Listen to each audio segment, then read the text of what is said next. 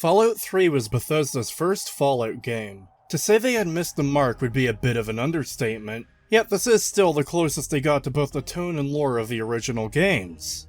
I've talked about this game a lot on my channel, and while I still fully believe it's a bad game, as I'll explain throughout this video, I've come to look at it slightly less harshly after the Fallout show, in a similar fashion to the Star Wars prequels after the Disney trilogy. That is to say, as bad as Fallout 3 is, it can get so much worse, and did 3 times over. The problems of future installments that are worse don't retroactively make Fallout 3 good or better, and as harsh as I may sound towards this game here in this video, just know that this was still Bethesda's best showing when it comes to the Fallout franchise, and this game still missed the mark pretty hard.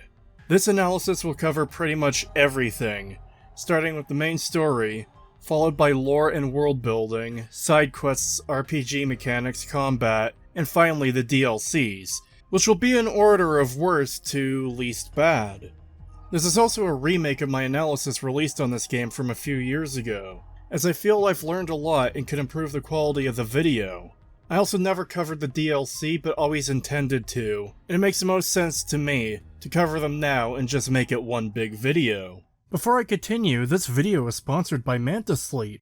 Manta Sleep provides high quality and adjustable sleep masks to block out light in order to get a more restful sleep. Even the light of an alarm clock or other electronics in your room can disrupt your sleep. Manta sleep masks can be adjusted to what you find most comfortable and to more effectively block out light than most other sleep masks. Full disclosure, I received a free sleep mask from Manta Sleep as part of this sponsorship, and I've honestly slept better since receiving it than I have in years. At my day job, I'm on a 2-week swing shift, and I've had trouble blocking out the daylight when I'm trying to sleep for my night shifts, but the Manta Sleep Mask completely blocks it out for me. Use promo code CAPRA for a 10% discount on their website, that is CAPRA, for 10% off Manta Sleep Masks. Starting off with the intro sequence, this is the closest Bethesda has ever gotten to the tone of the original Fallout, and I still can't tell whether it was accidental or not. That's what I love about Fallout. It doesn't take itself too seriously. Oh. Well, that answers that, I suppose. Despite that, this intro cinematic is actually fairly decent. While in recent years the phrase "war never changes" has become little more than a cool sounding, but ultimately meaningless tagline that must always be included in Fallout. War. War never changes. Because if my time in the army taught me one thing, it's that war never changes. War never changes. You're gonna knock it. War never changes. Got that right. Because I know war. War never changes. And war, well, war never changes. The intro to Fallout 3 at least uses it effectively to explain why the world is in the state it's in, without reiterating anything from the intros of the first 2 games, and without starting the game on a huge exposition dump for things that honestly aren't that important or relevant at this point in the story. For the average person in the Wasteland, it doesn't really matter who started the war or why. This intro gets a simple message across well. Violence and conflict are inherent to human nature, and always will be. War. War never changes. Since the dawn of humankind, when our ancestors first discovered the killing power of rock and bone, blood has been spilled in the name of everything from God to justice to simple psychotic rage.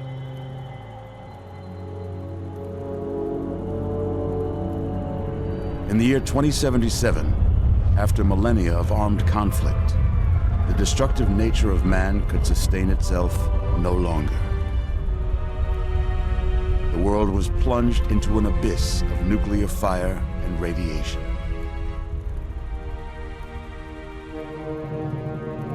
But it was not, as some had predicted, the end of the world. Instead, the apocalypse was simply the prologue to another bloody chapter of human history. For man had succeeded in destroying the world, but war never changes.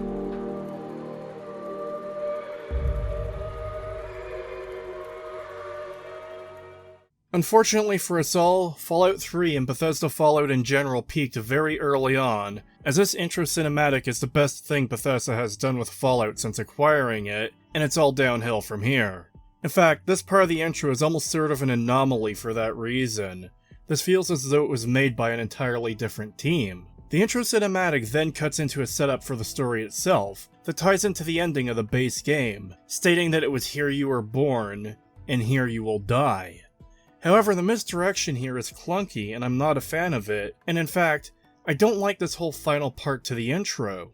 In the early days, thousands were spared the horrors of the Holocaust by taking refuge in enormous underground shelters known as vaults.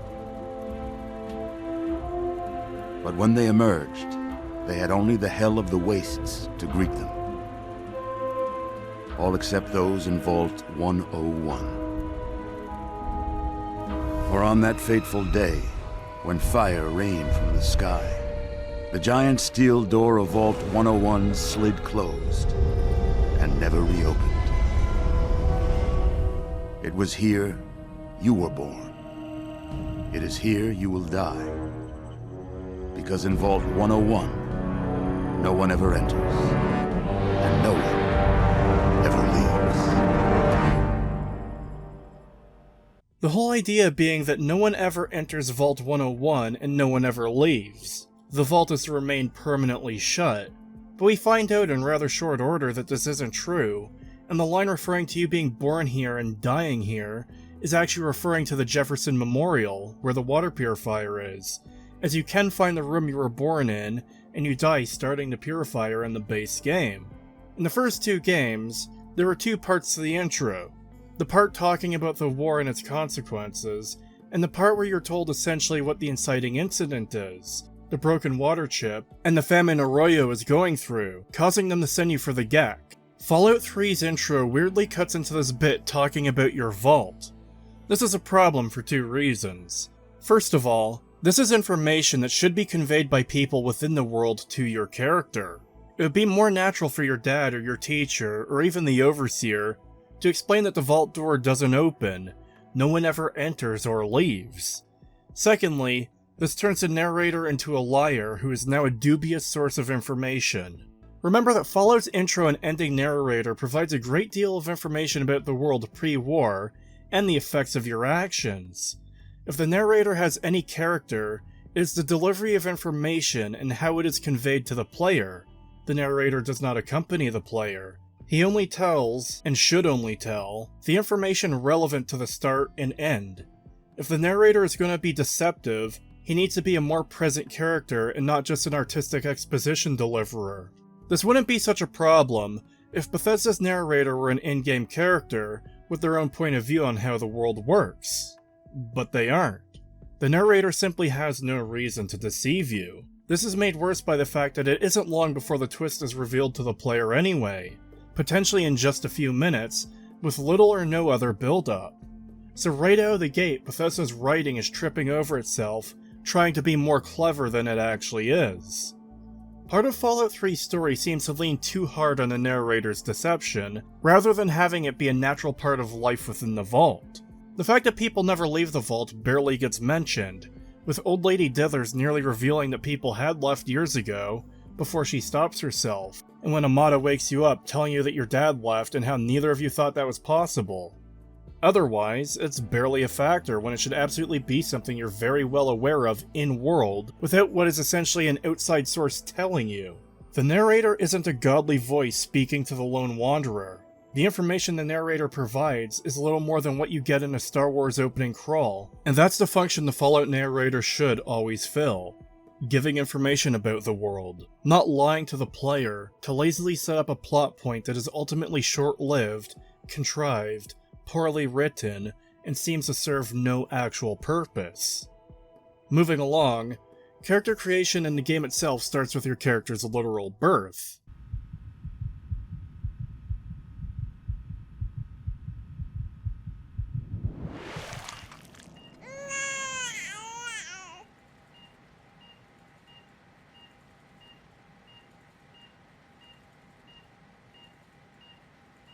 Let's see. Are you a boy or to go. This is one of the big early signs that Bethesda simply does not understand Fallout. What follows is approximately 30 minutes of a tutorial segment, mixed with character creation as your character grows up through time skips, detailing every part of your character's life. Why Bethesda thought this was in any way necessary is still a mystery to me. As a quick recap, in nearly every Elder Scrolls game you start as a nameless prisoner, with no predefined backstory, aside from the fact that you're a prisoner of some kind, to which your guilt or innocence is also vague. This allows maximum room for roleplaying and creating your own backstory for your character.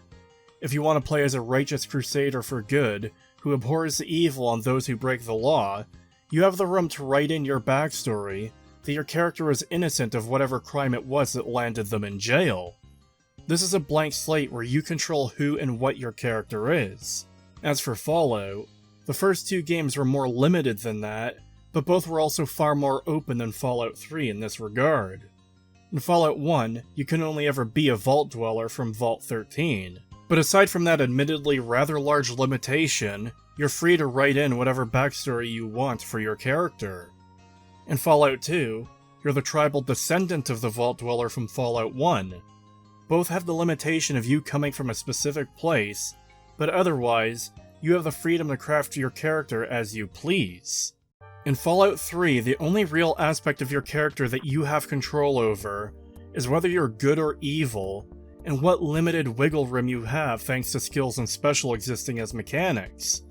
Every actual major part of your backstory has been decided for you before the game even truly starts, with extremely limited ways to engage with the game to change any of it. Let's go over each part of this quickly. Starting off, you know who your dad is, you know your mother is dead, you learn where you were born and who your dad's friends were before living in the vault, and you know who your dad's friends are within the vault. You know who your friend is, and you know who your bullies are, and finally, you know you're 19 years old when you leave the vault. Every aspect of who you are is more or less locked in stone, aside from some slight wiggle room, which I'll also go over quickly. The strongest aspect of this is the actual RPG mechanics, your character's tag skills, and special. You can make your character a drooling idiot with tard strength if you so please, though no one will really acknowledge just how dumb your character is. As for everything else, you can be mildly hostile with your dad in the vault, but otherwise the portrayal is that you have a good relationship with him. You can't hate him, you can't not care about him, you're forced to care so far as you leaving the vault goes. Similarly, you can be a bit rude to Amada, and even side with the bullies against her in one short encounter, but otherwise, she's effectively hard-locked as being your friend. And yet again, the same goes for the bullies. You can treat with a bit of hostility, such as causing fights with no consequence, or joining them in bullying Amada, none of which changes anything in any way. It's all pure illusion of choice, utterly meaningless. Why give the choices if the choices don't mean anything? More importantly, why make a game where one of the core design tenets is player freedom and choice, then starting that game with little to no freedom or choice? In both Fallout 1 and 2, if you didn't want to come up with the backstory for your character, there were 3 pre-made characters, each with their own backstory. In Fallout 3, you're reduced to one customizable character with a pre-made backstory, and that's who you're stuck with. Even within the framework of growing up in a vault, you could have had room to determine who your character is. Maybe you're the bully. Maybe you're the popular kid growing up and everyone liked you. Maybe you had a boring, ordinary life. But once again, that's simply not what we get. Even this pre-established backstory could have been forgiven to a degree, if it had been at least significant enough to the story and well done. I'd argue it does neither. See, in Fallout 1 and 2, the mission you go on is to find something important to save your people, the Vault Dwellers of Vault 13, and the people of Arroyo respectively. During your quest, you learn of a greater threat to not only your people, but to everyone you've met thus far, with the Master's Army and the Enclave respectively. While someone else sets you on this task, you're still effectively free to craft your character as you please. With Fallout 3, the reason you go out is mostly your own, to find your dad. Yes, you are essentially forced out of the vault because the Overseer's on a bit of an insane power trip, as are security officers whose default way of dealing with problems like you is to kill them, but it's still your primary goal in the early game to find your dad who left the vault. So, with Liam Neeson being such an important character, what is the story between parent and child? Quite minimal, actually. All elements of the game combined, you learn your mother died in childbirth, and Liam Neeson abandoned Project Purity to keep you safe within a vault. He appears to have been a good father in the few short glimpses we get, with the most significant event being him giving you a BB gun and a small shooting range to practice with it in. Jumping from the vault all the way to after rescuing him from Tranquility Lane, you could travel with him to Rivet City, watch him talk at a bunch of NPCs, then has you do all the hard and dangerous work of killing fucking super mutants in Project Purity, all alone by the way if you don't have a companion. Then he asks you to do a couple chores, comments on whether you nuked Megaton or not, then he dies. I've seen people point out that Fallout 3 is more of your dad's story than your own, as it's all about Project Purity, and that after he dies, the rest of the story is spent finishing his life's work, whereas the player is a little more than a camera on legs to have a story told at them. This is a perspective I agree with, but I also have something to add. Liam Neeson is both the main character, but he's also portrayed as a side character in his own story, due to just how little screen time he has, and how small of a role he actually plays. He's your goal for the first half of the game, true, but effectively accomplishes very little. He does learn that a Gek can be used for his water purifier, but this becomes a moot point once you realize the fact that the Gek has a water purifier built into it. It's essentially, I need a water purifier to build my water purifier. You're not really building one if you're just using someone else's pre-built purifier. As Father Elijah once said, he's essentially built a housing device for a Gek and calling it a purifier. Besides that, dear old dad doesn't really accomplish anything, as there is effectively no time to work on Project Purity because the Enclave invades 15 minutes after his group arrives and starts cleaning up and getting the power back on. Essentially, your pre-established backstory destroys the opportunity to create your own character while barely utilizing it for any storytelling, let alone any worthwhile storytelling.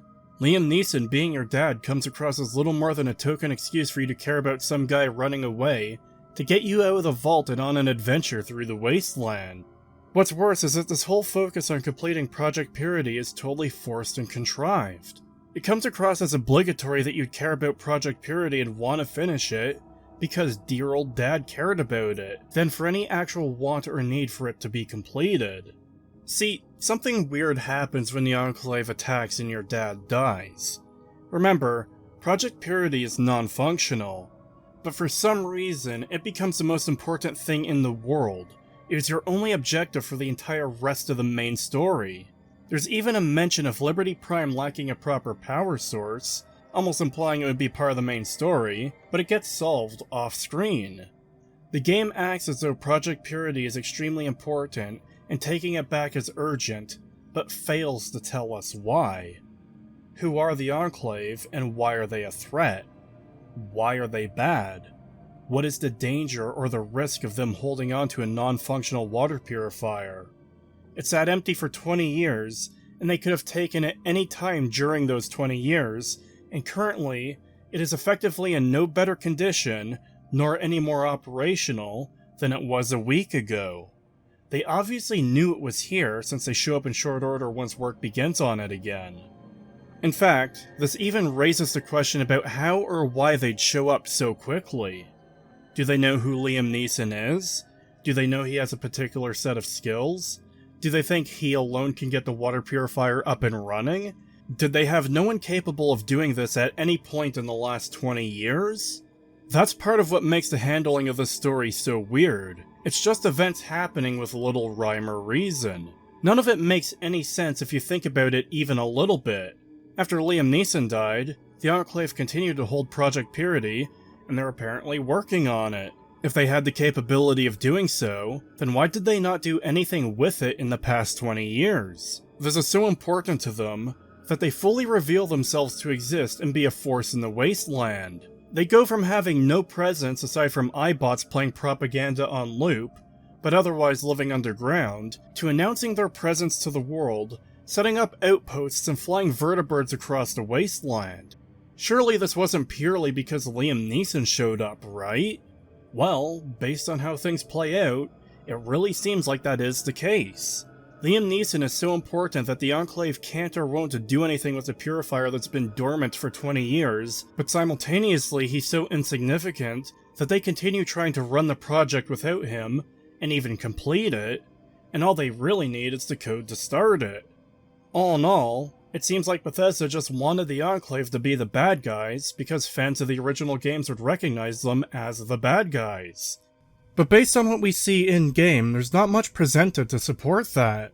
The most you get is them being hostile to you for no actual reason, and the fact that Eden is a cartoon villain who wants to poison the water with the FEV. Nor are Eden and Colonel Autumn remotely on the same page.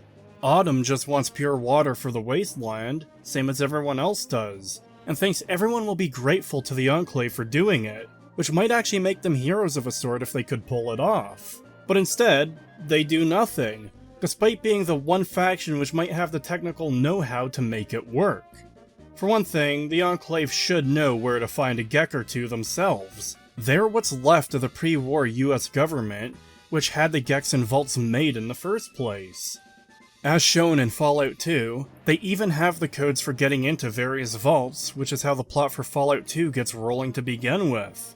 In fact, being the Enclave, who are preparing for the apocalypse in the first place, they should have schematics, material, and general know-how on how to make a water purifier without needing a Gek to do so.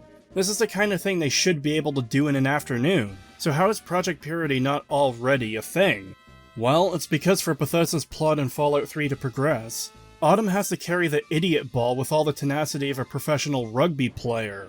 Not only does he mostly do nothing, but when he does, it's often accompanied by a line which makes a complete hash of his supposed motivations for doing anything at all. So beyond enslaving Deathclaws and having a vaguish idea for conquering the Wasteland by setting up a handful of outposts, which will sit and do nothing until someone comes along to destroy them, the Enclave's objectives are murky to the point of being ridiculous. Oh, and one other thing. Project Purity isn't complete, one way or the other, without a Gek. Eden's plan is for you to dump the virus into the same console they've also used to install the Gek, but the Gek's job is to remove impurities, such as viruses, not just radiation. The Gek is so powerful in this regard that it can purify tens of thousands of gallons every minute. But to show just how absurdly stupid this plan is, let's go through the problems this has and throw in a hypothetical just for fun. First of all of the water at Project Purity which isn't captured in bottles, for transport by caravan to people who will actually drink it, is being dumped into the harbor, instead of going into the groundwater supply, so that every mutant in the Wasteland ends up ingesting it like Eden wants. Almost all of it is washing out to sea. So that's already a massive problem.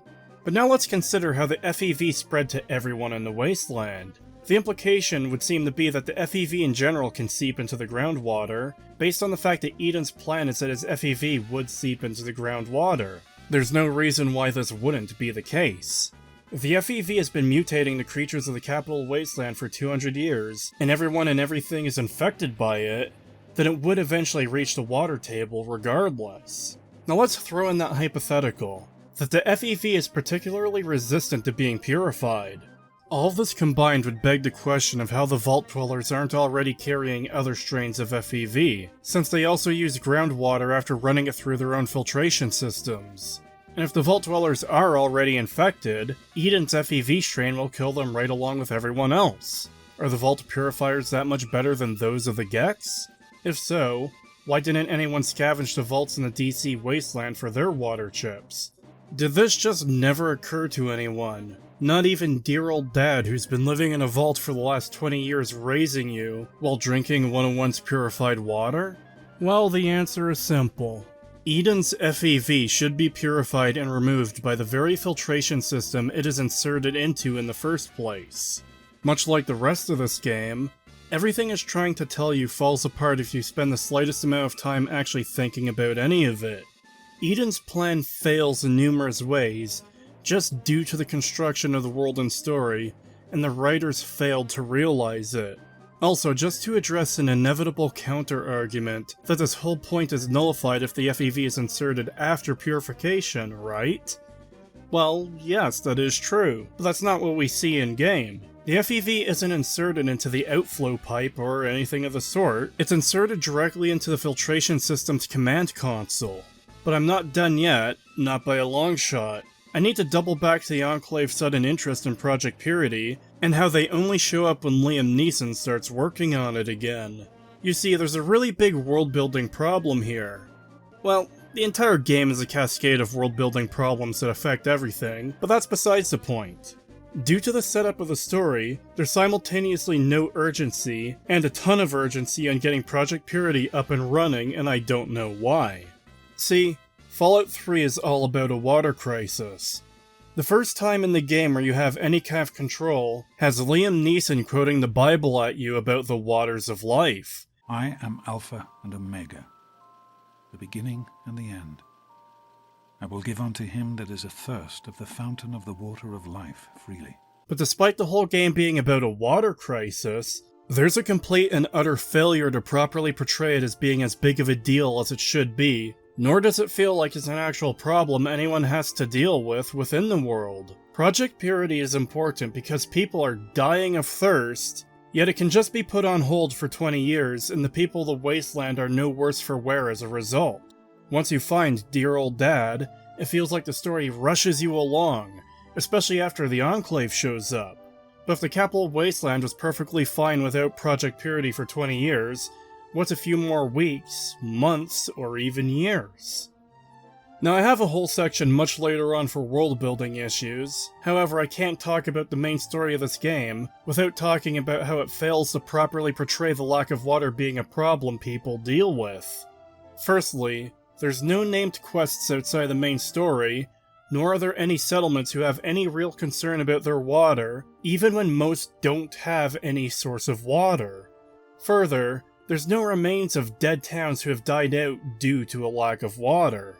First of all, Rivet City and Megaton both have water purifiers, even if they're imperfect and still let radiation through. Regardless, both cities do tell you where they get their water from. Megaton does have some leaky pipes in an unmarked quest, and the guy running the purifier mentions how no one but him knows how to fix it, but this is largely treated as a non-issue, and serves as little more than a repeatable, unmarked quest for you to earn yourself some money by giving him scrap metal infinitely. Otherwise, no other town or location with people living in it has any explanation for where they get their water from.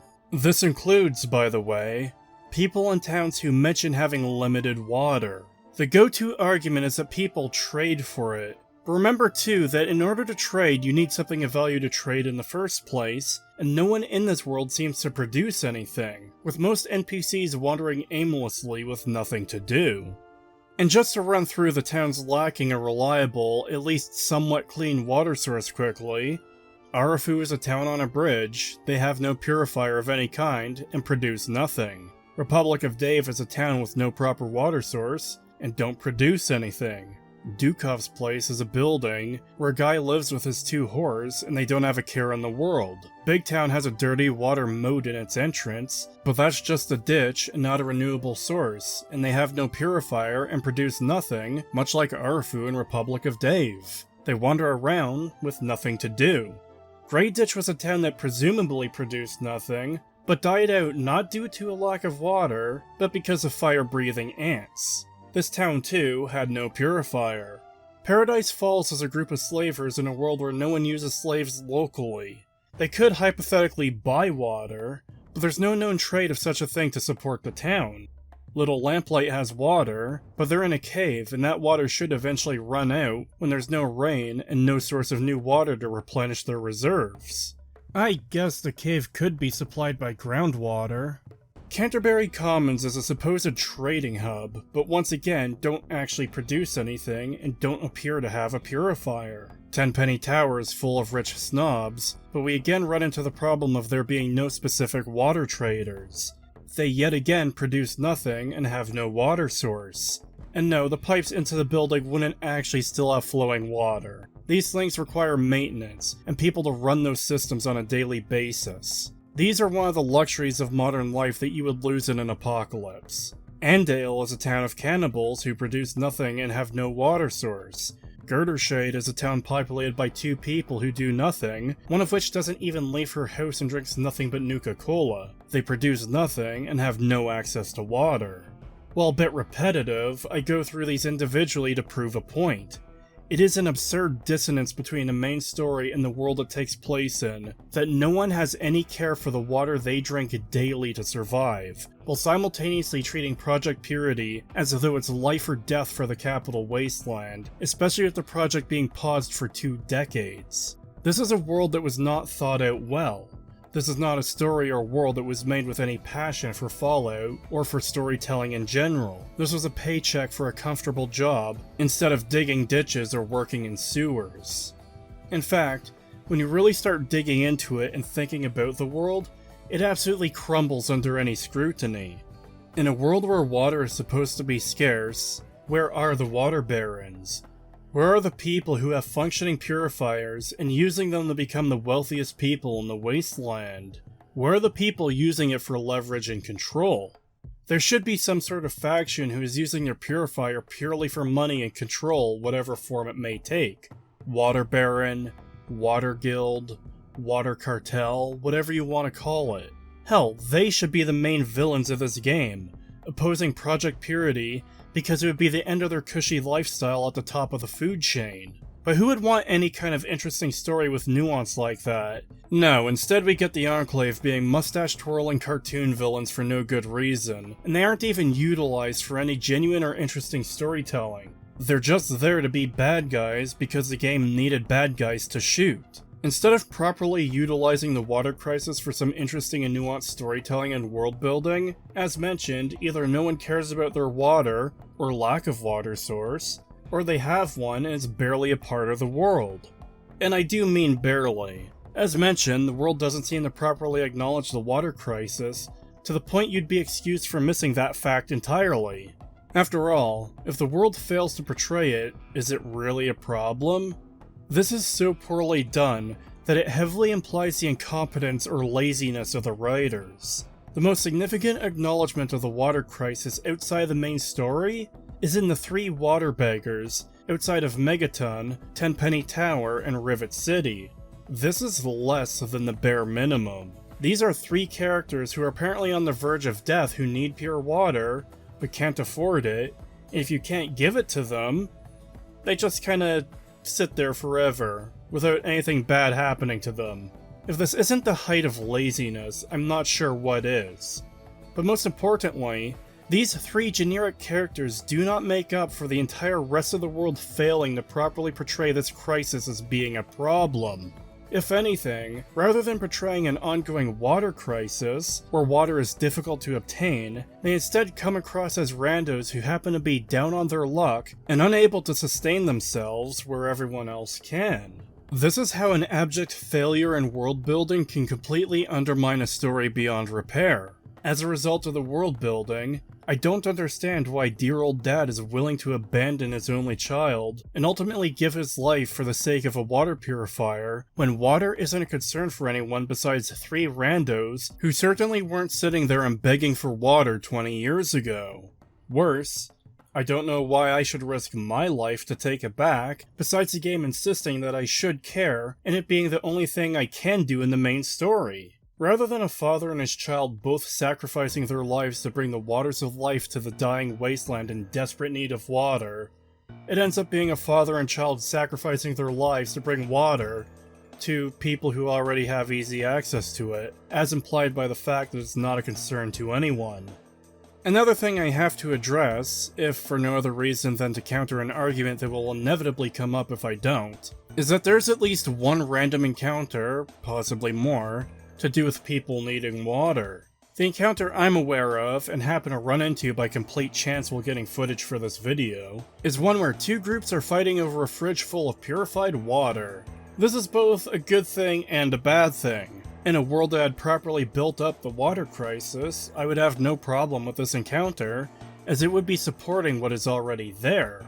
This is arguably the single most valuable resource in this world. It makes complete sense that people would be fighting and killing each other over clean water. The reason this is a problem is due to the lack of world building on this front, however.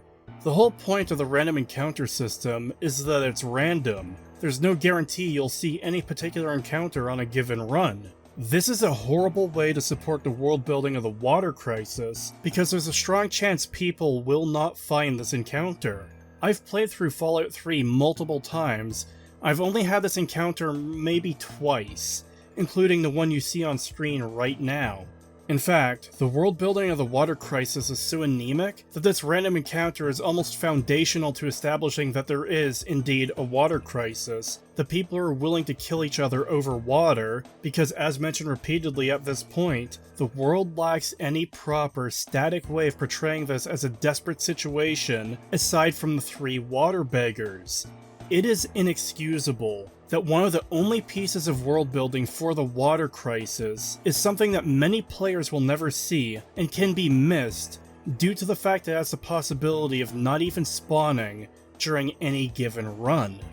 Oh, and as further salt in the wound on this encounter, one of the groups fighting over the water are ghouls, who by Bethesda's own lore don't need food and water. But they flip-flop on this at any given opportunity, so I guess this is just another mark in the book on their incompetence in keeping basic consistency in check. When I started scripting this video, this wasn't the direction I expected it to take, but it flowed really nicely, and allowed me to tackle many of the big problems with the main story. My usual process is to go through everything in the main story in chronological order and talk about the problems as they crop up, and there's still a lot to go through, so I'll be returning to that format for the rest of the video. Now there is more I could go through in Vault 101, but it honestly feels both redundant now and insignificant as compared to what was said about it earlier. Fact of the matter is that a vast majority of the time spent in Vault 101 feels like a waste of time, because most of it is useless, and the characters within the vault ultimately feel very two-dimensional for the most part. I think the only thing I really have left to say about Vault 101 is down to the character building mechanics, and the one single choice you can make in this entire section that actually has any meaning or impact. Starting off with the mechanical side, for some awful reason, Bethesda decided to stretch character creation out across the entire tutorial section, with your name and appearance being done as soon as you're born, your special being chosen in the baby section, and finally picking your tag skills in the GOAT exam section, with there being a distinct lack of traits existing within this game. While it's technically neat that there would be a baby book to teach you about your basic attributes with the special system, there seems to be no real purpose to it. In similar fashion, the GOAT exam comes across as a load of nonsense, with your teacher even saying himself that it doesn't make much sense. There's also nothing we learn here that hadn't been learned previously. There certainly seems to be no practical reason to push the player to create their class this way, aside from trying to explain in-universe what your skills would allow you to do, even if it doesn't make sense. More than anything, I don't see why this was a better option for character creation than what we had in Fallout 1 and 2. A simple character sheet where you had most, if not all of the information available to you, on what your skills and special all do, and how it affects your character. In fact, you can see in real time how changing your stats impacts the rest of your character, whereas you've only got guesswork to go on in Fallout 3. I could see my carry weight, action points, and starting health, as well as what each special does to my skills immediately. In Fallout 3, I see none of this until I'm given my Pip-Boy, and I can't change any of it until I reach the exit door after about 30 minutes of gameplay, made worse by the fact that you don't use the vast majority of your skills during this entire section. In fact, ignoring the massive shortcoming this game has in regards to skill checks, by choosing your skills last, it makes it impossible to even have ways the game can acknowledge your skill choices in the previous sections due to this design. Whereas being able to choose your skills first, and having the game acknowledge them could lead to unique interactions. I have an example of this too. During the birthday sequence, Amada gifts you a comic book, which is actually a skill book to increase your melee by 1 point. Now for anyone who isn't speccing into melee, this is useless. However, if the game had done the Fallout 1 and 2 style of building your character and doing it all at the start, this could have been reflected in the gift Amada gives you. Science is one of your skills? She gives you a big book of science. Speech instead? Lying congressional style. Repair? Dean's electronics. So on and so forth for each skill. Have her make a comment or a joke based on what it is. Call you a nerd in a friendly, teasing way when giving you the big book of science. Asking you to be discreet if she gives you a Guns and Bullets magazine. Asking if you intend to replace her father as overseer when she gives you line congressional style. Stuff like this would go a long way to making it feel like the game acknowledges your character building choices, as opposed to them being meaningless in the intro, because you don't choose most of them until it's all but over. Even the final section, the escape from the vault, doesn't have any unique or interesting implementation of your skills. It's just a combat section more or less, with a very optional standard lockpick and hacking minigame, which you'll be doing for the rest of the game anyways. As for the only choice that matters, if you kill the Overseer, you cut off any possibility of a peaceful resolution to trouble on the Homefront later on. So this isn't the kind of thing we're going to see the consequences for quite a while. And with that, we leave the vault and move on to the game proper. While there's a great many things to cover in this game, and this is where you finally have the freedom to do as you please, we'll be remaining focused on the main story for now, and just as I finish one massive section diverting me from talking about the quests in chronological order, we immediately run into another problem that requires me to divert again, though this won't take nearly as long. One of the failures of the world design in the story is in the fact that dear old dad seems to phase into a different version of reality where there are no active threats to kill him. To show what I mean, let's just fast forward to when you found him and he's collected the scientists to work on Project Purity. We can't accomplish anything until we can get inside, but none of us are particularly capable fighters. I hate to ask you to put yourself in harm's way, but you seem to have learned to handle yourself. I need you to go in and make sure it's safe for Dr. Lee and her crew. I'm afraid I don't have many options. Please know that I would never put you in this position if I didn't think it was absolutely necessary. Will you do it? Thank you. Straight from the horse's mouth is an admission that dear old dad is not a fighter. He's incapable of dealing with the super mutants that currently reside within Project Purity. This is despite the fact that he's not only been here and started work on it, but has apparently spent days here. This is day 2 of my attempt to resurrect this project. I've got one of the portable fusion generators up and running, but it's just enough to power the emergency lighting and a couple of other systems. Worse, he's traveled from Vault 101 to GNR to Project Purity to Rivet City to Vault 112 with no issue whatsoever, despite having to travel through territory controlled by raiders, super mutants, or even infested with feral ghouls and common yet dangerous wildlife. The game also assumes it will take you numerous days to find him, even though you can beeline from 101 straight to 112 and rescue him immediately. All things combined, this breaks my suspension of disbelief, and it breaks the game's own timeline. First off, what Liam Neeson manages to accomplish is simply not possible given what we know of him. This is a violent world full of deadly creatures and gangs of raiders and mercenaries. It is completely beyond reason that a single man with a pistol, who by his own admission isn't a good fighter, would manage to get through all of these threats completely unscathed, especially staying at Project Purity, which, as a reminder, is infested by super mutants that he himself asks you to clean out.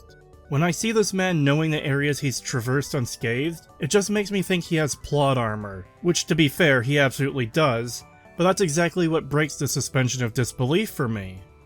As for the timeline, he again manages to accomplish a great deal, with audio logs telling us more than a day has passed, even though he escaped from Vault 101 maybe a couple hours before you at best, and can be immediately found if you know where to go.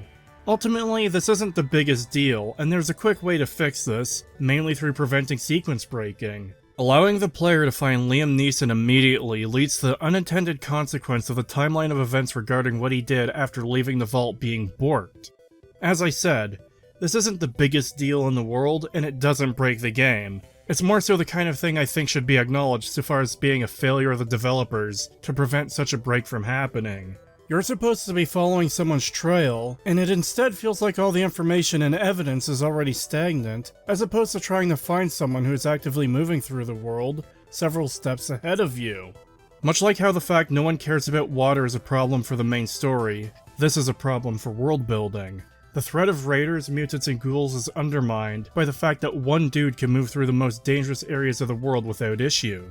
Moving along, one of the big problems Fallout 3 has with its main story, and this will become more clear as I go through each of them, is the fact that most of the quests are very basic and bare bones, with no real depth or substance to them, with maybe the exception of Tranquility Lane. There just isn't much happening as far as player choice goes, and even worthwhile world building. Yes, the game tries to do world building during some of these sections, and it's not great. Again, I'll dive into the world building later with more depth, as going into it now would completely derail coverage of the main story for the next 40 minutes of the video. Regardless, most problems you face are solved purely by shooting at things and occasionally getting a piece of information or an item. Starting off with following in his footsteps, this quest is about you finding a lead on where Liam Neeson went. There's two ways to obtain this information, but one of them doesn't update your quest log to tell you where to go, so you're kind of flying blind if you don't get it from the intended location. This is from Moriarty, or his terminal in Megaton. This is one of the few parts of the game that feels like they kinda tried to do something here, so far as getting the information. There's no real significant long-term consequences for most choices in this quest, but not every quest has to have long-term consequences. The only reason this becomes significant here is because the main story only has two choices that matter at all, and even then, one of them the game doesn't truly acknowledge after the fact.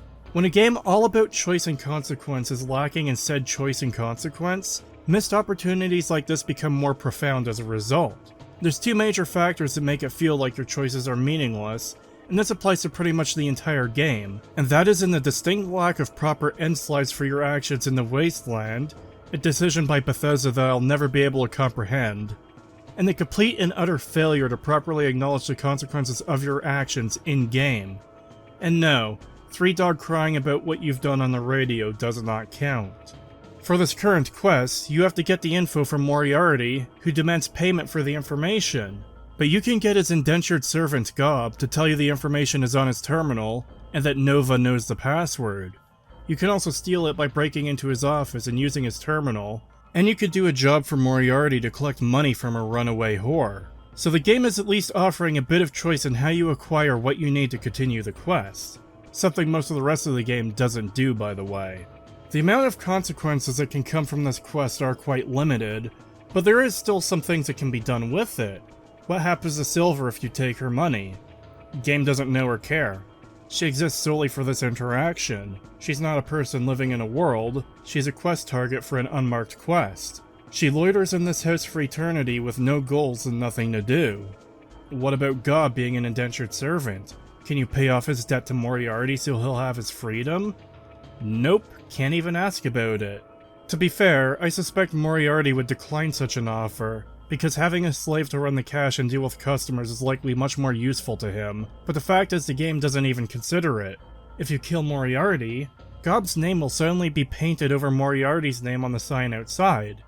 But it's a detail that's extremely easy to miss, and the rest of the game world fails to acknowledge that he's even dead. Hell, Gob still complains that Moriarty will beat him if he's seen slacking off, even though Moriarty is dead. I like my little microcosms in games like this that do a good job of representing the whole, because they serve as really good examples. This is a small thing, it doesn't break the game on its own, but it becomes a death by 1,000 cuts by the end, when every quest and choice functions in this manner with rare exception. Part of the point of open world games like this is that they're supposed to feel like living, breathing worlds. As the player, we're supposed to see these characters and view them as people living in their own world, with their own wants and needs, their own struggles and worries and beliefs and goals. But with the way Bethesda has built this world, they're just soulless pixels on a screen following a predetermined path, and nothing that happens to them matters. Yes, that's true of all video game NPCs, but that's also the whole point of telling a story, that there's a veil over the code and sets and actors that's supposed to immerse you within these worlds and make them feel real, no matter how fantastical, which Fallout 3 utterly fails to do. When you see Brad Pitt on screen, you're not supposed to see Brad Pitt the actor, the man being paid millions to play pretend in front of a camera. You're supposed to see Achilles, the Greek warrior fighting the forces of Troy. You're supposed to see David Mills, murder investigator who is trying to track down a serial killer. You're supposed to see Jesse James, famous Wild West outlaw. Part of the reason I mockingly refer to the player's dad in Fallout 3 as Dear Old Dad, or referring to him as Liam Neeson, the actor who voices him, instead of James' no last name, is because James never feels like an actual character within the world. It never feels like he has any depth. He's just a robot voiced by a famous actor, following his predetermined path, and the game barely makes an attempt to make you feel any differently. And again, this applies to most of the game. But there I go getting off track again. I would get back on track, but I'm going to be derailed again immediately, so let's just stay derailed for a bit longer. After getting the info we need, our next destination is Galaxy News Radio, and it's towards the end of this journey that we meet the Brotherhood of Steel. This has been a contentious point since the game's release, and in retrospect, I do honestly think their inclusion has been mishandled to the point of outright incompetence. In the modern day, 17 years after release, most complaints about the Brotherhood being here and how they act tend to be shut down by the line, "It's a different chapter of the Brotherhood years later. It makes sense they might change." And I do specify shut down for a reason. This isn't an argument with any basis or facts behind it to be cited. This isn't meant to foster discussion. It's meant to shut you up and stop talking about it, because there's nowhere to go in response. It's purely the vague idea that time has passed, and it's a subset of the faction, therefore it's apparently just okay to make massive sweeping changes to the faction, and you're wrong for complaining about it or calling it out. There's numerous problems with Fallout 3's Brotherhood of Steel, so bear with me here as I go through them, and if you have any familiarity with my videos, you know this means I have to go through the history of the Brotherhood of Steel in previous games, what they are in this game, and what they become in the future, due to Bethesda's constant mishandling of them. However, I am going to try to keep it short, as ironic as that might sound. The Brotherhood of Steel was founded by former US soldiers who learned about what the government was doing with the FEV at Mariposa, and deserted the army and the USA as a result. By the time the events of the first Fallout game takes place, they're one of the most organized factions in the Wasteland, with their only real competitor in this regard being the Master's army.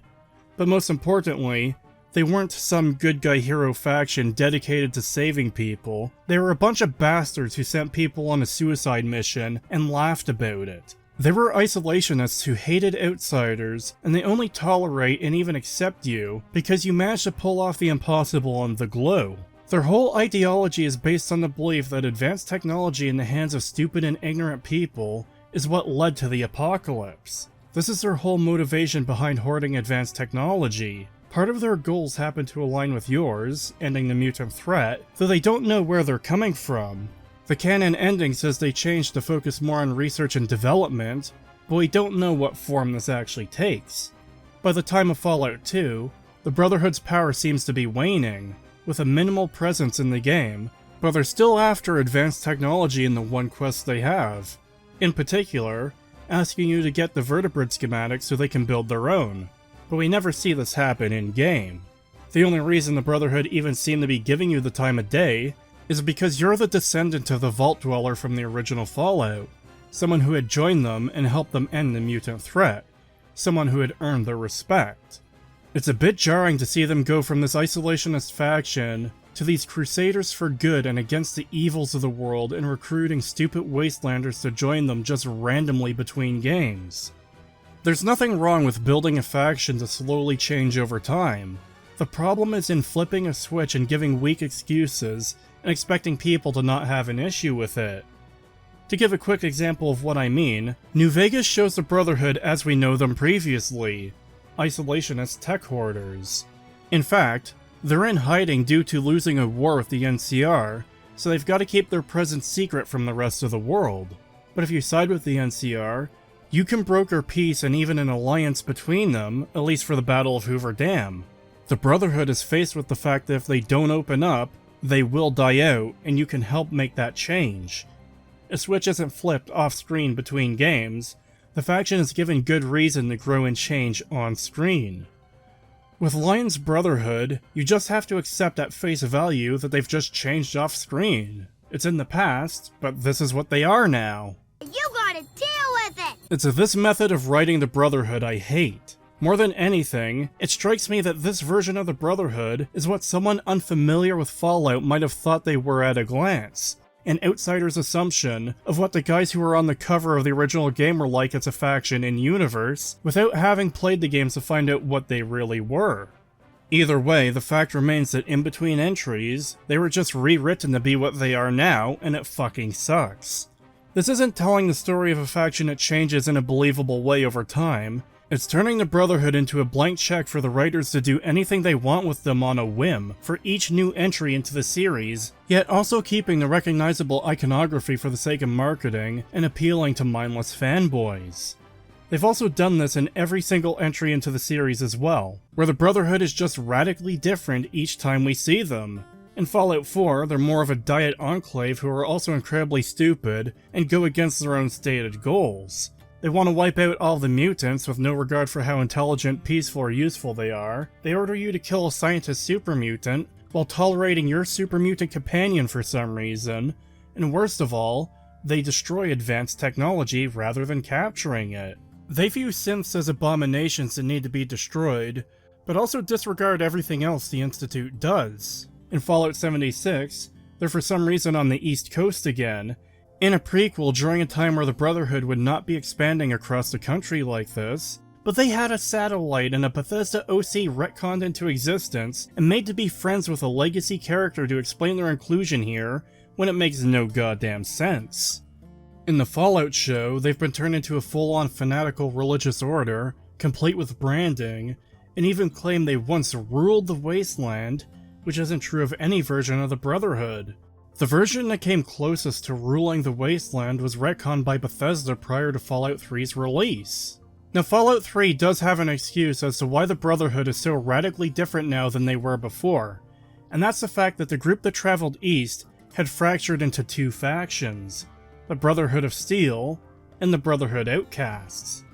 The Outcasts have no real substance as a faction within the game, they're just kinda there and you happen to run into them on occasion. While not outright hostile towards you, they are rude and treat you like you're one of the drooling idiots who have lived in the Wasteland for generations. This is a much more accurate representation of the Brotherhood, and it feels like they were put here purely for the sake of getting away with Lion's Brotherhood being as it is. That many core members would disagree with this new direction of the Brotherhood and split off from them. The problem is, even if Lions could gain sizable support for this new direction, why would his side keep the true Brotherhood name, while diverging from the belief so much, while the side that stayed true to their goals and beliefs take on the name of the Outcasts when, if anything, they're the true Brotherhood out of the two groups? I've got two theories on why this is the case. Either they got so far in development before realizing the problem that it was too late to fix, and used the Outcasts as a quick fix, or they just didn't care and this was the plan from the start, because they wanted their version of the Brotherhood to be known as the Brotherhood of Steel, and the Outcasts were really just an excuse, a token nod to the original to placate fans who might take issue with the change.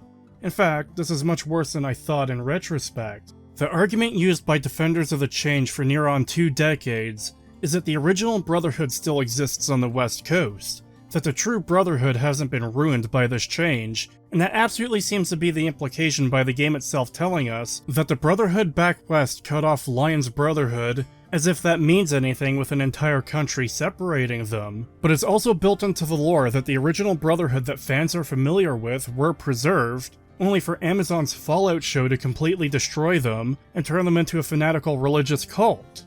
In fact, this whole problem of the Brotherhood being a faction that no longer has any consistent identity or ideals becomes even more insane when you factor in the timeline that the original Brotherhood still existed as recently as 2281 and have turned into an insane cult that is nothing like they were previously in just 15 years.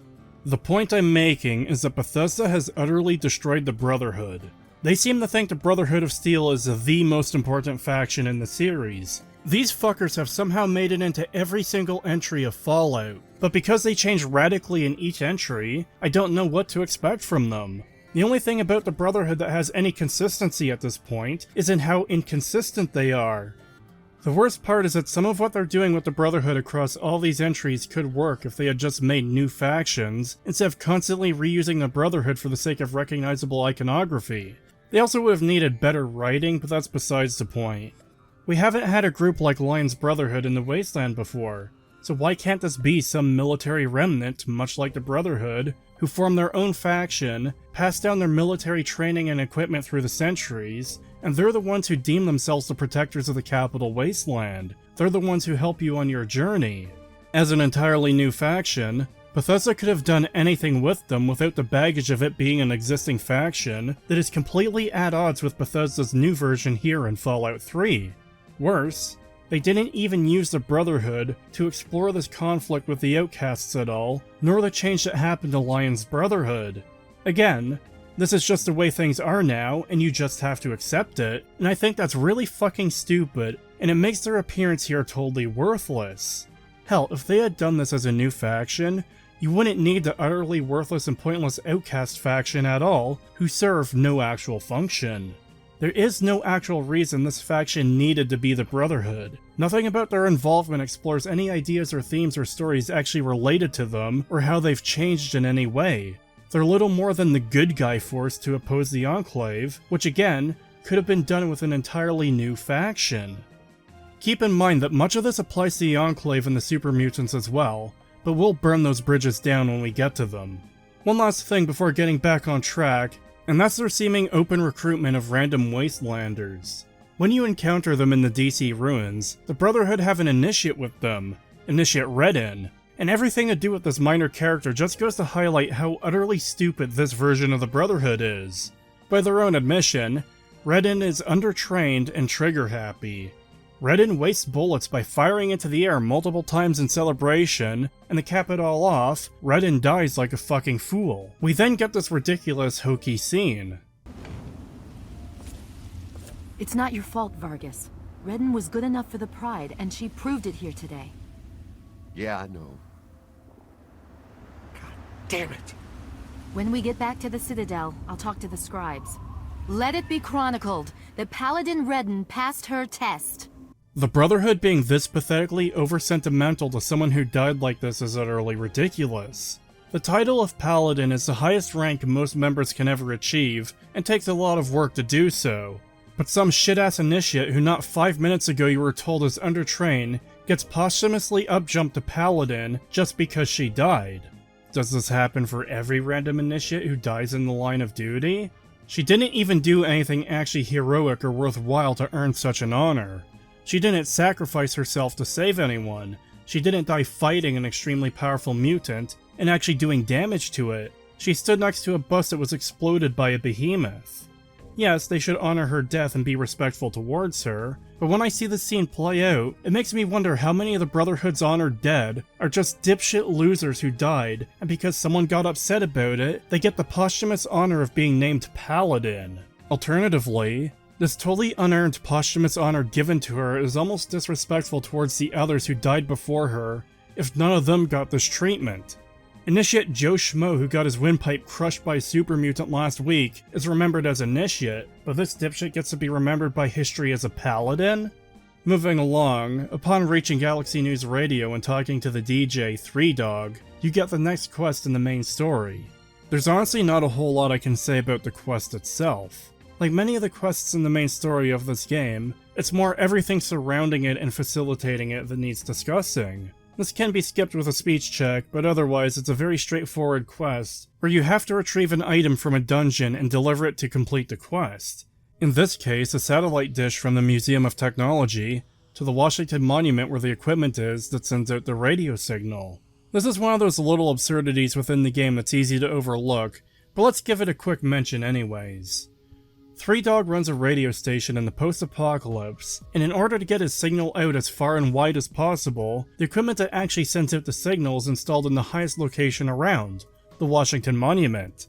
It makes sense so far as getting the signal out, but breaks when you realize that this means someone had to manually connect the GNR building to the Washington Monument by wire, halfway across the mutant-infested DC ruins. Again, this isn't the biggest problem in the world, but it is another mark towards Bethesda just bullshitting their way to getting what they want. It's the whole writing style of, let's just do what we want and hope no one thinks about it. Anyways, on the topic of GNR and its host, this leads me to a couple other problems. To tackle the shorter one first, this is again a lack of choice and consequences in the main story. Sure, you cannot fix the radio if you pass a speech check, but fixing the radio or not doesn't actually lead to anything. No one becomes safer with Three Dogs news reports and public service announcements. None of the ne'er-do-wells of the Wasteland give a shit if you help the guy exposing them and warning everyone about them. There's barely an acknowledgement from anyone in the world that anything has changed at all, which seems like a waste given the fact that we haven't had radio stations like this in Fallout before, and you do get the unique reward of actually being able to listen to it wherever you go. I do like the idea of the radio station itself being the reward, because it's one of those things that can improve enjoyment of the game without being a direct stat boost or better piece of gear. The other problem with GNR is with its host, and this is a bad one. Three Dog on the radio and Three Dog in person are two completely different characters. Yes, I know this is typical for any kind of performer, host, actor, DJ, and so on and so forth, but I mean they're actually two different characters. Not that he just has a different personality on air. Radio Three Dog is all about the good fight, and calling out the scum and villainy of those in the Wasteland. He has absolutely no issue calling you out in particular for all the evil you do. In fact, it's kind of a whole separate problem that his radio show is based almost exclusively on what you're doing, as if the only thing happening in the Wasteland is what you're doing, but I'll get to that in a minute. Three Dog in person, however, has next to none of that, in particular, calling you out for your evil deeds. The dialogue he has for you for this quest doesn't change depending on your karma or what you've done. He has neither righteous anger nor fear towards you if you have negative karma, if you've nuked Megaton, and have done other evil deeds. It is beyond absurd that a character whose whole personality is about fighting evil, fighting the good fight, trying to make the world a better place, would call the person who nuked Megaton a chip off the old block after having met dear old dad, who just wants to bring pure water to everyone in the Wasteland. He trusts you, because the Brotherhood let you up here and your dad is decent, despite the fact you've nuked Megaton and killed innocent Wastelanders and any other number of evil things you can do. The fact that the Brotherhood let you get up here tells me you're alright with them.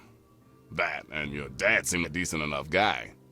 Besides, you're giving off a pretty sweet vibe right now. Maybe we can help each other out. Keep in mind, due to the way the game works, you can literally hear Three Dog ranting about how much of an evil piece of shit you are on the radio, while simultaneously talking to him in person, and he's telling you that you've got a pretty sweet vibe. This is one of those things that can break immersion pretty badly. He has no fear of the monster from Vault 101, he has no stern words for the person who nuked Megaton, he has no plea for you to change for the better after enslaving people, he has no indication in person of hatred or hostility or mistrust or anything of the sort. As a result, it feels like Three Dog on the radio and Three Dog in person were written by two different people who were never allowed to communicate with each other, that both versions of this character were created in a bubble totally independently from each other. It breaks immersion hardcore because I just don't believe that this guy... And lo, the girl did step forth from her shadowy hole and proclaim herself Scourge of Humanity. If they rewrite the Bible, they really need to add that part. Why? Because that kid from Vault 101 is the worst thing to happen to our neighborhood since radiation sickness. And this guy... Besides, you're giving off a pretty sweet vibe right now. Maybe we can help each other out. Are actually the same person. This also goes in reverse, by the way. If you disarm the bomb, if you wipe out Paradise Falls, if you do all the good deeds possible, he still reacts to you in the same way when you meet him, which is much less of an issue, but still an issue for the fact that he doesn't acknowledge your good deeds in person. That he doesn't personally tell you how much it means to see a force for good in the Wasteland with so much rampant evil in it. It's this exact kind of laziness that permeates the entire game, and becomes a compounding issue the deeper you get into the content this game has to offer. There's additionally the problem I mentioned, where a vast majority of Three Dog's broadcasts relate to you directly, with him specifically calling you out for everything you do, oftentimes seemingly having omniscient knowledge of your actions in cases where he shouldn't be able to learn such things. This goes a very long way to making the world feel shallow, in addition to literally the entire rest of the game doing things to make the world feel shallow. This is one of the many reasons I refer to these Bethesda games as theme parks, particularly Fallout 3 and 4, but it also applies to Skyrim. There just isn't the world building to make the world feel like a living, breathing place. It feels like a theme park where every town and quest is nothing more than a carnival attraction or a carnival game. That every part of this world is hyper-artificial. That everything in this world exists purely for you, the player. That everyone's goals and life or death struggles are nothing more than something for you to do for entertainment. And again, much like earlier, that is kind of the point. Games by their nature are a series of things for you to do for entertainment. Once again, the difference is in how it's done. Fallout New Vegas doesn't have the carnival game problem because it's an interconnected world that feels like it was built to appear and feel as though it is a real place, whereas Fallout 3 lacks this basic logic and interconnectivity. Bringing this back down to the radio reporting, you, the player, the lone wanderer from Vault 101, appears to be the center of the universe so far as Three Dog is concerned, and as a result, it feels like nothing is happening in the Wasteland. Everything is just in stasis until you show up to do something. New Vegas handled this by never focusing on the player in this regard, but talking about events happening in the world and mentioning that someone got involved, but never directly naming or referencing them, because why would a radio DJ know who some random courier is? In New Vegas, you're someone who exists within the world and has an influence on it, but you're still just a person. In Fallout 3, you're the only important thing to the world, and it exists to be nothing more than your personal playground. Getting back on track once again, after fixing the radio for Three Dog, or alternatively, passing a speech check to get the info on where Liam Neeson went, our next destination is Rivet City, followed by Project Purity and the Jefferson Memorial. Honestly, this quest, Scientific Pursuits, as well as the one after you reach the Citadel, picking up the trail, are the weakest quests in terms of substance and content. Yes, all of the other quests in the main story have issues with writing and world building, but these two quests basically have nothing really to them. They're little more than connective tissue to the slightly more substantive quests. Not to imply following in his footsteps or Galaxy News Radio had much substance to them either. I'll cover picking up the trail when I get to it, but for now, Scientific Pursuits just has you meeting Dr. Lee and asking where dear old dad went, then going to Project Purity, killing some super mutants and getting the holotape that tells you he went to Vault 112, and this quest ends once you reach said vault. There's not much to say about any of this because there's simply nothing to really talk about here. There is one holotape that tells us that dear old dad has been here for a few days, which, as mentioned earlier, is questionable in regards to the timeline, but more importantly, raises the issue of how did he do anything and stay here for days when his place is infested with super mutants. Tranquility Lane might actually be the best part of the main story if we ignore the opening cinematic of the game. This is something I very much had a change of heart on, and admittedly, I'm still not too fond of this section of the game. I more so recognize that it's much better than I previously gave credit for. Moreover, it's the one part of the main story where the solution isn't to just kill everything in your way, or doing a simple fetch quest. The short version is that Dr. Braun, a pre-war scientist and absolute madman, has complete and total control over the simulation, and in his infinite, unending boredom, he's taken to torturing and tormenting the residents of Tranquility Lane, then erasing their memories so he can do it all over again. I talked about this quest in my video talking about how people claim that Fallout isn't serious, as if this part of the game was cited as an example of why Fallout is silly and stupid. It's grounded until you find your dad stuck in a simulation as a dog. A darker, deadpan, grounded Fallout game wouldn't be Fallout. Tranquility Lane has the thin veneer of being goofy and unserious, but it's all a mask for the true horror that lies underneath. It's one of the better parts of the main story, if a bit shallow in your ability to do Braun's tasks. This quest also features one of the two significant choices the main story of this game contains, in whether you leave Braun to continue torturing innocent people for countless more decades or even centuries, or if you activate the failsafe, putting the residents of Tranquility Lane out of their misery permanently, and leaving Braun trapped in the simulation alone for as close to eternity as you can get. A fitting punishment considering what he's done. All that said, this isn't without its own flaws. It's written into the lore that Braun is excluded from the failsafe, but that doesn't explain why you and Liam Neeson are excluded as well. You're both in normal Tranquility Loungers, same as everyone else. It's also not clear why the exit door appears, or why Braun seemingly loses all control over you and your dad. The failsafe is military software that, for some reason, causes the death of real people in the Tranquility Loungers. Worse, it's not clear why Braun would have given Liam Neeson any of the information he wanted, when Braun's whole thing with you is that he's not going to give you what you want unless you play his games. And to go back to the problem from earlier, I don't even know what this conversation between the two of them would look like. Remember that Liam Neeson wants the Gek so he can make his water purifier work, but he's using the Gek because it has a water purifier. See the problem? Imagine you want to build your own computer, but instead of getting all the parts to do so, you just buy a pre-built one and say you made it. That's effectively what Dear Old Dad is doing here. If these were real people, Braun probably would have looked at James as if he's a drooling fucking idiot and just told him that it would work to make him shut up. Next is a problem I find particularly infuriating. This is yet again the issue of a lack of choice, but in a different sense. Upon saving Liam Neeson, he asks you what you're doing here, to which your answers are that you came to find him, that you want answers from him, or to ask him what he's doing here. A bit later in the conversation, he demands to know why you left the vault, as you are supposed to be safe there and make a life for yourself there, to which your answers can be, screw the vault, or to say that he left without saying goodbye, and what were you supposed to do? What I find so frustrating about this is the fact that you do not have the option to say the real reason, that you were forced out of the vault due to his own escape, that you had no choice, that the Overseer and his men would have killed you given the chance.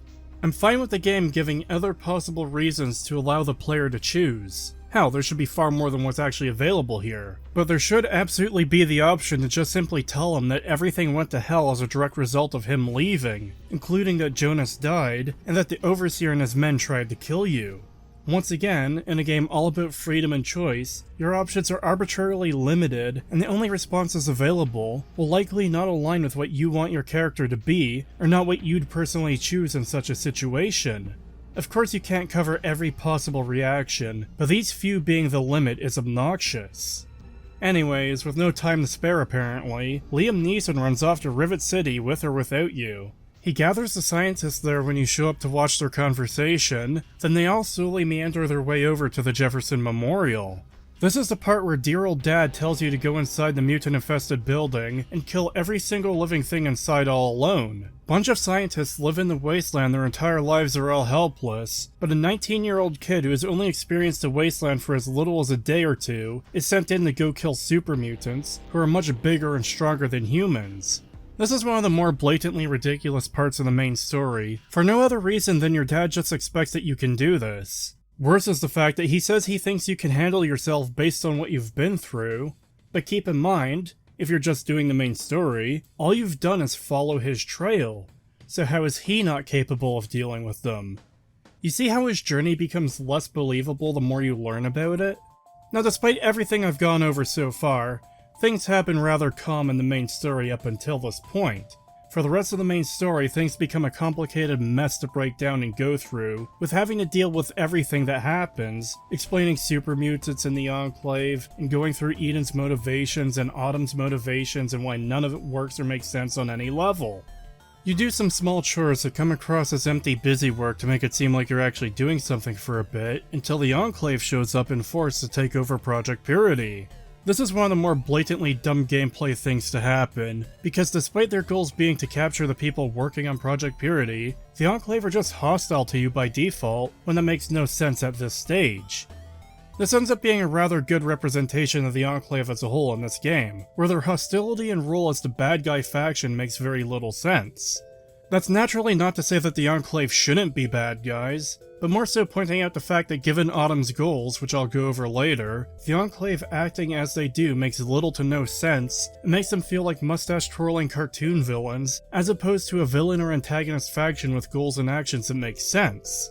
Without jumping ahead too much, however, there's a great many problems with this whole entire part of the game. Remember that Autumn's goal is to get the Purifier up and running. We don't know if there's any ulterior motives to this or not yet, but he doesn't take any action here that would help him reach his goal. This is the one bit I have to jump ahead for, and I'll have to talk about it more later, but I can't discuss how utterly nonsense all this becomes with this small, easily missed piece of information, and that is the fact that Autumn appears to genuinely want to help the people of the Wasteland, which is totally at odds with how he's going about it, and the game doesn't seem to recognize or acknowledge this in any way, because his purpose isn't to be a well-written, nuanced character with depth. His purpose is to be a mean old bad guy doing mean things to people.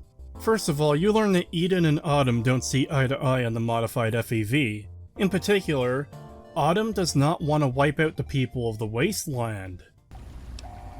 That's not true. That plan was abandoned months ago. He would never go behind my back. Secondly, he's supposedly doing all of this for the sake of building support for the Enclave. Once this facility is operational, the masses will flock to the Enclave for fresh water, protection, and a plan for the future. The American people are worth fighting for. The future must be secured. I won't let you stand in the way of that. Now, we don't actually know what this means for the long term, because it's more or less a throwaway line with little to no thought put into it, but key to point out is that if he wants to build support for the Enclave, as he claims, then kidnapping people, killing people, and showing up guns blazing and acting like an absolute dictator isn't going to help your image.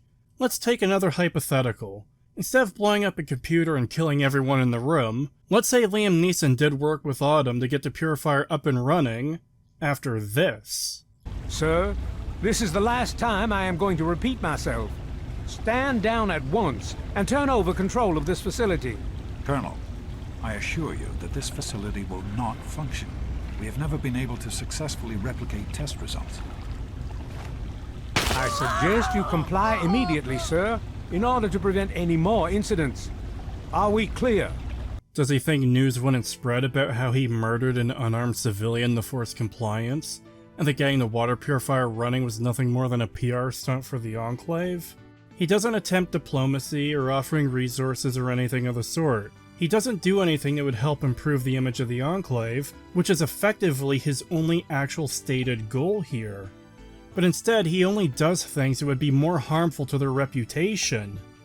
I'll break down his character more towards the end of the story, but it's clear that Colonel Autumn was only ever supposed to be a cartoon villain who does evil bad things because he's an evil bad guy who does evil bad things, as opposed to a character with any actual goal. Hell, for the longest time I thought he didn't even have any actual goals, considering he betrayed Eden and seemed to have no clear motivation or direction besides opposing the player, until I happened to stumble across the easily missed throwaway line that he's doing this to build support for the Enclave.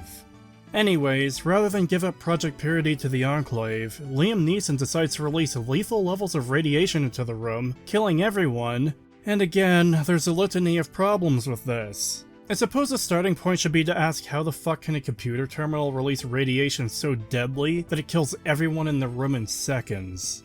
This, once again, and like much of the rest of the game, has no rhyme or reason behind it. It's just something that happens for the convenience of the writers. What's that?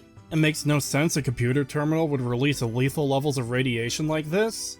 Well, too fucking bad, don't think about it. Look, dear old dad is dying, isn't that tragic? I suppose that's a good follow-up. Why is this such a problem that it requires self-sacrifice like this? Is it really better to be dead than allow the Enclave to have control over something they're incapable of getting running, as evidenced by the 2 decades of them not even trying to get it to work? Would it not be better to remain alive and make attempts at sabotaging or stalling the project until help arrives? You can't even say this was done just so the player could escape, because he doesn't actually stop any soldiers actively trying to kill or capture you. In fact, bizarrely, you only encounter 3 soldiers when they first show up, but fight up to a dozen in the sewers when escaping. If Autumn had these forces, why didn't they lock down the building immediately and capture everyone inside? Again, this is a story written purely for the convenience of the writers, and for big, shallow, dramatic moments, so characters within the story can't make intelligent decisions to further their own goals, they have to make nonsense decisions that hinder themselves. As mentioned, the Enclave are in the sewers trying to stop you. Kinda. But they don't actively come after your group when they easily can. Again, it just makes everything feel artificial. We need to stop these civilians escaping Project Purity, but we're not actually going to follow them, but we will stand here in this useless room and shoot at them if we happen to see them through a doorway. It just doesn't track that the Enclave want to capture or kill you, but don't actually do anything to accomplish this goal. They're like fucking Disney stormtroopers. We also have a moment that's supposed to be tense or a tough decision, where one of the people in Dr. Lee's group is having a heart attack and needs stimpaks to survive. This is probably one of the better examples of artificial drama, artificial tension, and stakes. You're stopped by Lee, who demands help for Garza. He needs 5 stim packs to survive. Unfortunately for us all, I don't have 5 stim packs on me, so instead I'm supposed to just scavenge for them in the dungeon, I guess.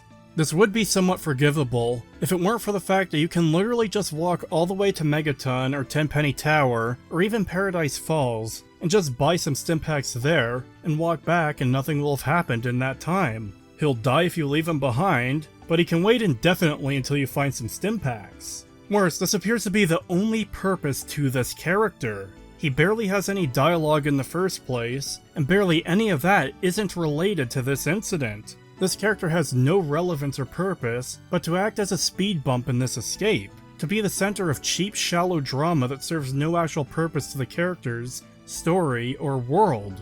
After you get to the Citadel, you never have to interact with Dr. Lee again, nor does she have any quests for you to do. Garza is never mentioned again. It's just pointless, empty nothingness. If I had to guess, I'd say that someone during development remembered this was a game about moral choices and realized they were lacking in such choices in the main story, so we get this moment with this nothing character as another choice. Anyways, you reach the Citadel, and after Dr. Lee yells at the intercom, the Brotherhood of Steel let you in. I'm sorry, ma'am. No unauthorized civilians allowed inside the Citadel. You'll have to leave now. Lions! Spin!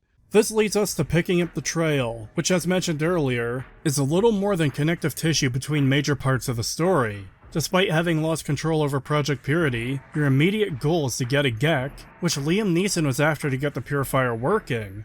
This quest has you talk to a Brotherhood scribe, who directs you to a terminal that tells you where one is. Problem is that the entrance is heavily irradiated, so you need to find an alternate way through the nearby cave system. This leads us to one of the most blatantly idiotic parts of the entire game. The Lamplight Caverns were a tourist destination pre-war, and there happened to be a school field trip to them when the bombs dropped, on a Saturday by the way, and the kids and teachers survived a nuclear apocalypse in the caves. The adults left one by one, likely seeking help or supplies and never returning, or alternatively abandoning the group, eventually leaving only the children to fend for themselves. This leads to the children hating adults and forming a society where they exile anyone who gets too old. Fast forward 200 years, and the cave is still, somehow, populated only by children. There's no explanation for why this is the case, you're just supposed to accept it. Notice how that's becoming a common theme. It's unclear how they've managed to survive like this for 200 years. It's unclear where they get their resources from. It's unclear why the cave has plenty of water in it, especially given the fact that the capital Wasteland appears to be in a decades-long drought. They do explain what the kids eat, and that's disgusting cave mold, which does not seem like it would be sustainable, and possibly, worst of all, it's unclear how they managed to defend this place. The front and back walls are made of wood. Anyone intent on getting in there is going to be able to break it. This is worse given the back gate, which leads to Vault 87, is made of loosely nailed together pieces of scrap wood. This is not structurally sound. This is not sturdy. This will not keep out threats. But it especially will not keep out super mutants, who absolutely infest Vault 87. Part of the whole point of super mutants is that they have natural strength that far exceeds that of a normal human. Further, they're often equipped with highly damaging weapons, such as missile launchers, miniguns, and sledgehammers, any of which would go a long way to destroying this barricade and getting into the Lamplighter's cave. In essence, no part of their survival here makes any sense. Whereas Garza was a great example of lazy cheap drama, this is a great example of a lazy cheap gimmick, with no substance to try and make a location feel unique. The main problem is how poorly it's done. Almost no thought went into how any of this would work, or make sense within the world. Hell, I'm surprised they thought about it enough to answer what their food source is, when most of the rest of the game fails this very basic question. But regardless, the whole idea of Lamplight fails in its execution the moment you stop for even a second to think about how they'd survive here. I'd call it a disaster of world building, but that honestly applies to the whole game.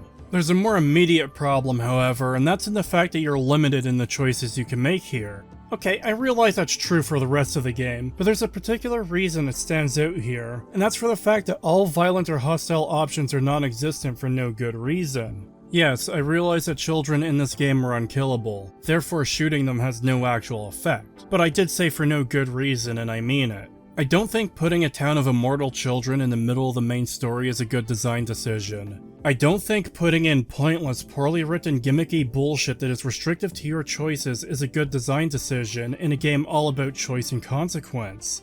The stupid town of immortal children could have been put anywhere, but they put it right in the middle of the main story, and you have no option but to deal with them. You can't attack them. The game is even coded to disallow drawing your weapon prior to being let in. You can't threaten them. You can't break their barrier. You can't sneak in.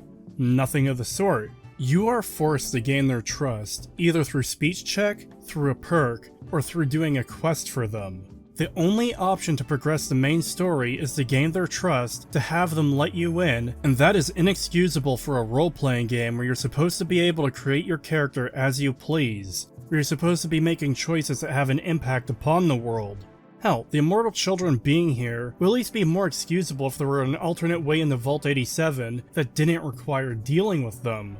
And no, before people start pearl-clutching about wanting to kill children in a video game, the problem wouldn't be any less bad if these were literal robots who couldn't be killed either. Also, there's nothing wrong with killing fictional children in a video game. Also worth mentioning, since I received numerous comments about this last time, no, you can't enter Vault 87 through the front door. The mods you downloaded and installed into the game are not canon. The radiation reaches into the thousands per second very fast, reminder that 1000 rads will kill you, but also the door itself does not function. Much like Galaxy News Radio, you have a chance to skip Rescue from Paradise, but it might be mandatory if you fail to gain entry by other means. This quest tasks you with rescuing 3 lamplight children from the slavers of Paradise Falls. This place is another world-building catastrophe, but I'll save that for later and just focus on the quest for now. There's a few ways to get the children out.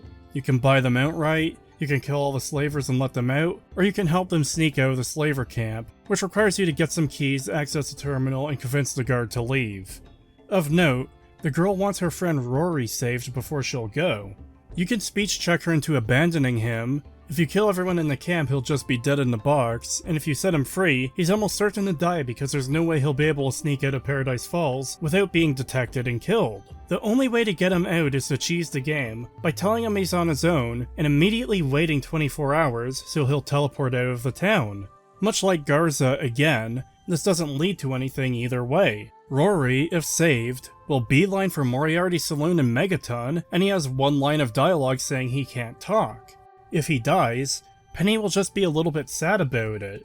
Once again, there is simply no depth or substance to the scenario we're put in, it just exists to be a thing to do, and to cheaply add to the drama. That said, rescuing Penny isn't required to gain access to Lamplight either, but it does say a lot about the implied intended death, that you're essentially put into a situation where you're tasked with saving the guy, but are unable to without intentionally cheesing the game, made worse by the fact that he goes on to do literally nothing. Again, I just think this is outright bad game design and writing. When you're given a goal to complete, it is a failure of the game design to not have some kind of intended solution. The exception would be if his death was intended, and there was some kind of message or something to gain or learn from it, but the game just doesn't do that.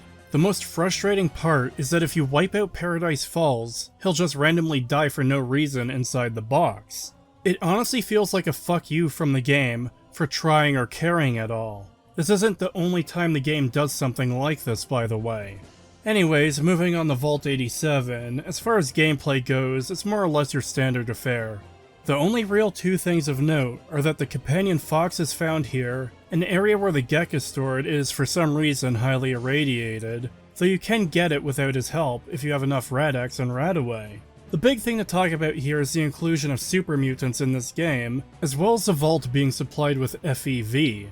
Starting off with the easier of the two, it makes no sense for Vault-Tec to have been given FEV, and no, the fact they were working with the government doesn't cut it. Let's just call this what it blatantly is. A lazy excuse for Bethesda to include super mutants in the game.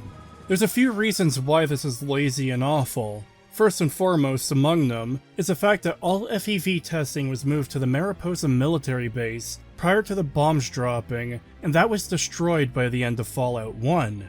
The main argument in favor of Bethesda doing this, however, is that the government just might not have told those involved that anyone else was getting the FEV, which is still just a lazy excuse to break the lore when it's totally unnecessary. Since then, super mutants have appeared in both Fallout 4 and Fallout 76, and the reasons are both terrible. In 76, the excuse given is that West-Tech decided to poison the water of a town with it because I guess they're cartoon villains. As for Fallout 4, the answer is a good ol' shrug, as they don't explain why the Institute has it, they just have it and you're not supposed to question it or think about it at all. You're especially not supposed to question or think about the super mutants in that game having mutant dogs either, when the Institute only tested on humans, and you're further not supposed to question why the Institute, when stated numerous times that they have to conserve energy, they have to be careful with how they use energy, would teleport super mutants to the surface for no apparent reason, especially when it endangers their own surface operations that are important to them. The point I'm getting at is that, much like the rest of modern Bethesda games, this wasn't thought out well any time it's been done. Bringing us back down to just Fallout 3 and Vault-Tec, the reason this is nonsense is because the FEV was a top secret military program. It's not the thing you just go around sharing all willy-nilly. It's like giving the Coast Guard nukes. Just because something is a part of, or connected to the government, doesn't mean they'll have full and easy access to everything the government does. The worst part about this is the fact it seems to have been done just to poach something recognizable from the originals, with no more depth to it than that, just pure recognizability. You could have replaced the FEV and super mutants with anything new, and it would have been immediately better. If this was a different mutagenic agent by a different name, you wouldn't have the unnecessary lore breaking with what the original game said. Further, the super mutants themselves are nothing like they were in the originals either.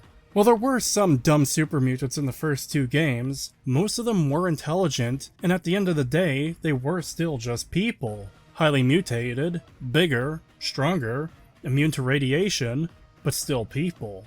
In Fallout 3 and Fallout 4 and Fallout 76, super mutants are nothing more than orcs. They're just mad and want to kill and eat everything. They hang bags of gore everywhere. They have no real goal or motivation, aside from Fallout 3 where they do have the additional bit of lore, where they kidnap people and bring them back to Vault 87 to turn them into more super mutants. They just exist to be raiders, but bigger, meaner, and angrier. They serve no real purpose, aside from being a generic enemy force to fill the Wasteland. Now I have a question that I just want all of you listening to this video to consider. What is the point and purpose of using super mutants here, if you're not actually going to use them for any purpose related to super mutants from the original games? What's the point of taking something iconic from the original games and changing it to be completely different in all but name and appearance, but with none of the depth, substance, or nuance? The super mutants and FEV here function differently than they did in the originals. They serve a different purpose than in the originals. They have no actual connection to the originals besides the name. So why did this need to be FEV and super mutants if all Bethesda was going to do with them was make them a generic enemy force? This is part of why I don't give a benefit of the doubt towards Bethesda for what they did with the Brotherhood of Steel in this game, disregarding future entries. They're just reusing something recognizable and applying their all-new, unrelated lore to it to connect it to the originals. It's an attempt to legitimize their own creations despite not matching what was there already. Stuff like this is why I say they have no respect for the lore of Fallout, because if they did, they'd seek to expand the world and explore the ideas it is founded on, not constantly shit all over it, retcon it, and treat it as nothing more than a shooting gallery. It's really simple. Bethesda either should have called their super mutants something else, so as to not conflict with the original games, or they should have written them to have more depth and nuance as they did in the originals. Hell, you could even keep both, if there was at least a significant acknowledgement of the difference between the two. Now there's already a problem in this game of too many things from the West Coast making an appearance in the capital Wasteland, but an interesting way to explore Bethesda's brand of super mutants could have been to have a group of West Coast super mutants who traveled east to escape the prejudice they faced out there, mutants that just want to live their lives in peace, or as close as you can get in the Wasteland, only to find these degenerate, violent, and stupid super mutants that thoroughly disgust the West Coast super mutants, viewing them as abominations that the Master would have despised. There's so many stories you could tell about such a conflict, but we'll never see that kind of writing or exploration of ideas under Bethesda. Another problem I have is in the friendly super mutants that appear in all of Bethesda's games. Fox and Uncle Leo in Fallout 3, Strong and Erickson in Fallout 4, and Graham in Fallout 76. They only serve to highlight how bad the problem is with the super mutants, that these rare friendly units are treated as special cases who either just didn't turn violent like the others, or still have violent tendencies but decided to be friendly towards humans for some reason. And again, much like with the Brotherhood, this is an opportunity to create something new and not be bound by pre-existing lore, and it was squandered. It's a worst of both worlds scenario when it didn't need to be. As an additional note on this part of the game, if you do get the Gek yourself, you have the option to activate it. In fact, this message will pop up on screen. Doing so kills you immediately. Before, the Gek was just materials for rebuilding in the Wasteland, a power source, seeds, and so on.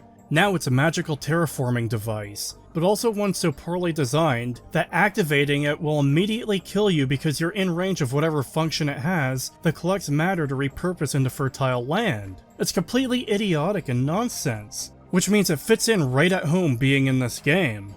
Now after we get the Gek, with or without the help of Fox, we leave the vault only to get captured by none other than Colonel Autumn. Something I intentionally neglected to talk about earlier is that when everyone in the chamber at Project Purity died, that includes Autumn, except no it didn't because he injected himself with a plot device to have this shocking reveal here. This is yet again another instance of lazy, awful writing purely for the convenience of the writer. Now before I get into why this is a problem, I want to talk about nitpicking very briefly. Nitpicking has become a very common phrase in response to criticism over the past decade. It's little more than shorthand to dismiss an argument, or set of arguments, or even entire videos, without having to actually consider the arguments or formulate any kind of proper response. To claim someone is nitpicking isn't even claiming they're wrong, just that what they're criticizing is too small to be worth talking about, that it is inconsequential. Keep in mind, this gets applied to arguments and criticisms of pretty much everything at every level without fail. I bring this up here and now because this is the kind of thing to be singled out by such people as being a nitpick, as being something that is totally unimportant and inconsequential when it is anything but. An item that facilitates the survival of the main antagonist in a situation that otherwise guarantees death, and could further be used to facilitate the survival of the player character or others, is about as consequential as you can get. It really is one of the better examples of a writer writing themselves into a corner and wanting to have all of their payoffs, and rather than trying to solve all of the problems that arise as a result, the writer just does one of the most blatantly awful, lazy things he could, and there's no excuse for it. It's my belief that writing a story is largely an act of problem solving. After all, most stories contain conflicts that need to be resolved, or challenges that the characters must overcome. The characters must find solutions to the problems they face, and by extension, the writer needs to figure out how that can or should be done given the world the story takes place in, the resources available to the characters, and the knowledge or information the characters have. Generally speaking, the more consistent the writing is within the world it takes place in, the more well written the story is. In fact, resource management is a vital part of pretty much any story, because your characters can only act based on what's available to them. So when you put a character in a chamber full of lethal radiation that kills everyone in seconds, and you need him to survive because he's the main antagonist, you have now written yourself into a corner. By the nature of the world we know and see, by the nature of the resources that are known to exist, there is no way out of this situation for this character. So instead of rewriting it in a way that does make sense, the writer instead invents a magic item that saves him. This item doesn't have a name, it isn't described in any way, it isn't mentioned by any character to exist, it has no documentation in-game, and yet, its existence is implied by this animation and the survival of this character and nothing else. This item gave him perfect radiation immunity, and cured him of the radiation he was already suffering from as everyone in the chamber was dying around him. This is already bad. It is blatantly lazy writing, and there's no reason it had to be this way. I think part of the reason this was done was to have the shocking twist that Colonel Autumn is still alive after having seen him die, but this is bad soap opera level writing. What makes all this worse, however, is in the fact that Colonel Autumn shows up to this very same room at the end of the game with a chamber full of lethal radiation that will kill you in seconds that he survived only due to having this magic item, and he doesn't bring another dose of this magic radiation cure that literally saved his life without issue earlier. There's two reasons for this. First of all, as mentioned, the item literally does not exist in the game files, nor is mentioned to exist by any character or terminal log. But secondly, such a thing can't be available right now because it is your destiny to go into the chamber and die. We saw a character survive this situation earlier due to having a particular resource available to him, but now that you need to go into the chamber, the resource is mysteriously unavailable from the exact person who should absolutely have it. And even worse, all of this was likely done because the writer thought that it was a profound idea to tell you that no one leaves Vault 101, it was here you are born and here you will die, except you were lied to and you're actually born in the Jefferson Memorial, and you die here sacrificing yourself to start a water purifier that dumps clean pure water into the fucking sea. But the line, here you were born and here you will die, is still technically accurate, it just isn't referring to 101. It's further worth noting that the Enclave somehow came through the main entrance of the vault, which as a reminder, is so heavily irradiated that it will kill you instantly. This can be explained away by Autumn's magic radiation cure, but as a result, it further raises the issue of why didn't he have one at the end of the game. Every explanation I've seen people make for this falls flat, from claims that he just used Radix or Radaway, neither of which work for the player, to people literally doing the writing for the writers, by claiming it was an experimental drug and he only had one, which has no actual basis in the game. It's just people making shit up whole cloth to defend the game. Further, on the point of Radix and Radaway, neither of which are injected via syringe, which is what the animation implies. Radix are pills, and Radaway is an IV bag. On the topic of Vault 87's door, however, this is also how super mutants get in, and bring their victims to be converted in as well, and it again raises the question of how do they get people in there alive to turn into more super mutants if the radiation is so lethal that it will kill you before you get to the door, further evidenced by a corpse in a rad suit near the door.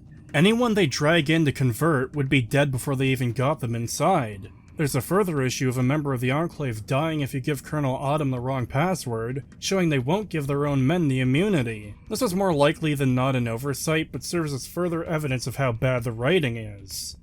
Anyways, moving along, after being captured by the Enclave, we wake up in their secret base, Raven Rock. You're in a cell, and Autumn is demanding the password for the purifier. If you give it to him, he'll just kill you. Let's just make sure you're telling the truth. This is Colonel Autumn. Are your men in place, soldier? Affirmative, sir. Standing by for code transmission. Your code is 216. Repeat, 216. Confirm and enter. Copy, 216. Stand by, sir. Entering code now. Confirm. That's the correct code. Systems coming online now, sir. I'll have a full report shortly. Thank you for cooperating. I'm afraid we no longer have need of your services.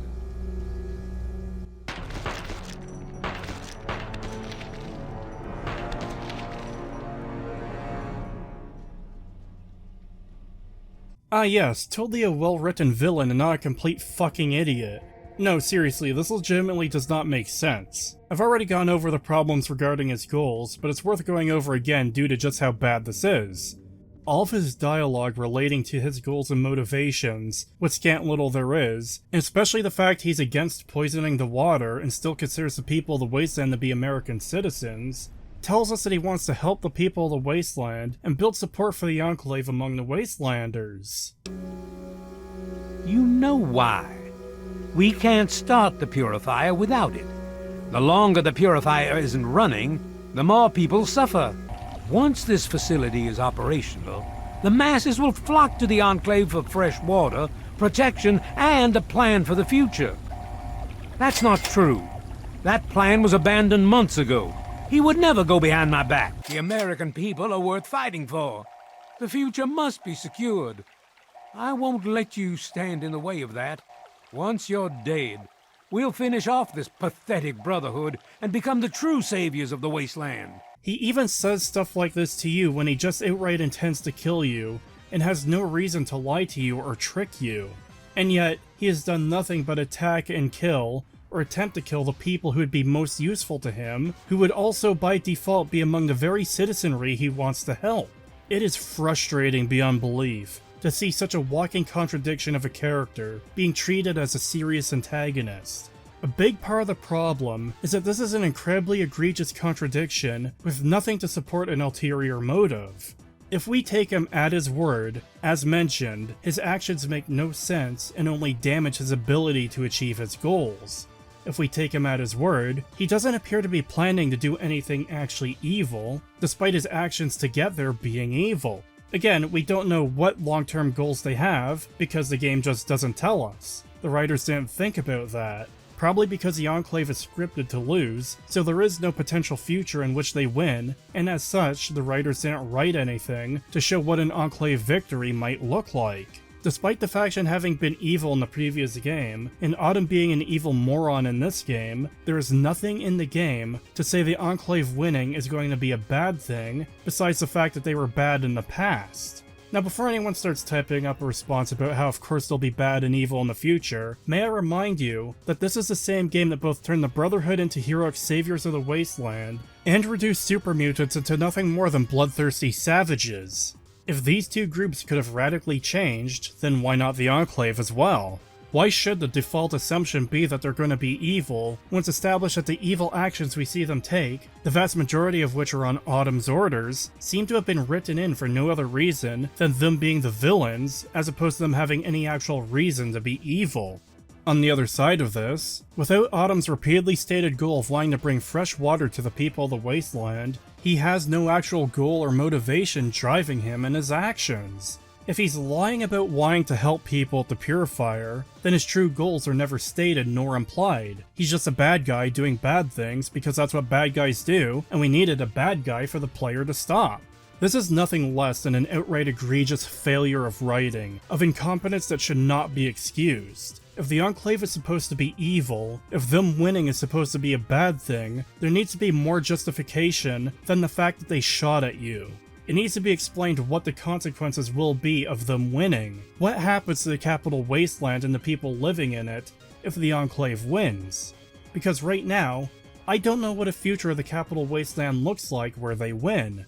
The only information I have to go off of is an untrustworthy source, but it's all I've got besides people just telling me that the Enclave is bad news and are not to be trusted. This is, again, a vital part of storytelling. Knowing the villain's goals and motivations is important because it tells us what's at stake. All we get is the vague implication that the Enclave winning is a bad thing for some reason, but we're never told. The only logical conclusion I could come to is that all of Autumn's dialogue relating to helping bring water to the people of the Wasteland is just throwaway dialogue to explain why he has a different motivation from President Eden. Autumn and even the Enclave itself doesn't serve any purpose to the story or world, but to be the bad guys to oppose you. They don't exist to explore any ideas or themes, they don't exist to expand upon the Enclave as a faction, nor do they exist to expand the world in any interesting, meaningful, or even useful way. The faction hasn't advanced or progressed or changed, it hasn't grown or learned anything, it hasn't been put into a desperate situation and needs to reformat itself to ensure their survival, nothing of the sort. They're just a group of big bads that do nothing more than be big bads. This is not the writing of someone with respect for the art of storytelling, or who has an interest in the craft of world building, or even a passion for the world of Fallout. This is the writing of someone who should never have been hired to be a writer for, well, anything really. This is not the writing of someone who likes to really chew into their worlds and stories, expand on and explore ideas and themes. This is the writing of someone who is given the undeserved and unearned position of lead writer. The writing of someone incapable of giving any amount of substance or depth. The writing of someone who finds cheap drama, set pieces, and shocking twists to be the most important part of storytelling, as opposed to actually telling a fucking story. But I'm not done yet. Even worse than what I've already talked about is the fact that Fallout 3's Enclave is just a cheap and lazy rehash of the Enclave from Fallout 2. In Fallout 2, the Enclave's goal was to develop an airborne version of the FEV to eliminate all the impure life in the world. This was referred to as getting rid of the mutants, but by the Enclave's definition, normal humans were considered to be mutants due to contamination to radiation or FEV. In many ways, they were identical, yet the inverse of the Master and the Unity, where the Master wanted to expose everyone to FEV, seeing mutants as the future, ending conflict by bringing everyone under one banner. The Enclave sought the same end of conflict with them being the only ones left, by eliminating the impure. With Fallout 3, President Eden has the same goal of using modified FEV to wipe out all of the mutants, anyone considered impure, except he went with poisoning the water instead of the air. In fact, the most interesting thing about Fallout 3's Enclave is the implication they have changed, but it's never explored. As mentioned, Autumn's whole plan is to bring purified water to the people. When Autumn betrays Eden, all the human soldiers and scientists and officers all align with Autumn and not Eden. There's no stated reason for this, but the implication is more than clear. They agree with him, meaning to not poison the water and kill everyone. In fact, the whole construction of this betrayal is stupid and feels contrived. To explain why, I need to go through the series of events really quickly. After capturing you from Vault 87, Autumn then questions you for the code for the water purifier. Failing to get the code, Eden draws Autumn away, then frees you. After running into an Enclave officer who suspects you of having escaped, Eden declares to the entire base that he has personally set you free, that you're to be left alone as you go visit Eden in person. Shortly after, Autumn tells the entire base to disregard the President's order and to shoot you on sight. Eden gives you the FEV, telling you to go poison the water for him, even though you have no actual reason to do so. Upon arriving at Project Purity, you could tell Autumn that Eden entrusted this job to you, to which he responds with, "That's not true. That plan was abandoned months ago. He would never go behind my back." To break it down, Autumn, who wants the code from you, betrays Eden for seemingly no reason, aside from the fact that Eden wanted to talk to you. He didn't know Eden wanted you to poison the water, therefore he couldn't know if there was any actual justification to betray Eden, he just kinda did it. Autumn also says for you to be shot on sight even though you're the only person who knows the code. So, again, just him being stupid. As best as I can tell, this seems to have been done for two reasons. First of all, for the drama of the betrayal, and turning Raven Rock into another dungeon. But secondly, and more importantly, to both give the player the option of technically siding with the Enclave by poisoning the water, while simultaneously keeping the Enclave as the villain faction opposing you, so we could still have our big bombastic finale. This is also the final piece of the puzzle as to Autumn's line of dialogue referring to saving the people of the Wasteland, and why I think it's throwaway dialogue. In order for this contrived nonsense to work, with about a dozen quotes around the word work, Autumn needed to have conflicting goals with Eden for any of this to play out as it did. Autumn thought the modified FEV project was abandoned months ago. Eden didn't trust Autumn to poison the water because, well, he didn't want to poison the water. As a result, Eden has to rely on you to do it. Again, this is done for the sake of giving you the utterly nonsense option of poisoning the water while keeping the Enclave as the enemy force. Now there is that missing link of Autumn not knowing Eden planned on having you poison the water, which breaks this, making his betrayal unjustified nonsense. But Autumn talking about providing clean water to people still comes across as a slapdash excuse for him and Eden to have opposing goals, so there'd be some semblance of a reason for the betrayal, despite the fact he doesn't learn about Eden trusting you until after. Another problem with Eden arises when you convince him to end the Enclave. First of all, the way you convince him is pathetic, assuming you don't logic loop him or use a self-destruct code. The actual speech check is just telling him that what he's doing is wrong, and he'll blow himself and the Enclave up. However, he'll still insist to you to take the modified FEV. See the problem? Eden wants to use the modified FEV to destroy all the mutants on the surface, including normal people. We're just normal men. Which would leave the Enclave as the last bastion of humanity. But he'll also destroy the Enclave if you tell him to, meaning his last bastion will be destroyed alongside all of the tainted surface dwellers, meaning there's no one left to rebuild. See what I mean when I say this game is a big, complicated, tangled mess? There are a couple small things to mention still. When Eden asks you to poison the water, promising you a spot among the Enclave as he does so, you can ask about the modified FEV killing everyone on the surface, and he says you'd likely be safe due to your upbringing in the vault. But you have no option to call him out on this, because you were born in the Wasteland and not in the vault. Additionally, When asked why he wants you to do this instead of Autumn, President Eden will cite Autumn's betrayal as his reasoning, but the problem with that is that Eden wanted to talk to you before the betrayal. Odds are it was for the same reason. The betrayal just likely gave a good excuse. That more or less takes care of Raven Rock, the Enclave, and Colonel Autumn. All that's left is to wrap up the main story of the base game, but much of this will be reiterating things I've already talked about in some capacity. For the sake of completeness, though, I'll run through it all. You return to the Brotherhood, and we get the Death March of Liberty Prime. As mentioned, his power issue is solved off-screen. He's just conveniently up and running at the exact moment we need him. How fortunate. It seems like a missed opportunity to do something more with the main story of this game, but at the same time, I suppose it's also a missed opportunity to write more contradictory nonsense lore and story. The actual gameplay section of Liberty Prime's Death March is nothing special. It's a lot of explosions while you follow a gigantic murder bot meme machine who just kills everything in your path, and where you have little chance to actually do anything. Not much point in wasting your ammo firing at the Enclave when Liberty Prime just one-shots everything.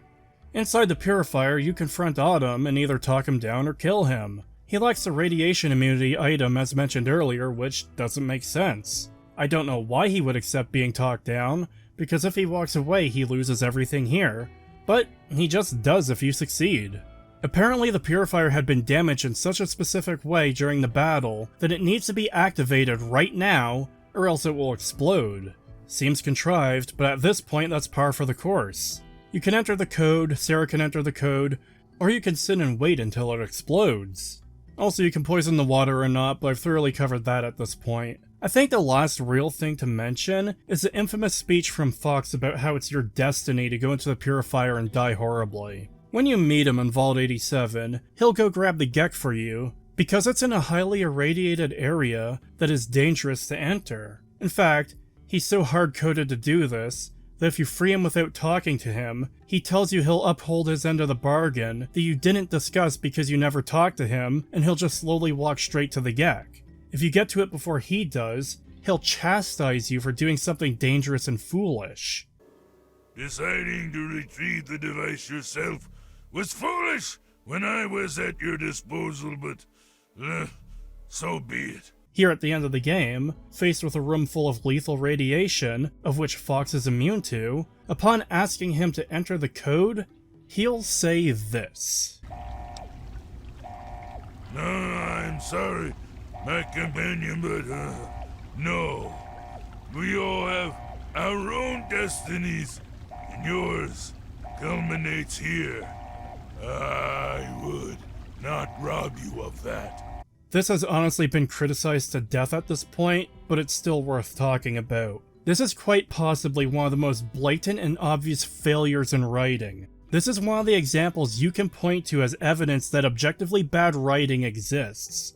There is no reason, in-universe, for you to have to go into the Purifier and die a horrible death. This was done purely to force the player's death, so the game holds true to the line at the beginning of, "It is here you were born, and here you will die." Further, this stands as an example of a writer sacrificing character, world, and story, all for the sake of some neat idea he had, rather than trying to make it actually work in a way that makes sense.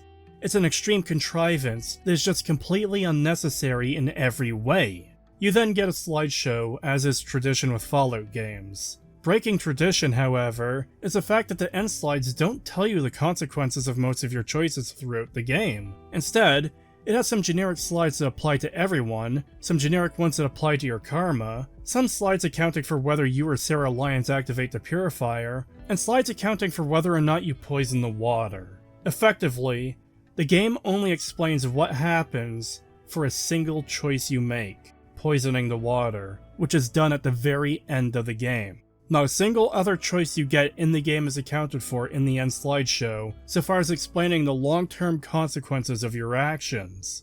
The absolute most you get is 2 slides for the 2 most evil options in the game, and 2 slides for what's considered to be the 2 most good options in the game, but they have no accompanying narration.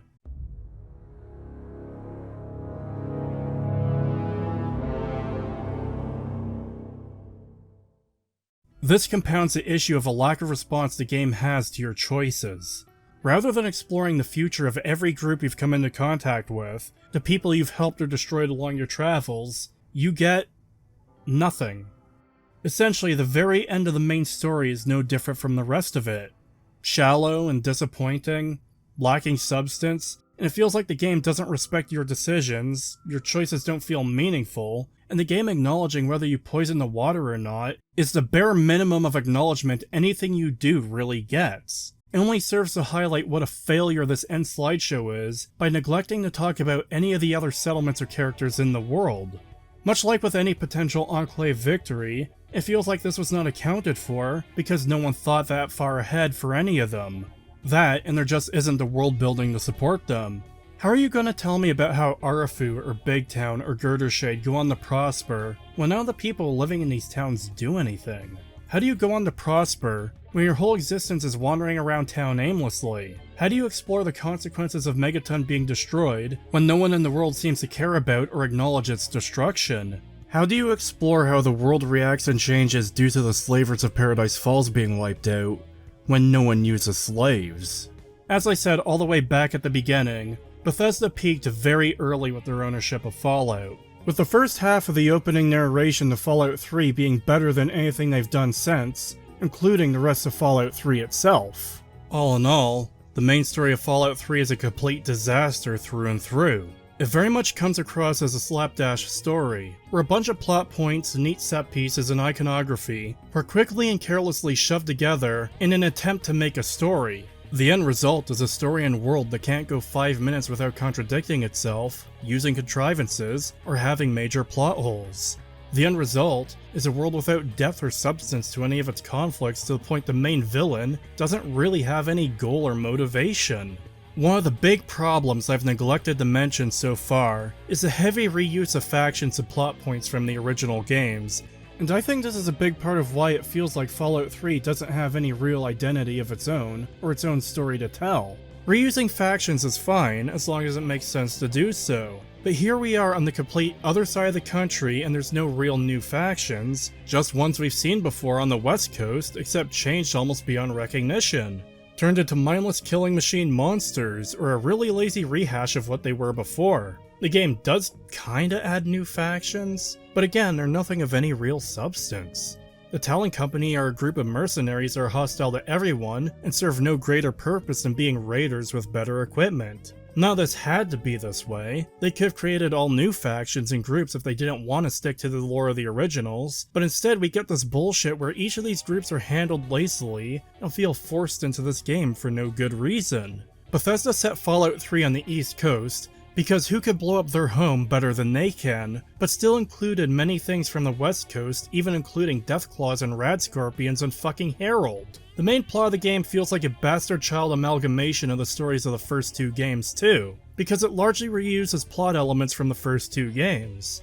In Fallout 1, you're a vault dweller forced out of your vault to complete a quest. In Fallout 3, you're technically a vault dweller who's forced out of your vault to go find your dad. The main point of the story is providing clean water to people, just like in Fallout 1. A Gek is a necessary component of your journey, just like in Fallout 2. A major enemy force is the super mutants who kidnap people and use FEV to turn them into more super mutants, just like in Fallout 1. The main villains you're facing are the Enclave, just like Fallout 2.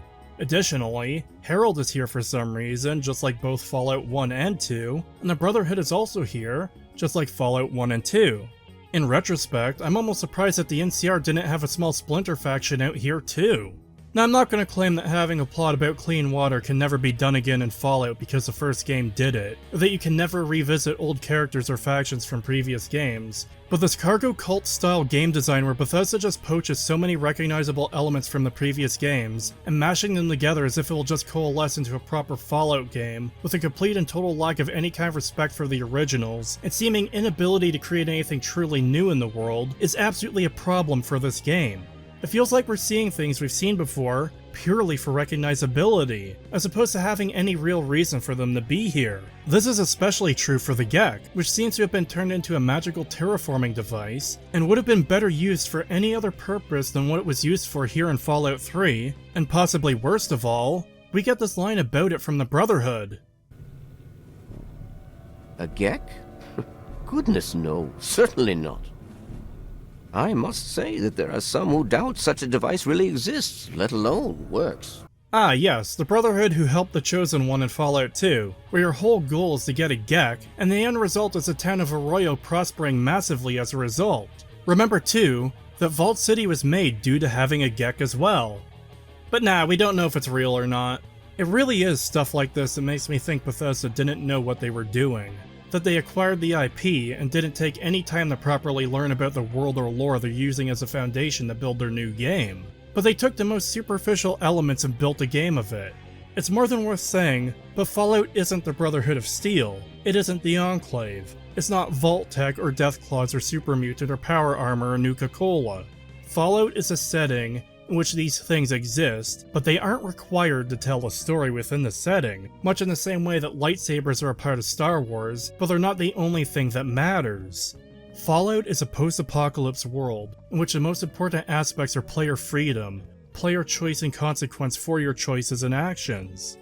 Tim Kaine, the creator of Fallout, is quoted as saying that he's more interested in exploring the morality of the post-apocalypse, not building a better plasma gun.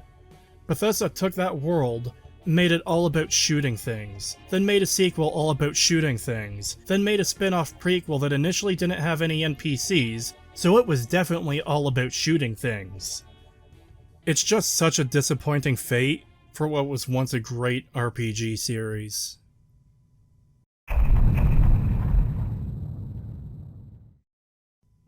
Not every story needs super in-depth world building. Some games are all about the gameplay as opposed to story, world, or characters.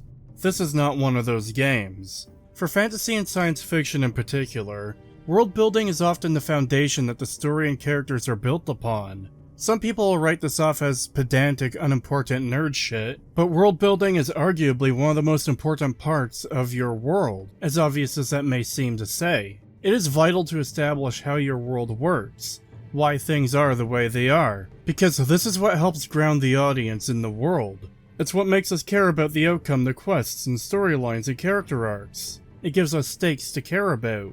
Without consistent world building tying your worlds together, it just ends up being either disjointed and disconnected islands of content, or it ends up being a loose sequence of events that happen, and the world just exists to facilitate that, as opposed to being interconnected. Fallout 3 is a game where the world building is utterly anemic, where it doesn't explain many highly important aspects of its world, and what few times it decides to, the lore you get is utterly nonsense. There's a lot to go through here in this section, and many of the problems extended to many of the quests in this game too. This is a natural knock-on effect of quests relying on world building to tell a story, but lacking it, resulting in the quest having core issues, best highlighted in the fact that slavers and slavery are a significant part of the game, with several quests dedicated to them in some form or another, including Rescue from Paradise in the main story, and yet, no one in the capital Wasteland uses or owns slaves.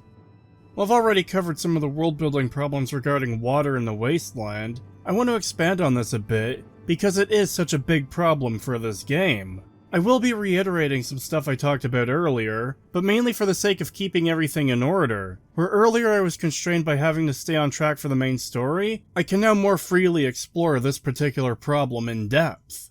Water is the most important basic resource, next to food, that living creatures on Earth need to survive. The capital Wasteland is a desert, and despite real-life Washington DC getting a lot of rain every year, it does not ever rain in Fallout 3. Rivers are drying up.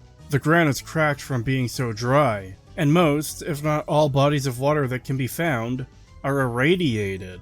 Now this works in support of the main story to a degree. The people need water, and the world reflects the water situation to be in a poor state. However, the developers failed to account for what state the people of the Wasteland would be in as a result. As I went through thoroughly earlier, most towns in this game don't have any kind of proper water source, with Megaton and Rivet City being the only ones that really have any kind of reliable water source.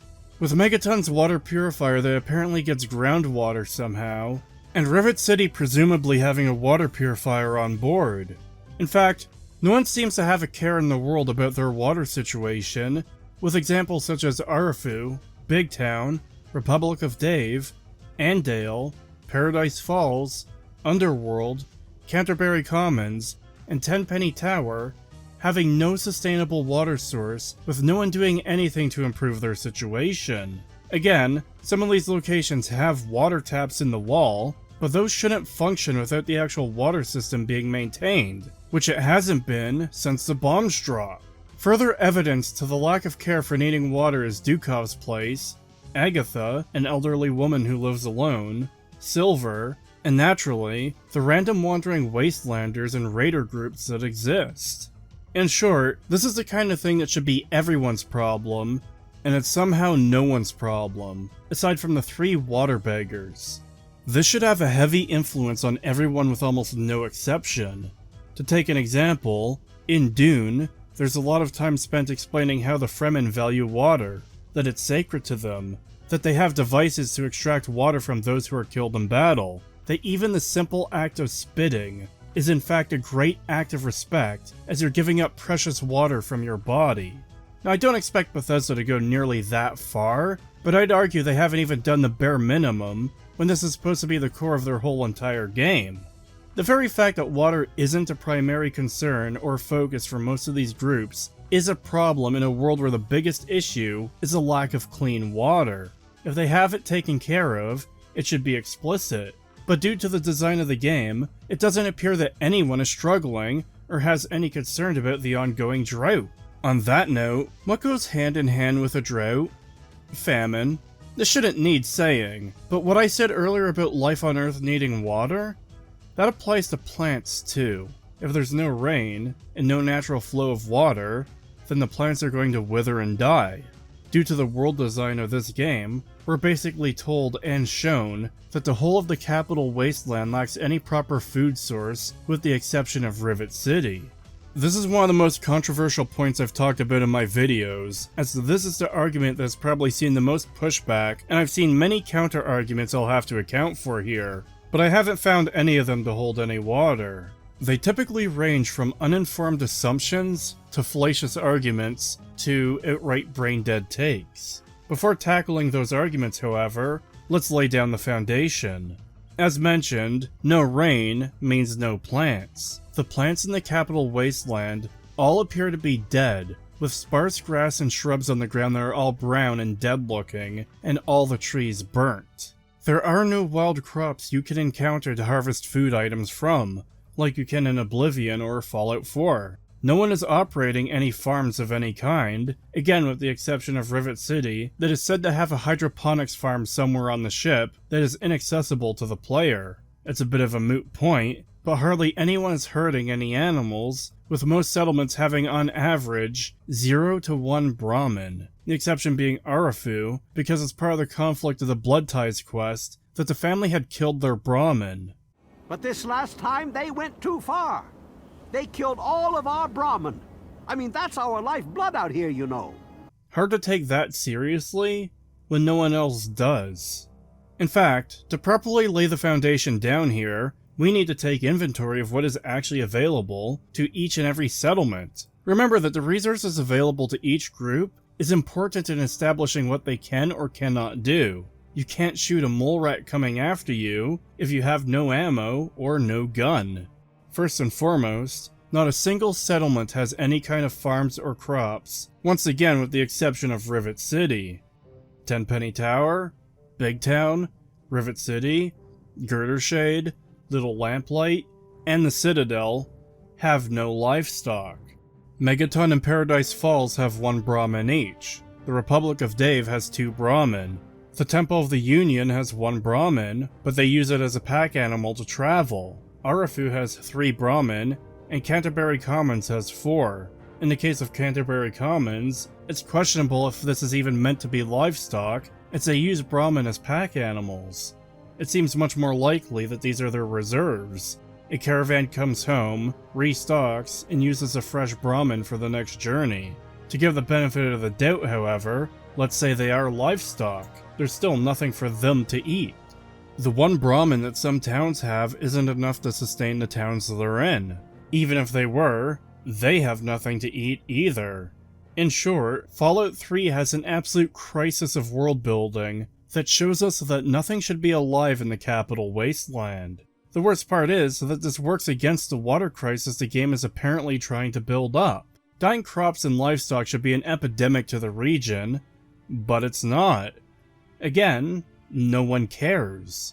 There's no concern for where people will get their next meal or what they're going to drink. Worth noting and easily missed is the fact that people hunt and ranch Mirelurk for food, such as the Anchorage War Memorial, which was a Mirelurk ranch that's gone out of control due to sabotage. Given the fact that Mirelurk is so plentiful, and really the only source of fresh food outside of Rivet City's limited hydroponics lab, it's weird that no one, except for one single guy in Rivet City, sells Mirelurk meals. Aside from the fallen Mirelurk ranch and the Anchorage Memorial, you've got one old lady along the river who says that her sons hunt Mirelurk for her to sell. Needless to say, as presented, this is unsustainable. These people are not feeding the whole of the capital Wasteland. Remember too that Fallout isn't a fantasy world. There are aspects to it that obviously don't align with reality, but at its core, it is based on the real world. This isn't Minecraft where crops can grow to maturity in a day, or 2 cows can be bred infinitely so you have a never-ending supply of beef. There's a reason we have tons of farmland in the real world. The game doesn't have to portray people's food supplies to a totally realistic level, but they can't do nothing either. Oblivion's farms wouldn't be able to supply the region with food either, but at least there's enough of them there, combined with the world building, where it isn't really a question as to where people get their food. Fallout 3 portrays a world disconnected from anything else. Therefore, the capital Wasteland must be self-sufficient, and it is not. In fact, this is a world-building problem that spreads to pretty much every aspect of Fallout 3's world, but that will have to wait for now. As a further problem, the only explicit food sources given is through the Wasteland Survival Guide, in which you're sent to a grocery store to get food. As if this wasn't stupid enough from the start, it turns out that raiders actually have a food stash, and that's what Moira uses in her guide, meant to help people survive in the Wasteland. Just steal from the raiders! Yeah, I'm sure that will go over well. The Wasteland Survival Guide might be one of the worst instances of missed opportunity for world building in this game. Again, I'll cover it in more depth later, but for now it's just worth pointing out that the guide that's all about surviving in the Wasteland has no actual proper answer for getting food. That alone should tell you how dire the state of the world building is in this game. Just one last point before I move on to the counter-arguments, and this is mainly just reiterating on the dead plant life as, again, this faced the most pushback in previous videos. I've gone out of my way to check many areas across the map of Fallout 3, and it's the same everywhere. Dead plants and burnt trees. Further, 3Dog has a radio broadcast talking about the town of Oasis. Here's a question for all you faithful listeners. Have you guys and gals ever seen a tree? No, not those shriveled black things. I'm talking real trees. Brown bark, green leaves, photosynthesis, all that good stuff. Now what if I, the all-powerful 3Dog, Bow Wow Wow, were to tell you that somewhere right here in the capital Wasteland, there's a place lots of trees. A veritable oasis of green in that depressing sea of brown. Look, it was years ago, and I may have been experimenting with Jet at the time. But I'm telling you, it's out there. Trees with green leaves wouldn't really be that special if everything else was alive. More importantly though, 3Dog says this was years ago, and describes a sea of brown wasteland, which by extension tells us that yes, everything is dead. Meaning the capital Wasteland is incapable of supporting life, as depicted in this game. Further supporting this is characters frequently referring to the sands of the Wasteland. Honestly, there's nothing much out here. Looking for sand, rocks, we have plenty of that. Moreover, approaching Oasis itself shows a direct contrast between dead and living plants. In fact, this whole quest is kind of a killing blow to any counter-argument one could muster on this point. The whole point of Oasis as a whole is in the fact that it's the only place with living plant life. That's not just speculation or guesswork or assumption, but actual stated fact through dialogue related to this quest. The player has the option to ask, if this place has living plants, does that mean the water is safe to drink? Specifying living plants would be unnecessary if there were any other living plants in the Wasteland. This is your character seeing living plants for the first time outside of the vault, and asking a reasonable question as a result. Further, Leaf Mother Laurel will repeatedly refer to the Wasteland as being dead. Of course we do. He yearns to share his miracles with the whole world, to give the gift of life back to the dead Wasteland. Rejoice in the knowledge that one day all the barren rock and sand of this dead wasteland will become vibrant with green once again. The first of those is a reused clip from another dialogue option, but the fact remains that this stands as full-on confirmation by the game itself that the plants in the rest of the capital Wasteland are dead. Further, as part of the Oasis quest, Leaf Mother Laurel wants you to accelerate Harold's growth to spread plant life through the rest of the Wasteland faster. Why would this be necessary if the plants in the Wasteland were alive? Now for the counter-arguments. The reason I felt it was necessary to include these was for the sake of covering all the bases, but also for the fact that I feel they actually strengthen my arguments here. I feel the best place to start off here is to just nix some of the more absurd, ridiculous, and stupid arguments right out of the gate. I've had someone tell me that Canterbury Commons totally has farms, you just can't see them. I've had someone tell me there are living plants in the Wasteland, as Arlington Cemetery has 3 living flowers. I've had someone tell me it doesn't rain because of console limitations. I've had someone tell me that there's a fresh apple in one of the washrooms in Arlington Library. And who could forget, of course, many a true nerd's awful arguments from his terrible Fallout 3 defense video, where he claims Megaton has water due to the puddle in the crater, and they have food due to the 3 mole rats behind the town. This is worth bringing up on its own, but I've also had some people repeat this argument almost verbatim. It should go without saying that edge cases, unsupported exceptions, or headcanon, and outright fabrications hold no water here. 3 flowers does not make up for the rest of the Wasteland being dead. An apple in a random dungeon means nothing. A lack of rain due to console limitations is just a fabrication with no evidence to support it, especially given the fact that both Oblivion and Skyrim, both of which were released on Xbox 360, both had rain in them. The claim Canterbury has an invisible farm is also just a fabrication with no evidence and can be written off as such. The Megaton puddle is a poor argument since there's a water plant that likely draws from groundwater, and the 3 mole rats are absurd because once you kill and eat them, then there are no more mole rats.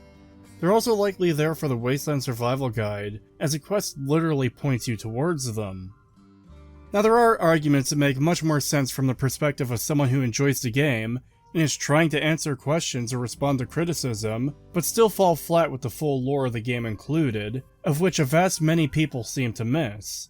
For example, caravans and hunters are often cited as food sources, as well as Rivet City's hydroponics lab. This again doesn't work for a multitude of reasons. First, on the caravans, Canterbury has no sustainable food source either, even if we do take their 4 Brahmin as being their food source. The strain on food production for a town would multiply with the more settlements they have to feed. This goes for Rivet City's hydroponics lab as well. You wouldn't just need to produce enough food to feed Canterbury or Rivet City, you'd also need to feed Megaton and Tenpenny Tower and Paradise Falls and so on and so forth. Further, you never see any of the fresh fruit or vegetables outside of Rivet City, and 1 singular apple in a washroom in Arlington Library, which is an obvious exception and could be ignored as such. Further adding to the caravan problem is the fact that there are no known caravans coming into the Wasteland to supply Megaton or anywhere else with supplies. The absolute most you have is the 4 specialized caravans from Canterbury that roam the play space, none of which specialize in food or water, and only in Broken Steel are more added as specific water caravans from the Jefferson Memorial. As a point of comparison, trade routes, caravans, and supply lines are a big part of New Vegas. There's a lot of world building surrounding them, because their existence is a key factor to all groups in the game being able to function. We have a quest involving a Brahmin Baron who supplies food to the Strip. Supply lines being vital to the Mojave campaign is part of what convinces Lanius to back down. Things like this are absolutely vital to world building.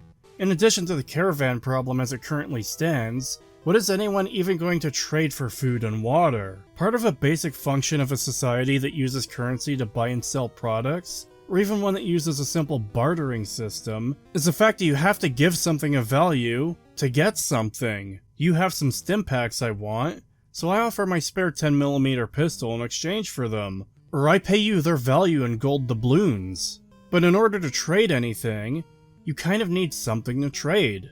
This too becomes an endemic problem across the entire game, as no one produces anything in any way. But once again, that's a topic I'll have to dive into later. As for the hunters, this too feels like a very weak explanation for many reasons, not the least of which involves the lack of plant life, which means the ecosystem cannot exist, which means there are no animals, which means the hunters have nothing to hunt. But let's ignore that for a moment. Let's assume all the plants shown in the game are actually alive and fine, and the wild critters of the Wasteland can feed on them with no problem. That doesn't change the fact that the capital Wasteland is still shown to be a desert in a drought. The desert isn't really known for being able to support a lot of large animals, nor is it known for its bountiful plant life to provide food. Even if the capital Wasteland could support the wildlife, it would still not be enough to sustain permanent settlements like the ones we see in-game, purely based on people going out and hunting. The reason hunter-gatherer societies didn't typically have a permanent settlement is because you eventually deplete the naturally growing food around you when you set up camp, and the wildlife you hunt tends to migrate, or also gets depleted as you eat them. The only cases where hunter-gatherer societies didn't constantly move around were ones that lived in an area that had such plentiful natural resources that they didn't need to move, which was rare. This is why farms are necessary for large societies. A further problem with the hunters is the fact that there's nothing really to them. They're another random encounter, which again, you may not encounter on any given playthrough, which means that this is a failure of world building. My ability to learn about the world and how it works should not be reliant on the random chance of a dice roll. Regardless, this feels like it was done to have people you can stumble across in the Wasteland who aren't raiders, super mutants, or Brotherhood outcasts, as opposed to trying to build the world up more. Further, no one in any of the actual towns goes out to hunt, and further still, these hunters don't make trips to any of the settlements, they just wander aimlessly. To add on to that, some of these hunter encounters are implied to be cannibals. At best, it's more the same as far as world building goes, which is to say, completely anemic, shallow, and stupid. At worst, it's a random encounter to make the Wasteland appear more populated, and to make it look like people are actually trying to survive in the Wasteland, but only causing more issues as a result. Another argument I've seen is that the plants actually are still alive, they just don't look like it. This usually branches off into two lines of discussion. The first is to just insist that they are alive because you're a stupid Bethesda hater or something, which needless to say is not an argument. The other has more substance to it, and is actually something of a good argument, but still doesn't work due to the nature of the setting, and that is the argument that the plants are just dormant, which is something that many real plants can do. In short, they can remain alive but look dead, because they're using the nutrients that give them their life and color to keep them alive. This is why grass goes brown over the winter, but regains its color in the spring. In this state, they're pretty much worthless as far as nutritional value goes for animals. So they're not a reliable food source for the wildlife. Worse yet, plants can only survive in this state for about 6 months. As a reminder, the water crisis has been an ongoing issue for at least 20 years, but much more likely for 200 years. Staying on topic of the plants being dead, since we're back to it though, one of the more inane and desperate arguments I've seen is that if the plants really have been dead for that long, then they'd have crumbled into dust and blown away. Therefore, there should be no grass or shrubs in the game if they really have been dead all this time. And the fact they are there implies that they've been alive much more recently than 200 years or even 20 years. The problem with this argument is that it inherently relies on the world Bethesda has made to be absolutely realistic and consistent, which we've long since established that it isn't. It is true that after 200 years, the dead plants should be gone, but at the same time, so should all the burnt trees in the Wasteland. Most of the cars and exposed metal should have rusted away. There's definitely a need for the suspension of disbelief for many aspects of this world to work. However, we're long past the point of suspension of disbelief. If we're arguing that the obviously dead plants totally aren't dead, to explain why anyone has anything to eat, it should not be in such a state that this is even a question. Again, proper world building and world design would have accounted for and solved these problems, and strengthened the narrative of the water crisis, the resulting famine, and the main story. The fact we've had to cross so many lines of outright objective failures of world building, where we have to even question whether the wild plant life is alive or not, is a massive and inexcusable problem for this game. To add on to all of that, even in a drought and a famine, the world design should still be able to tell us how people are surviving, and there should be further aspects of the world building where people are not surviving. People should be rationing food and water. There should be people angry and ready to revolt because of such strict rations. There should be the water barons I've mentioned earlier. There should be full-on ghost towns full of dead people who starved or dehydrated to death. No quests, no enemies, no NPCs, just bodies. Again, stuff like this would help show what a dire state the world is in, and properly portray the main issue at the center of the main story, so it actually feels like there's some urgency and importance to said main story, as opposed to it feeling like it's completely isolated from the world it takes place in. Now, I know this isn't going to be the most interesting topic to most people. I know the extended discussion of where people get their food from in a video game is going to seem unimportant, and that all of this is just dumb nerd shit that no one cares about. But as I said at the start of this section, the reason this is important is because this world building and lore is the foundation this game and world are built upon and held together by. You can't really have a story without a world for it to take place in, and understanding the state of the world, the resources available to characters, and the limits our heroes and enemies face is important to getting invested in that world and understanding what's at stake. I frequently see comments saying that none of this matters, all that matters is whether the game is fun or not. Problem with that line of thinking is that fun is one of the most subjective things in the world.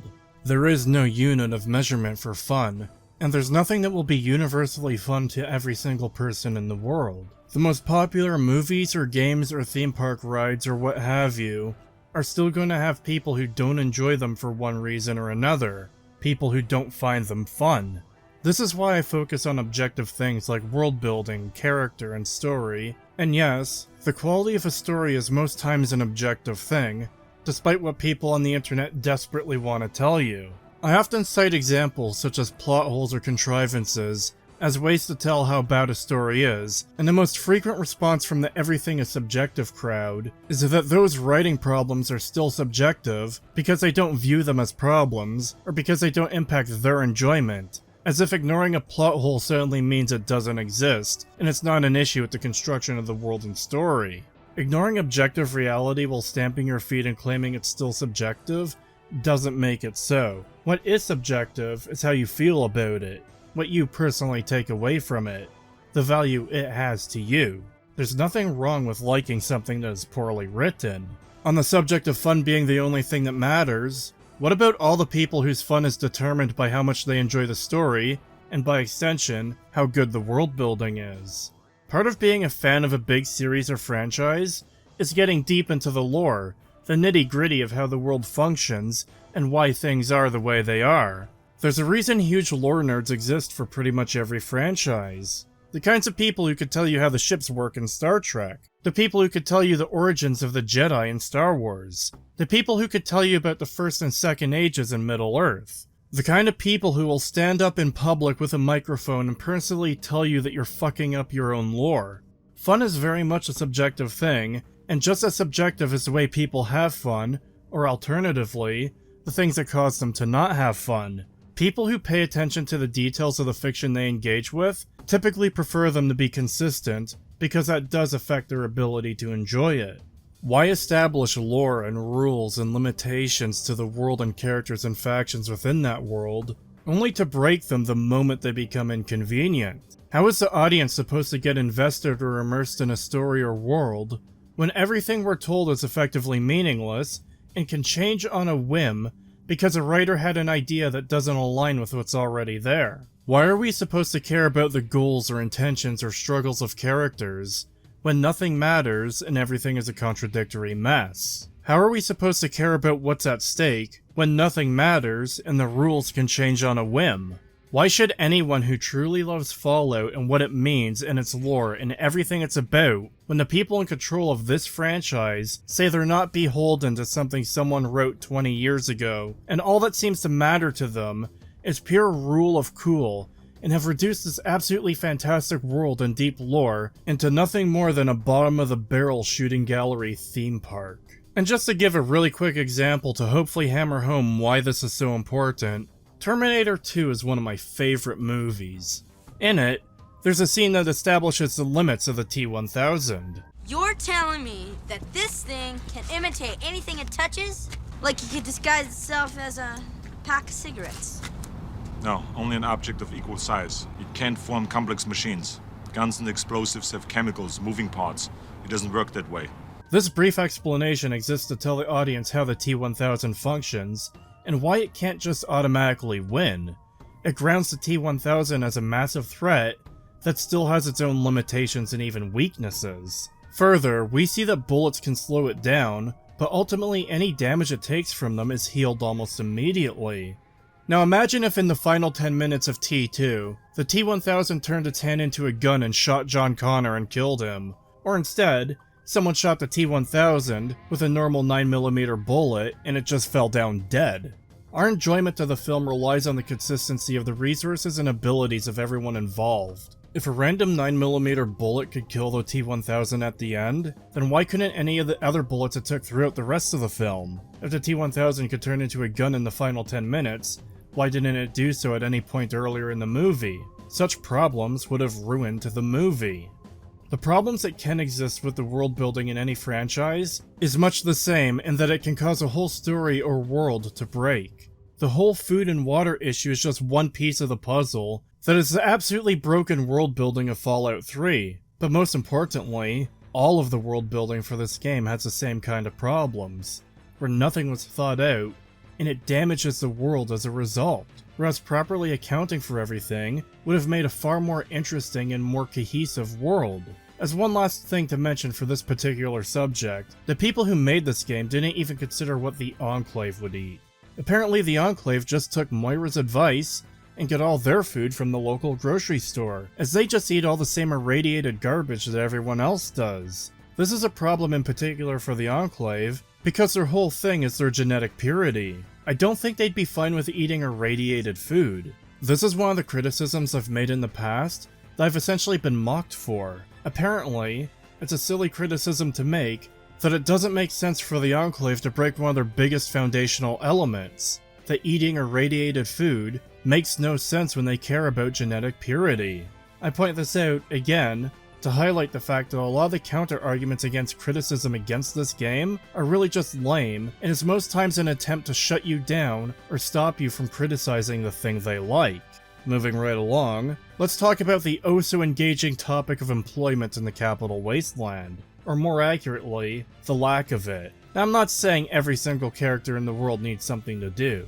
However, this is a world that cannot function due to the lack of anyone doing anything. To take a quick example, what does Lucy West do? She wanders around Megaton, sometimes has a drink or food at Moriarty's, wanders some more, and she gives you a quest. If she's not hunting for her own food, which she clearly isn't, then she has to buy it from someone else. Buying it means she needs money to be able to do so. So where does she get her money if she does nothing at all?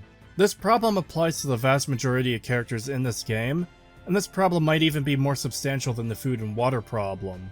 This applies to a very large number of characters in Morrowind and Oblivion too, but at least those games take place in established society where you can just assume they do jobs that would take too much development time to properly portray. Here in Fallout 3, the whole central conflict is about survival and people living in the post-apocalypse, and yet, nearly every NPC in the game is content to wander aimlessly and do nothing. And just to be clear, the problem isn't with literal employment itself, but primarily the fact that nothing is being produced in the capital Wasteland to support the people living there. It should go without saying, but there are resources beyond just food and water that people might need or even want. Who is making all the weapons? Who is making all the ammo? Who is making the medicine? Who is making all the various drugs such as Med-X, Jet, Psycho, and so forth? One of the biggest problems in Bethesda Fallout games, and this largely applies to Fallout 4 as well, but especially applies to this game, is the fact that no one is making anything new. No one is creating anything. Everyone is just content to wander around and do nothing, and it is immensely frustrating given the state of the world. This is one of those things, alongside the food and water situation, that makes the world feel super artificial. No one is trying to improve their situation. No one is trying to build anything worthwhile. No one is interested in acquiring resources they might want or need, because the wants and needs of NPCs in a post-apocalypse apparently wasn't a consideration in a game all about survival in the post-apocalypse. As a result, no one has anything to do, and there's an insanely huge hole in the world building. In this game, things are just the way they are, and you're apparently not supposed to think about how things got that way. You're apparently not supposed to immerse yourself in this world, because getting immersed means you're going to be getting into the weeds of how anything in this world functions. One of the better examples to highlight just how bad this problem is Tenpenny Tower. As a quick recap, Tenpenny Tower is a town in the game where everyone lives in an old hotel that's been partially restored, and most of the NPCs are made to be generic, stereotypical rich snobs. If you're paying attention to the world building of this game, the question should come up rather quick of how did these people get their money? They don't run any businesses. They're not Wasteland badasses who have survived hell and found anything valuable to sell. They're just arbitrarily rich because someone at Bethesda wanted to make a town full of rich snobs. That wouldn't even be a problem, mind you, if there was the lore or world building to back it up. There's an entire one singular character in Tenpenny Tower that has any explanation for his wealth, and that's because he used to be an adventurer. Some of them can own trade caravans, or a weapon and ammo manufacturing plant. Some could be water barons, or run some of the only farms that are producing food. Yet, we get none of this.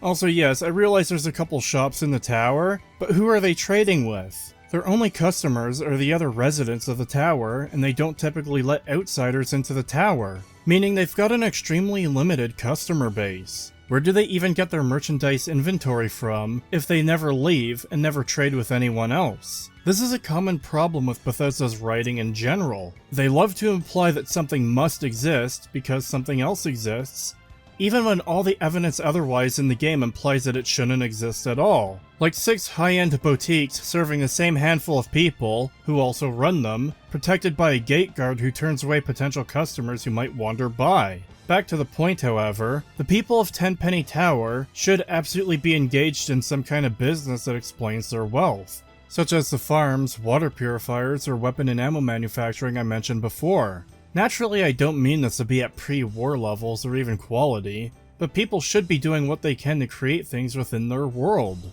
There's a vast many potential quests that would naturally come up as a result of such places existing. Is someone running a small weapons manufacturing facility? Have a quest where he has competition with someone else doing the same thing.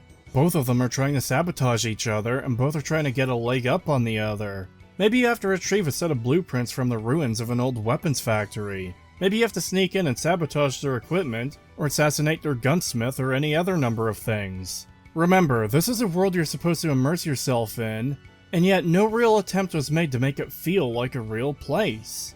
One of the worst examples of this is Arafu. The people of Arafu are afraid to leave their homes because of the gang that's been terrorizing them. Yet, when you complete their quest, the residents of Arafu walk outside and just kinda wander in a 30 square foot space, because once again, there's nothing for them to do. Big Town faces the exact same problem, by the way. Now, because it will inevitably come up, yes, there are some people who do have jobs. Merchants, guards... Yeah, it's not great. But the point is that this doesn't offset anything because merchants and guards don't typically make things. There's just no one whose job it is to craft ammo or chems or even clothes. There's no space dedicated where people just make shit. On that note, the world building is so anemic that it almost raises the question of whether they would have even included the guards and merchants if there was no reason to as far as gameplay goes. The player needs to barter with merchants to resupply stuff they want or need, and guards act as a challenge or even a deterrent to stealing things. Besides that, you also have raiders and slavers, and needless to say, they don't make anything either, especially in the case of the raiders. It's also worth mentioning, as part of this problem of no one making anything new, that everyone is just content to live in rusted metal shacks in the decaying buildings of the old world for 200 years. Even in Fallout 1, people are making new things. People are farming and crafting weapons, and even making entire buildings to live in.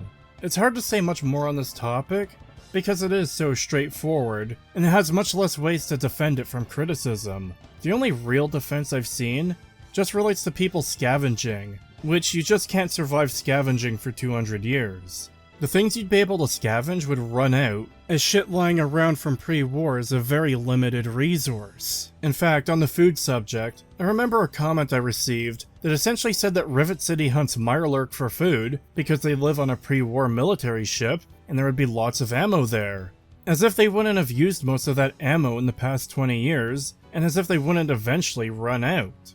But now that I've brought up the slavers, that raises a very relevant question. Who is buying and using slaves in a world where no one is producing anything? There are no factories or farms or even slaves being used to serve anyone outside of Paradise Falls. The base game does not have an answer for this. Keep in mind, just 2 games prior to this, Bethesda built a world where slavery was downright common as part of the culture in Morrowind. There's multiple slave markets in the game, there's numerous plantations that use slaves, there's an underground, and admittedly underdeveloped faction who fight for the freedom of slaves. There's a quest where an assassin poses as a slave to kill a man who helps escape slaves. There's even a quest where drug runners are using a slave as a body packer, and they will kill her to get the drugs from her body. To say it's a core part of the world of Morrowind would be an understatement. It's really shocking the amount of world building that goes into slaves and slavery and the place it has within Morrowind, and contrasting that to Fallout 3, which has an entire town dedicated to slavers. There's multiple quests related to slaves and slavery, all in a world where no one uses slaves. It would almost be as bad as making a game story about a water crisis, set in a world where no one cares about where they get clean drinking water from, but no one would ever do anything that stupid. Now the game would try to answer this through a DLC, the Pitt, but that's a weak excuse, and absolutely does not cover for the base game's utter failure to account for this aspect. But the need for slaves has gotten bigger. Asher started importing them. Ever wonder why there are so many slavers, but you hardly see any slaves? The slaver operation in this area has been supplying the Pitt.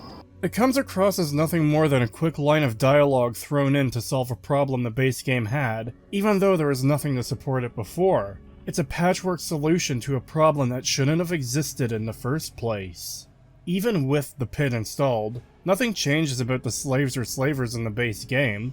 There's no additional references to the Pitt, no indication anyone is being sent there to supply the supposed demand, outside of the one encounter part of the quest to actually get to the Pitt in the first place.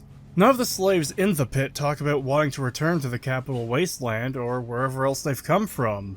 Once again, there's an implied connection, but no follow-up whatsoever. Again, this is one of those things that's a massive problem, but you can't really say much about it due to how straightforward the problem is. That and the fact there's so little substance to it in this game that there's just not a lot to say. The only thing worth mentioning is Gob, who technically isn't a slave, but an indentured servant to Moriarty. Essentially, he has to work off a debt to Moriarty, because Moriarty did buy him from slavers. But this was so distasteful to the people of Megaton, that Moriarty made the deal of having Gob pay off the price it cost to buy him in the first place, which Moriarty naturally exploits. Another problem worth mentioning briefly is the fact that the world doesn't feel very interconnected. While there is the occasional mention of another location, like Lucy West sending you to Arafu, most of the town locations in the world feel totally isolated from one another in a way they shouldn't. As far as NPCs knowing about other locations goes, these small islands of content feel more like distant towns in other parts of the world, as opposed to neighboring towns within the same small region of the world. I feel like the most obvious instance of this is Megaton, in which you can nuke the town and there's almost no response from the rest of the world. You might run into a nameless wandering merchant who mentions it, dear old dad will mention it, and Three Dog will talk about it on the radio. This should be one of the biggest events in the Wasteland, next to Liberty Prime's Death March and the water purifier. If the explosion could be seen from Tenpenny Tower, then Oasis, Republic of Dave, Rivet City, and everywhere in between should have seen it. In fact, as sort of a test, as best as I can do with the game, I put on God mode, disabled some walls around Tenpenny Tower, and timed a jump to see what the explosion would look like from the ground, and yeah, there's absolutely no way anyone in the capital Wasteland shouldn't be aware of this, aside from maybe the kids in Lamplight. The point I'm making is that such an obvious destruction of one of the largest towns in the game should be the kind of thing that everyone is aware of and talking about, and yet, no one is. Everyone should be fearing for their own safety, and whoever is responsible for this should be public enemy number one, though no one should know who did it. Moreover, if people are actually producing something in this world, then the loss of Megaton would be devastating to the surrounding towns that rely on them for supplies. Instead, there's no difference to the rest of the world whether or not Megaton exists. It doesn't affect anyone who didn't get vaporized in the explosion. Once again, this is an absolutely dire failure of world building. The destruction of a major location should be more impactful to the world than simply a location ceasing to exist. But because the world building is so shallow and non-existent, that's all it ends up being. One of the small isolated islands of content gets erased, and nothing comes of it. In similar fashion, the rest of these islands of content feel totally isolated to the rest of the world. No one cares about the people of Arafu, except the people of Arafu and one quest giver in Megaton. No one cares about the people of the Republic of Dave, aside from the people of Republic of Dave. No one cares about the people of Big Town, aside from the people of Big Town. The lack of interconnectivity makes it feel like each town location exists within a bubble, that none of this was created with a cohesive vision of the world in mind, but more as a slapdash mix of a bunch of disparate, unrelated ideas thrown into a pot and mashed together to form a world with no rhyme or reason. It feels like a developer playground, where the people who made this game get to try out ideas they have, detached from the creations of one another, and all the space in between their dungeons, towns, and sparse quests is nothing but filler. Needless to say, but this isn't how a world should feel. And just to make clear, by filler I don't mean empty space in the world. Empty space is important. The vast stretches of nothing in a world help to break up the gameplay, so everything has room to breathe, and gives you time to think and reflect on what you're doing, as well as giving chances to have natural encounters within the world. In the case of Fallout 3, the world itself feels like filler, because it serves no other purpose than being a playground to mindlessly romp around in. It's a theme park with a bunch of attractions, but no substance or depth. The world doesn't exist for its own sake, but is a little more than a box to host content that was haphazardly thrown together. This is the culmination of much of what I've talked about so far in this video, and what I'm going to continue talking about throughout the rest of this video, at least as far as the base game goes, because this is the biggest problem of all in this game. The abject failure of the world building on every level in this game is by far the worst actual part of the game as a whole. Worse than the poorly written garbage story, worse than the game pilfering stuff from the originals and bastardizing them, worse than any of its DLCs. Because as bad as the story is, as poorly handled as the poached aspects from the originals were, there's no excuse for the world building to be this thoroughly awful and broken. You would think somewhere there'd be some kind of effort and consideration put into the world building, but it appears as though there was none. It genuinely feels like no actual thought was put into it, and the result is a cascade of problems that affect every other part of the game, up to and including the main story. The main story isn't bad because there aren't any farms, but it is made worse by it. Power of the Atom isn't bad because Big Town isn't affected by its destruction, but it is made worse by it. The only ways to immerse yourself within this world is to not think about it at all, or to cope your way to an explanation not provided or supported by the game, and is still contradicted by 100 other things in the game, resulting in cognitive dissonance. Moving along, there's another aspect to all these towns in the game that needs to be addressed, and that's the fact in how most, if not all of them, are based around some kind of cheap gimmick, which is oftentimes shallow or utter nonsense. Some of these have been covered to some degree already, such as Megaton and Little Lamplight, but there are others as well. I don't need to cover Lamplight again here, as I've already gone fairly in depth on the issues this town has, as well as the fact that the gimmick is obvious from the start. It's a town populated entirely by children, and someone at some stage of development thought that was cool and put it into the game, with no more thought or consideration for why this doesn't work. Much more important to cover, however, is Megaton.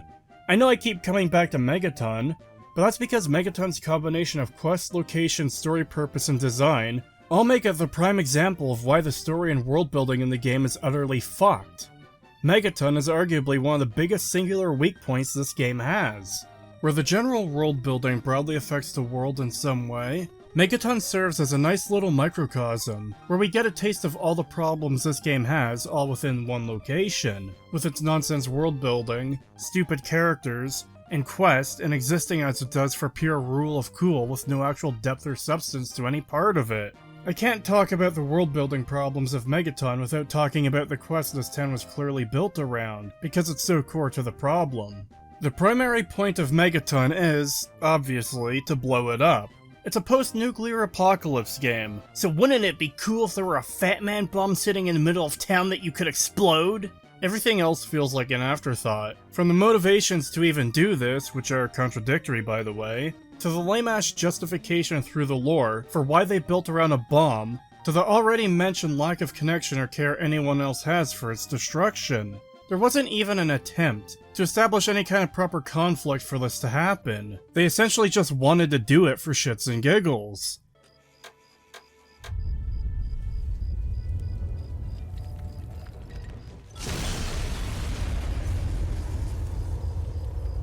Now that, my friend, is beautiful. Well done, Mr. Burke. What a grand display of fireworks. I almost wish there was another nuke we could detonate. You don't see that very often. I'm glad you're pleased. I had help, of course. Hell, even the decision to use a Fat Man-style bomb contradicts Fallout 3 itself, which tells us they have intercontinental ballistic missiles. It really is just pure rule of cool and style over substance. This quest is about nothing more than pure spectacle. Which is a shame, because you still could have had this spectacle to be the finale to a much better conflict or story. Both Fallout 1 and 2 ended with a nuke going off, and you get that spectacle, especially in Fallout 1, at the conclusion of a great story.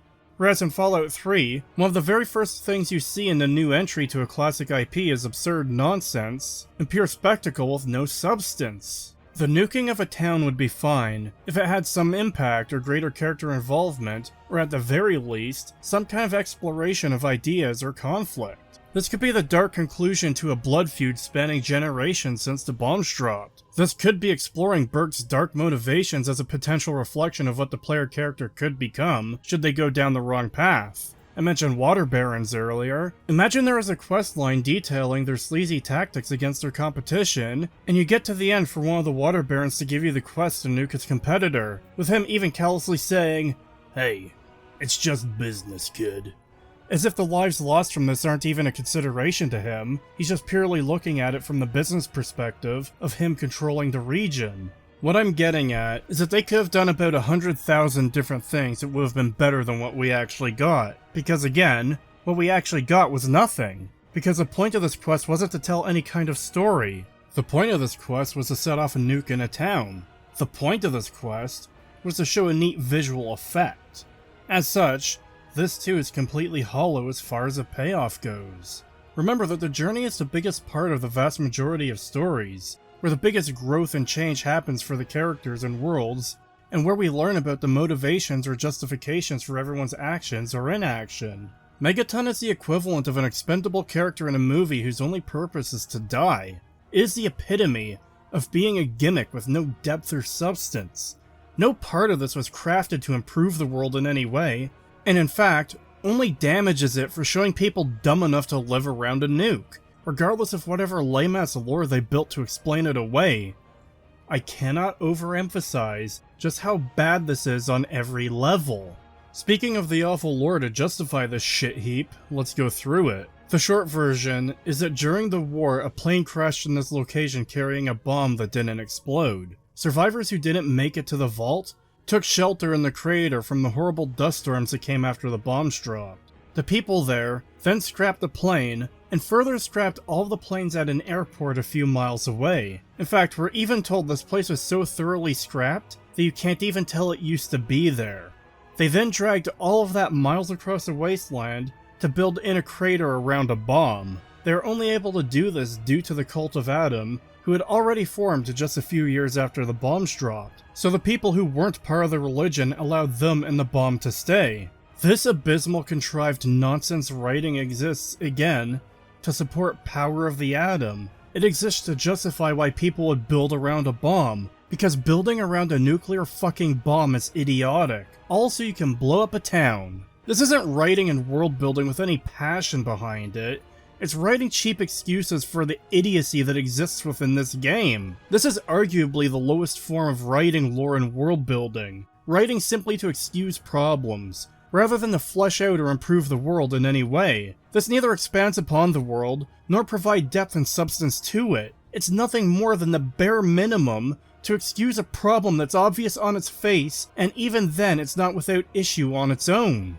If you were going to scrap all the airplanes at an airport to build a ramshackle shithole like Megaton, why wouldn't you have just done it at the airport where most of the building material you used already was? Why go out of your way to build around a bomb that could kill you, either by going critical, or through long-term radiation poisoning? Why not scrap any of the nearby cars and buses and vending machines and stuff?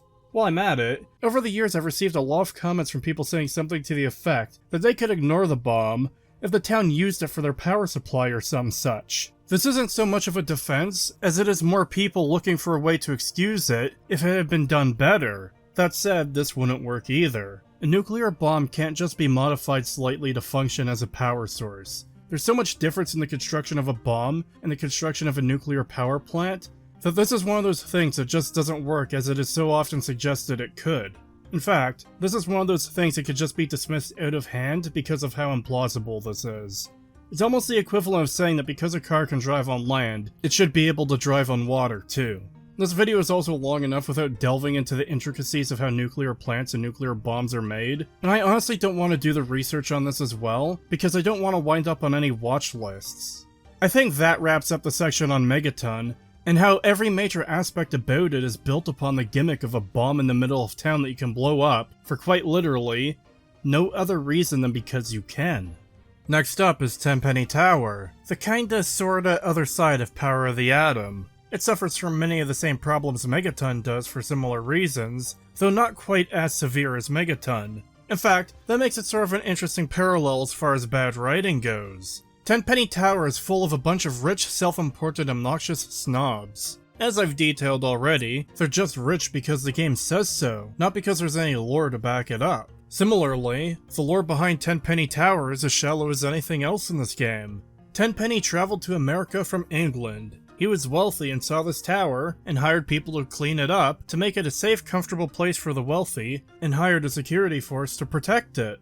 Needless to say, this is nothing, and once again, it's a bare excuse for this place to exist as it is. The wealth these people are supposed to have should be impossible in this world as presented. How do you attain such wealth when no one does anything? More importantly, however, this is another town full of expendable people, because there's a quest that can result in them all dying. In fact, this is true of 2 of the 3 endings. As such, it almost seems the developer's intention is that they're a bunch of rich snobs who get a deserved fate of being wiped out by the very people they are being racist towards. These characters can't be important or have depth because, much like Megaton, you can cause Tenpenny Tower to get wiped out through the quest in very short order. Nothing interesting is really done with this location. It's just a nice clean place full of rich snobs who exist to die, or, should they live, exist to do nothing at all. And by the way, the actual depth to the moral choice in the quest here is far, far overblown, but I'll get to that when I get to that. Moving along, Big Town is a little more than a continuation of Little Lamplight. There's much less of a gimmick here, in that the people here are just unprepared for living in the world due to their upbringing in Lamplight. It's just a town of people who, again, don't do anything and serve little to no purpose. Their greatest purpose is in the fact they care about their missing friends in a quest, and they exist to be victims of slavers and super mutants. Arafu is a town on a bridge. Again, covered this before, but have to reiterate here for the sake of completeness and as a reminder. There's not much to be said about it. Building a town on an overpass makes sense so far as limiting directions you can be attacked from, but you again run into the issue of what do they do to survive, which is again, nothing. It's a neat idea in concept, but isn't utilized in any interesting or meaningful way. It's just kind of there. It makes no real difference as far as story or world go, whether they're on a highway overpass or not. Rivet City is a town built within a beached aircraft carrier. Let's ignore the fact this ship should have been battered by the waves and rusted down to basically nothing within a couple decades. This location again feels like a set piece that's here more for rule of cool than anything else. Again, it's just a gimmick. They don't even use the flight deck for anything. They do have a bridge that swings out, so at least they've got some way to defend the town from attack, I guess. Republic of Dave is little more than a joke town, where the 5 residents hold an election to decide who their leader should be. In fact, it's almost as bad as Girder's Shade, where once again no one does anything of value, while in this case pretending to be a powerful nation. Canterbury Commons mostly feels like a normal town, though I guess you could consider their gimmick to be the Superhuman Gambit quest, and Andale's a suspiciously nice place and the gimmick is that they're cannibals. Finally, Paradise Falls is the slaver town.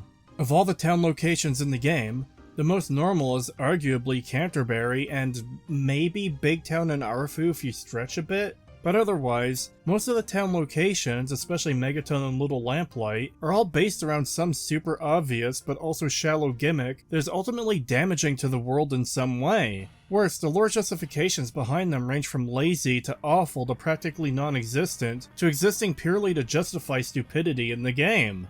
As if having lore is enough to back it up, regardless of the quality of the writing for that lore. For example, most of the background lore for Arfu comes from a game guide, and this isn't the only time stuff like this happens, where the only information on a character, location, or even faction comes from an outside third-party source. Republic of Dave, similarly, has most of its lore come from a game guide, with the only real piece of lore related to the place being that it was named the Kingdom of Tom before Dave became leader. Andale has the short and ridiculous lore of 4 families becoming cannibals and inbreeding for 200 years. They just survived here with little to no defenses all that time. The lore for Rivet City is little more than there is an abandoned aircraft carrier and people settled in it. Keep in mind, finding out the founding of Rivet City is part of the Wasteland Survival Guide quest, and the lore is still basically shallow and worthless. Canterbury Commons? Founded 20 years ago to be a trade hub. The guy who founded it still runs the place. Where is this lore from? The game guide. Time and again, it's the same thing with this game. You try to look up lore on something and it doesn't exist, or it comes from an outside source like a game guide or an interview, or the lore is the drivel that only exists to support the stupidity of the world.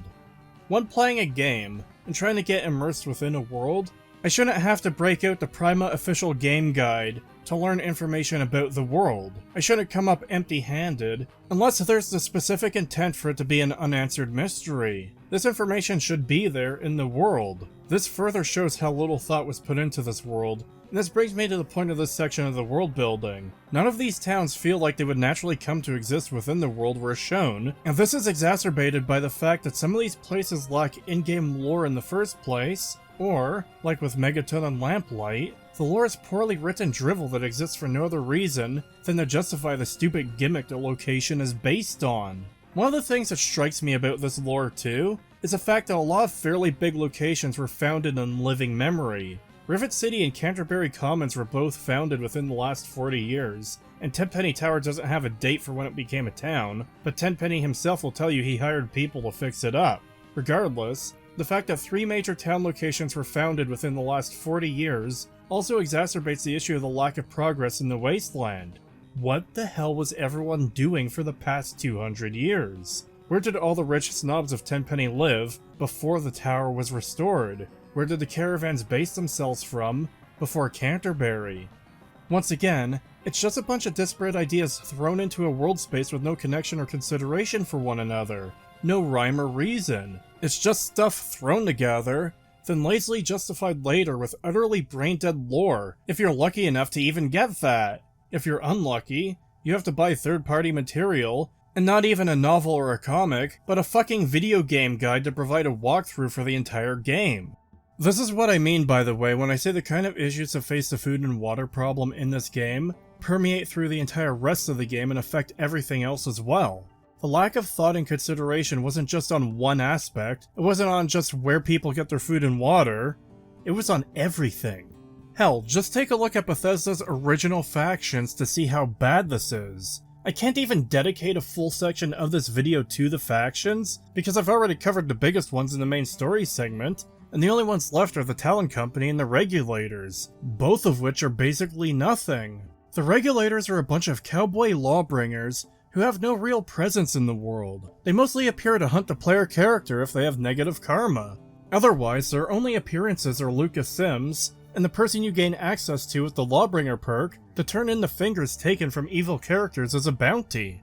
The Talon Company, on the other hand, are a group of mercenaries who exist to be raiders, but worse. Their main piece of lore comes from a game guide, too. Apparently some wealthy benefactor pays them to keep the capital Wasteland in a chaotic state of lawlessness. Yes, great lore, thank you Bethesda, this totally isn't worthless dog shit at all. Besides that, we have the family and Reilly's Rangers, both of which are shallow, and the family in particular is pretty bad. I'll have to cover both of these factions later when I cover the respective quests, but it's worth giving them both a quick mention here.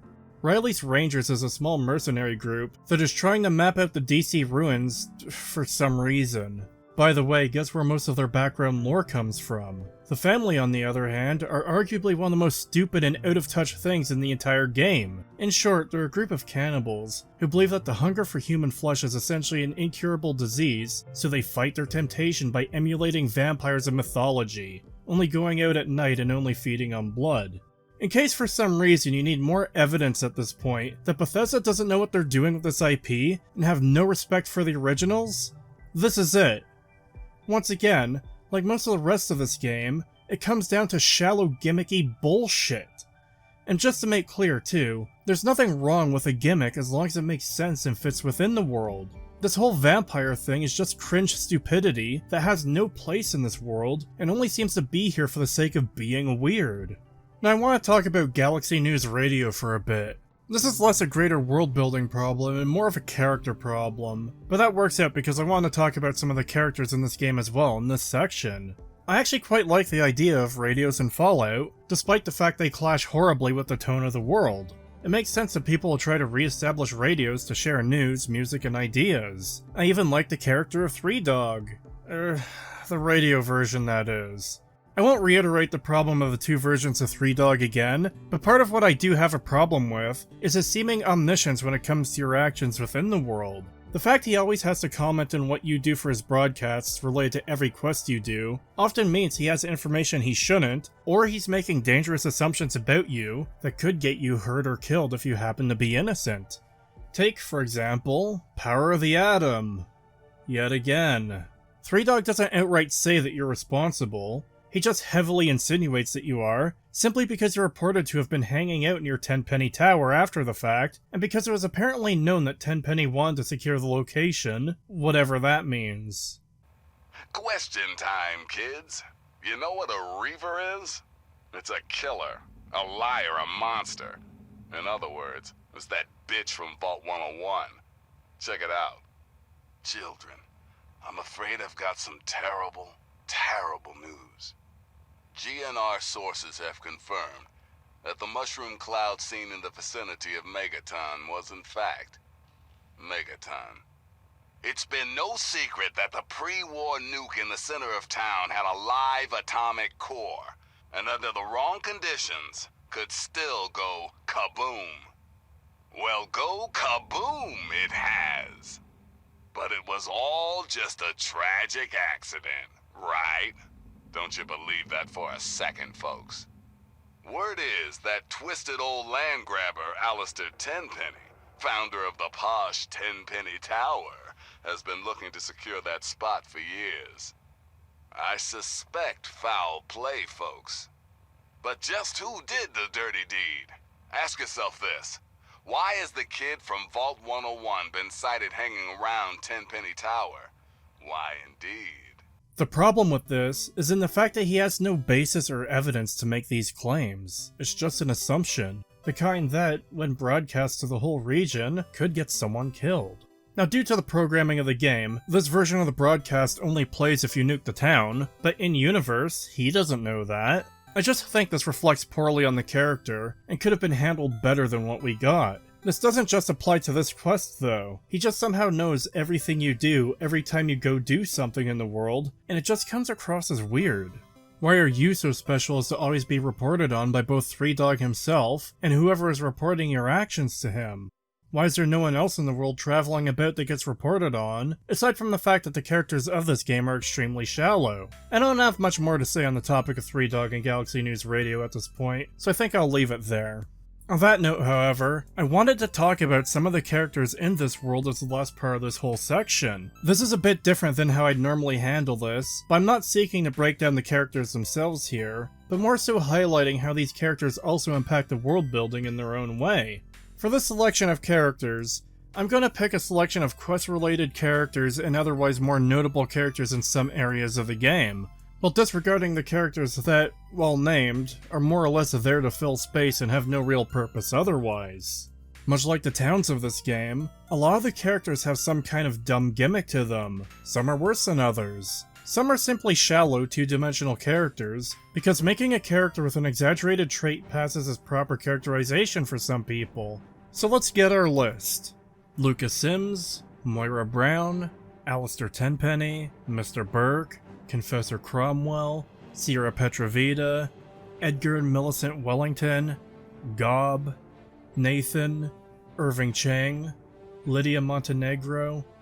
Most of these characters either live in Megaton or Tenpenny Tower. These are likely to be locations the player visits most often, as two of the player homes in the game are in these locations. So these are characters the player will likely be interacting with, or at least passing by most often. Now already, most of these characters just being mentioned, if you're familiar with them, should evoke their primary trait or their gimmick in your mind. Nathan, for example, is a hardcore pro-American Enclave supporter. God bless the USA and nowhere else. Cartoonish, shallow, and ridiculous, much like the rest of the game. This is pretty much his only character trait. In fact, one of the things Bethesda likes to push with these games is Americana, or cheap parodies of pro-USA type people. This character is nothing more than an obnoxious joke with the subtlety of a train crash. You can actually find him in Raven Rock if he's still alive by the time you get there, and he'll have realized that the Enclave is evil. Again, there's no subtlety to the joke or the potential political commentary on people who trust the government. He's just a two-dimensional cartoon character whose whole point in existing isn't to add to the world in any substantive or interesting way, but to be an unfunny joke. By the way, can you guess where most of the information on his backstory comes from? Yeah, noticing a pattern yet? Nathan has a counterpart in Tenpenny Tower by the name of Irving Chang. He believes himself to be the direct descendant of China's chairman at the time of the war. He's very pro-communist and refers to everyone as comrade. He's equally as cartoonish, stupid, and ridiculous as Nathan is, and he's just as much of a shallow gimmick as Nathan is too, and yet again, there's no depth or nuance to either of these characters or what they believe. Next up, let's take a look at Edgar and Millicent Wellington and Lydia Montenegro. Once again, no depth, just self-important snooty rich people who look down on everyone else as being beneath them. Yet more cartoonish parodies with no substance. This applies to most of the named Tenpenny residents, by the way. I just don't want to list them all. How about good old Moira Brown? An obnoxious character with the IQ and personality of a boulder suffering from brain damage. I honestly don't know what else I can say about her. That's just her entire character. Okay, I even stitched a little smiley face in you to keep up your spirits. It's kind of hard to see from your side, though. How are those hot little potatoes? Because, you know, they're on the ground, like potatoes, and hot because they, explode. That and her involvement in the Wasteland Survival Guide quest, where she offers such wonderful pieces of advice, such as searching grocery stores for food, or collecting active landmines to make money. Then we've got Sierra Petrovita, a character whose whole personality is also being a complete and utter moron, and being obsessed with Nuka-Cola, in the same way as your average Disney Star Wars fan is with modern Star Wars. Confessor Cromwell, similar to the rest I've described so far, is a gimmick as far as him being an obnoxious preacher standing in the street and shouting all day every day. He is, again, shallow with little to no backstory. Now I should make it clear, this is just a selection of characters that are particularly bad. Most characters don't really have a gimmick like this, most characters appear to just be people to fill the world. The problem more so arises from the fact that a good deal of prominent characters, being absolutely ridiculous cartoon characters, goes a long way to shaping the tone of this game. The dozens of more subdued characters don't do much to offset the more zany, wacky characters due to how prominent they are. Rather than trying to give any of them depth to make them more interesting characters, most of them are just their obvious trait. God bless the USA and nowhere else. The result is that you tend to remember the Nathans, Moiras, and Cromwells more so than any of the other characters, made worse by almost every other character essentially being little more than filler in the world. Further, we have Lucas Sims, Tenpenny, and Mr. Burke, who are all similarly shallow. They're not quite as gimmicky as the others, but are still oddities worth mentioning. Lucas Sims is the only character in a cowboy outfit, and it seems like it was a developer choice purely on the rule of cool and nothing else. He's the sheriff and mayor of the town, but that's essentially meaningless since he doesn't actually do anything, because like the rest of Megaton, he's expendable, so not much resources put into him.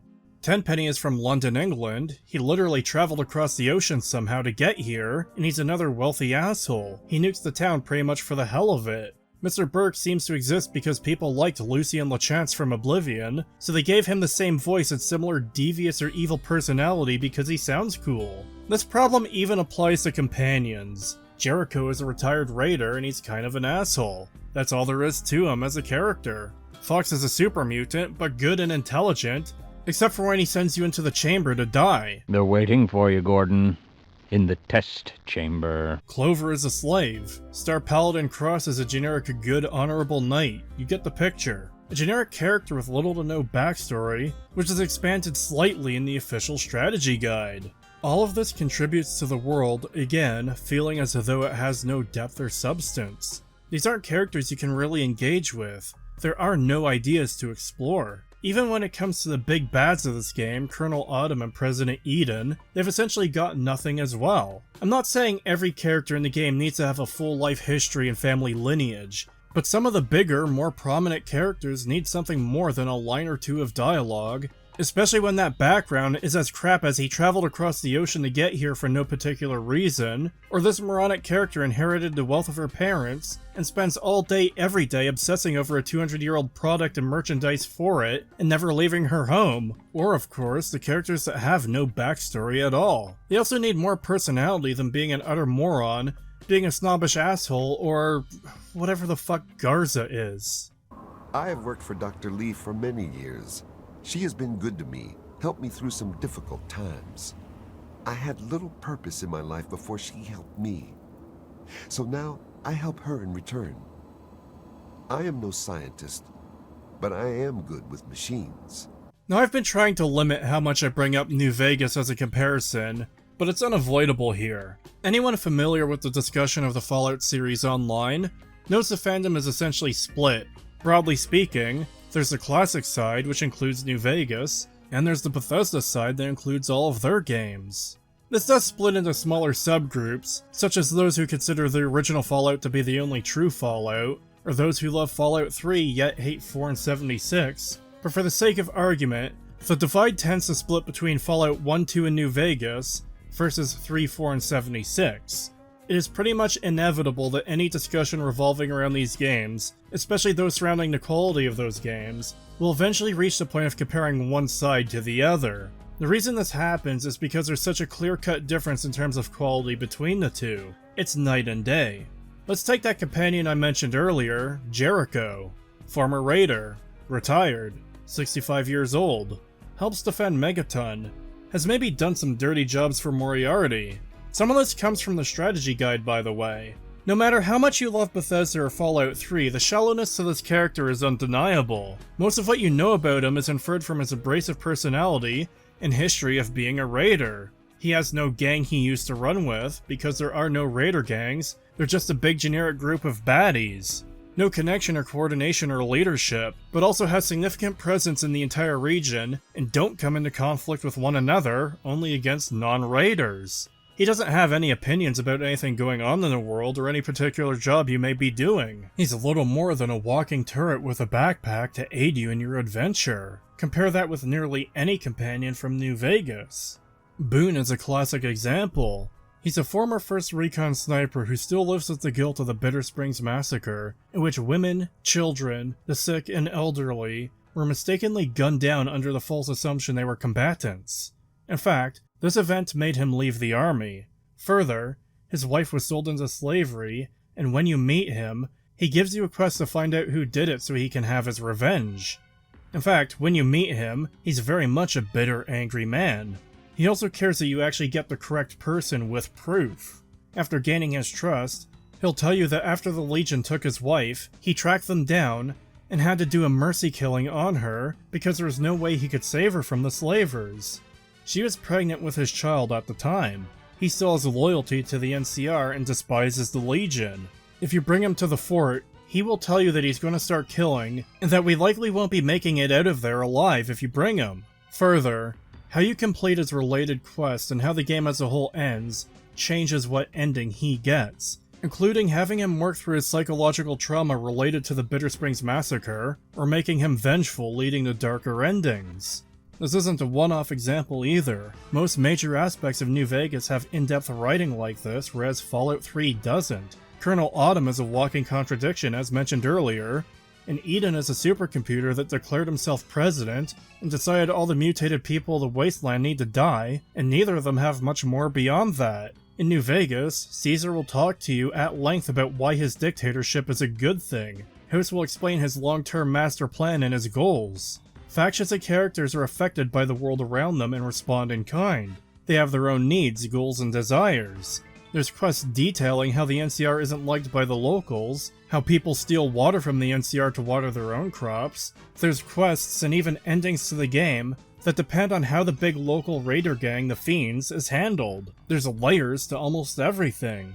The difference in the quality between the writing of these two games is undeniable. Where Fallout 3 seeks to build a post-apocalypse theme park full of disparate ideas mashed together without any rhyme or reason, New Vegas seeks to build a world full of believable characters, locations, factions, and events, despite some superficial aspects appearing to be a bit silly on the surface. This is the difference between Fallout 3's world feeling incredibly artificial and shallow, as opposed to the world of New Vegas feeling like a real place full of real people with real struggles. To round out this section, there's one last thing I want to talk about, and this is more so something I've discovered while working on this video, and this section of the video in particular. Part of my process in making these videos is to reference the fan wiki, as well as playing through the game. I use the wiki to see if there's anything potentially important I might have missed, or otherwise to give me a lead on something I might be looking for in-game. Much how like your teacher in school tells you to not use Wikipedia as a source, but to go look at the sources on a Wikipedia page, that is part of my process here. I don't rely on the wiki to provide me information, I instead seek out what they're referencing, and go find the relevant dialogue, notes, and terminal logs in-game. As such, when looking up the backstories and lore for characters, towns, and factions, I've come to learn there is a very large portion of lore for this game that is sourced entirely from the strategy guide, and as far as I'm concerned, that's unacceptable. Not that the wiki uses it, but that a substantial portion of the lore only exists in a glorified walkthrough guide. It is my belief that all the relevant and important lore to the world should be found within the primary product.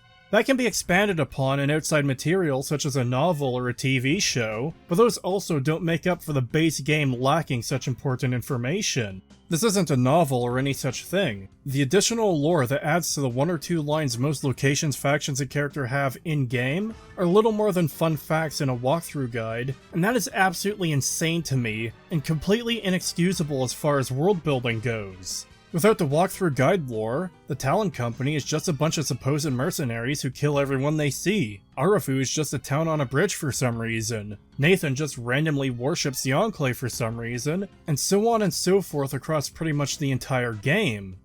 At the end of all of this, I'm just left with one thought. World building this thoroughly broken should not be possible. Instead, it has become standard for this franchise under Bethesda's ownership. The utter lack of consideration for why anything in the world is the way it is, beyond excusing some of the most stupid choices and gimmicks in this game, speaks to the sheer laziness and lack of care when it came to building this world. The first thing worth mentioning, before getting into the quests themselves, is the fact this game is lacking in substantive side content. To say there's a dire lack of side quests is no less than the objective truth. Fallout 3 has just 17 side quests total in the base game. For a point of comparison, and including side faction quests, Morrowind had approximately 370, Oblivion had approximately 140, New Vegas had approximately 80, not counting main story faction quests. Skyrim had approximately 170, Fallout 4 had 35, again, not counting main story faction quests. That is just side content, not including main story quests.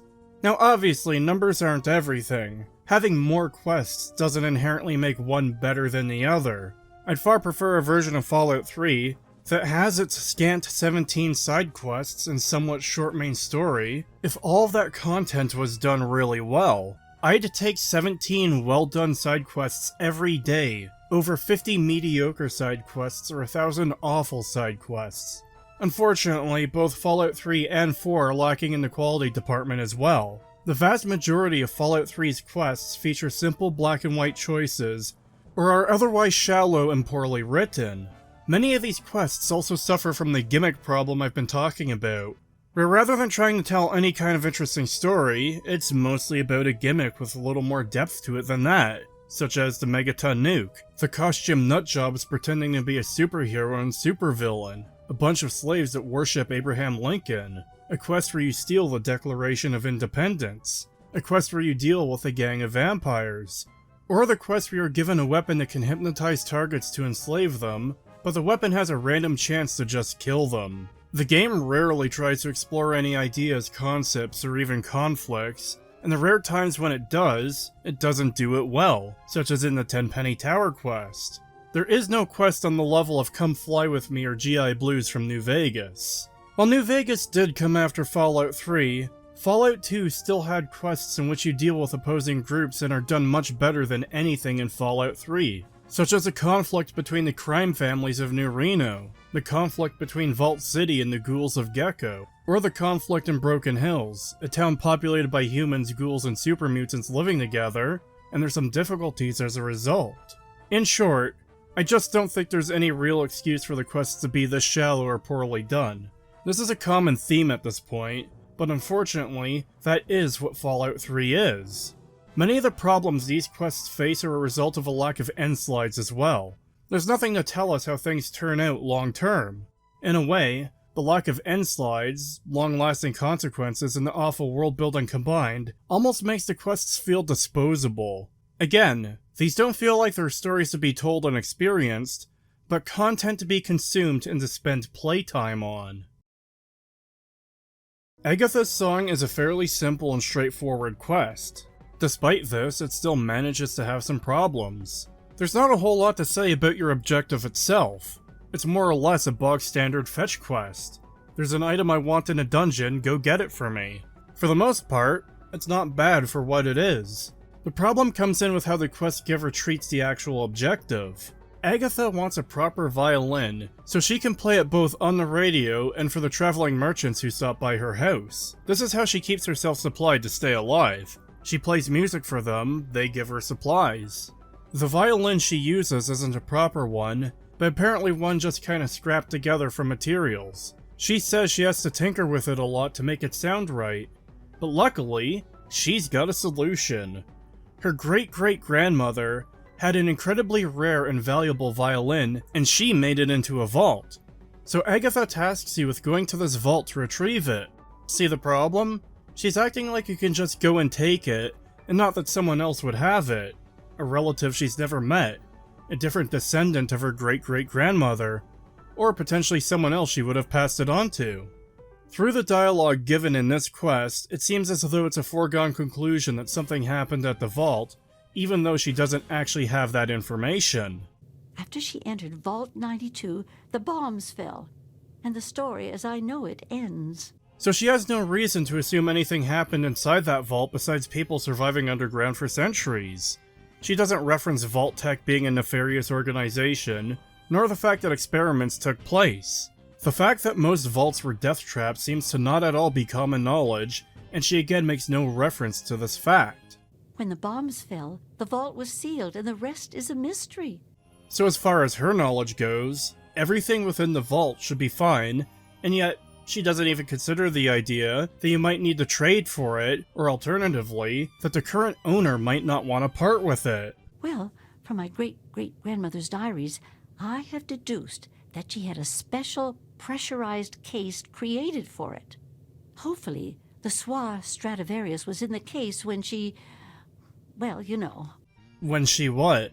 Passed away at a ripe old age and passed it down to her closest living relative, who then passed it down to their closest living relative? This is what I mean. This bitch is just assuming that her ancestor died horribly, and that there is no one to lay claim to the violin after the fact. That it's just sitting in a dank dungeon somewhere waiting to be collected. Perhaps when you find it, you can find some sort of a record of what occurred inside. You mean like asking the living residents of the vault what her great-great-grandmother's life was like because there's no reason to assume everyone died horribly? Now of course, everyone did die in the vault. There was an experiment that resulted in everyone dying. But she doesn't know that and shouldn't be acting like that's the case when she doesn't have any reason to think so.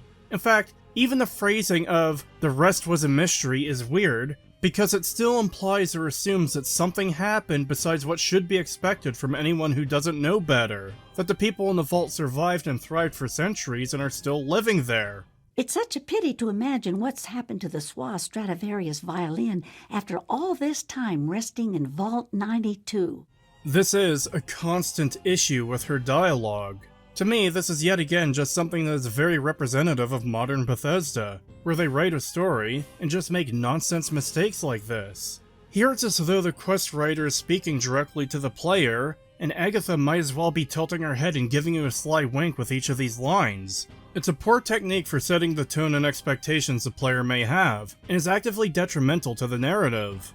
Now there's no shock on discovering what happened in Vault 92, since you're only confirming what you're already led to believe. The hows and whys barely matter. This isn't the worst thing in the game by a long shot. I'd argue this is even a fairly decent, if shallow, quest otherwise. But stuff like this is emblematic of the writing quality of this game. Rather than writing it in a way that makes sense, that she assumes it'll be difficult to get because the current owner won't want to part with it, but then it's a surprise to find the vault fell. We instead get this nonsense where she just assumes everyone is dead, and the violin has just been sitting there unused for decades. In fact, considering she frequently references the letters between her great-great-grandmother and her daughter, who's Agatha's great-grandmother, it's really weird that she doesn't at all care about the fate of the people in the vault, including her direct ancestor who died horribly. It comes across as though she only cares about the item she wants, damn any potential descendants and therefore relatives she may have, damn her great-great-grandmother who died horribly, and damn everyone else who died in the vault. There's not much more I can really say beyond that. Big Trouble in Big Town is a largely inoffensive quest on its own. A couple people from the town were kidnapped by super mutants, and you've got to rescue them. Bada boom bada bing. But there's a second portion to the quest where the super mutants are going to attack the town again, and you can either teach them a skill if your own skills are high enough, help them defend the town yourself, or leave them to their fate. This part of the quest I have a bit more issue with because of how shallow it is. You just kinda help them do something and suddenly they're just good at it. But it has no real tangible effect, where what you teach them should be reflected in the town and helps them prosper in some way related to what you did. Help them fix their robot and they become a small tech hub. Help them learn to shoot and they start a mercenary group to earn money and so on and so forth. Instead, it's just kind of a one-off thing for this attack, and you never really deal with them again. Like much of the rest of the game, these characters in this location are disposable, so they don't have anything to them beyond the bare minimum. It's disappointing, but not unexpected from the game at this point. The biggest actual problems regarding this quest is more down to the related world building of Big Town and everything to do with it. I've repeatedly referenced the fact that the people here don't do anything to survive. They don't grow anything, they don't collect valuable resource, they don't make anything, they just kind of exist here. That is still absolutely a problem, but what's worse is the fact that they're constantly under threat from super mutants who kidnap them and eat them, or otherwise drag them away to Vault 87 to turn into more super mutants. And they're also under threat from slavers from Paradise Falls, who obviously wish to enslave them. If you're under constant threat from two groups you're completely unable to deal with, well, first of all, I have no idea how you've survived this long. You'd think one attack would wipe out the whole town, but more importantly, you'd think they'd move. I get that nowhere in the nuclear wasteland is safe, but this is a location that is especially unsafe and there's no reason to continue to stay here. At least if there was some kind of natural resource for them to take advantage of, there'd at least be a reason, but there is none. They just come here and linger and do nothing until they're enslaved, eaten, or turned into a horrible mutant. I wish I had more to say about this quest. It is among the better quests in the game, but that's still not a high bar to cross, and I just wish there were more to this quest and the world building issues were fixed. This is one of the quests in the game that I find particularly frustrating and obnoxious for what they're trying to do. The town of Arafu has been dealing with a gang of raiders by the name of the Family. They've killed Arafu's Brahmin livestock, they terrorized the people of the town, and most recently, they've apparently kidnapped the son of the West family.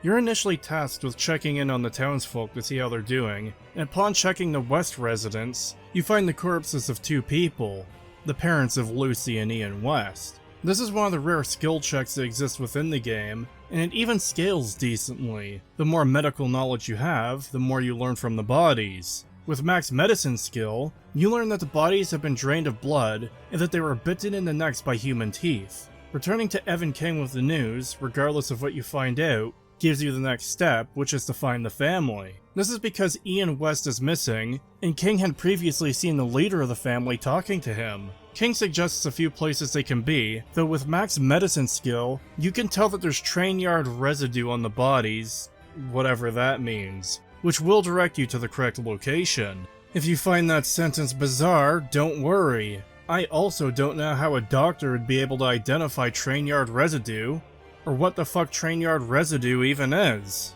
A quick Google search for the term returns to Fallout wiki pages related to this quest, and questions on various forums regarding this quest. Aside from getting the correct location with the highest medicine check, most of the other skill checks on the bodies don't have significant impact on the quest. In fact, none of them do, I checked. The difference is a little more than flavor dialogue from King.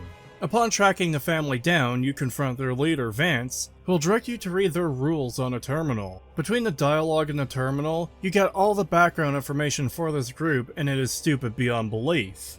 In short, the family are people who have a cannibalistic hunger, and their way of fighting this dark urge is to instead feed on blood and emulate vampires by living underground and only going out at night. This is incredibly stupid. First of all, a quest like this has no place in Fallout. While there is an attempt to have conflict between groups, the idea of a family of vampires but not really is beyond ridiculous and nonsense and does not fit in with the world of Fallout. Fallout is a world that does have some fantastical elements, such as super mutants and ghouls and psychers, but is still very much grounded in most regards. The existence of some elements beyond what exists or is possible in real life does not translate into a free pass to just do anything on a whim, nor do Easter eggs for that matter. There still needs to be a consistency to the world. People feeding exclusively on blood doesn't improve or advance or expand the world in any meaningful or interesting way, and it doesn't fit in with what's been done with the series to date. It appears to be a little more than weird purely for the sake of weird, a reference to vampires purely for the sake of it. Even amongst Fallout 3's own quests, which as I've said are not good, this doesn't fit among them and stands out as being particularly unusual. That said, it does make sense that a blood cult would be in Washington, D.C. Further, the whole premise of this quest and small faction doesn't make sense. The idea that a cannibalistic hunger is some innate, overwhelming affliction that some people apparently just have and find difficult to control, but it's also just exclusive for this quest apparently? There are other cannibals in Fallout 3 and other Fallout games they've done, but none describe having the same issue. Most do it out of desperation, or due to traditions have formed post-war, or even just because they actually want to. In fact, if you kill the cannibals of Andale, but leave Old Man Harris alive, he'll tell you about how he's grown disgusted with cannibalism, and will raise the orphan children of the Andale cannibals to not eat people, as though it's just a simple choice. These families who have been eating people for generations have no trouble with the hunger, but Vance and the family do? There's also the fact that Vance and the family fights this hunger by drinking blood, as if that is somehow any better. Eating people is bad, but apparently drinking their blood is just fine. They even have in their laws that they will still kill people to feed, meaning they're still engaging in the worst part of all of this. They're still killing people just to feed on them. Vance acts pretentious and high and mighty towards you because he assumes you're misjudging them, but there's very little to misjudge. These people are still a bunch of freaks whose whole system of belief and lifestyle relies on them killing people. There's also the issue of the family deciding to harass Arafu. We're told they scream and throw bottles at the houses of the people of the town. They also kill the town's Brahmin livestock, so apparently the family just acts like complete psychopaths when the player isn't dealing with them. But to go after Arafu as they do, they have to pass by multiple raider camps as shown on the map here, in order to reach Arafu from their hideout, meaning they're intentionally passing by people no one would actually take issue with disappearing, in order to prey on a defenseless town of innocent people. Also, the fact they feed on Arafu's Brahmin means they should be able to feed on wild animals. You know, ignoring the whole no food issue from earlier. The best ending to this quest is to have the family protect Arafu in exchange for blood donations, which naturally has more problems. First of all, you need the proper tools and sterilizing agents to do this safely, and there's nothing to imply such things are available. Secondly, the 4 people of Arafu, or 5 if you send Ian home, will not be enough to feed the family daily. Thirdly, it seems weird that the people of Arafu are just fine with this and do not find it unusual or weird at all. I find it hard to believe these people will just be perfectly fine with becoming a food source for the gang that's been terrorizing them for weeks or months at this point. Worse is the fact that Arafu isn't shown to need defending. The only problem they have is with the family, because as I've gone through, the world building in this game is complete ass. Vance also mentions that he survived off of blood packs in an old hospital once, which just goes to show how utterly ridiculous this whole scenario is. Donated blood has a shelf life of about 6 weeks, and that's refrigerated to make it last longer. There's no way 200-year-old blood would ever be in any condition to be useful. There's also the additional issue of you sending Ian home and he's just fine after that. He has this hunger that drove him to kill his parents. The family apparently needs to feed on only blood to survive, but once you send him home, it's just not a problem anymore, which just makes this whole thing even more ridiculous. Also, a pet peeve of mine is the fact that once you read their rules, you could say they emulate the mythology of vampires, only for Vance to get all uppity asking if you think he believes he could turn into a bat.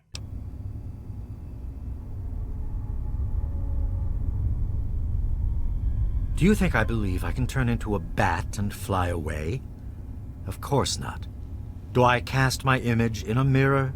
Absolutely. This is despite the fact that you acknowledged that's not the case. It's just really fucking annoying. After going through everything this game has to offer, I think I've come around to hating this quest more than any other. While Blood Ties doesn't damage any existing factions as the main story does, nor is it as poorly written, nor have as much stupidity as certain other parts of the main story, I find the type of stupidity on display here particularly obnoxious. I hate the whole vampires but not really gimmick, I hate how much of a pretentious self-important f***ing Vance is, and I hate how much this whole concept just does not fit in with the world of Fallout. It's just pure goofy wacky idiocy for the sake of it. It's shallow stupid gimmickry for the sake of it. Head of State is a weird one. This is one of those quests where everything about it just doesn't make a whole lot of sense, and I don't know what the actual point of it is. A group of slaves want to make a safe haven for escaped slaves. They live in the ruins of a building, but they have an idea for a better base of operations, the Lincoln Monument in Washington, D.C. The Lincoln Monument is currently held by slavers, and you can inform them of where Hannibal's group is at the Temple of the Union. Further, both groups want artifacts related to Abraham Lincoln. The slaves because Lincoln freed the slaves and see him as a hero, the slavers because they want to destroy artifacts related to him because they might inspire the slaves to revolt or escape. So the escaped slaves in the Temple of the Union, where did they come from? Most of them talk about how they've been enslaved for most, if not all of their lives. They didn't come from the Pit, and no one in the base game owned slaves besides the literal slave market in Paradise Falls. Sure, they could have come from outside of the region, but that then raises the question of why. Why set up your base a few short miles away from a slaver hub? There's also all the random individuals who don't know each other before, and all just happen to have come to the same place. They have no long-term history together. Their whole deal is setting up shop in the Lincoln Memorial, but this is in the middle of the mutant-infested city. How are escaped slaves going to get to you? Hell, how are you going to defend yourselves? Where are you going to get your supplies? They even say they've got more food and weapons than before. Life is much better for us here than it was in the Wasteland. We're better armed and better fed. How? You can't just say that, there needs to be an explanation for it. On that note, it's also questionable as to why the slavers are hanging out in the monument at the start as well.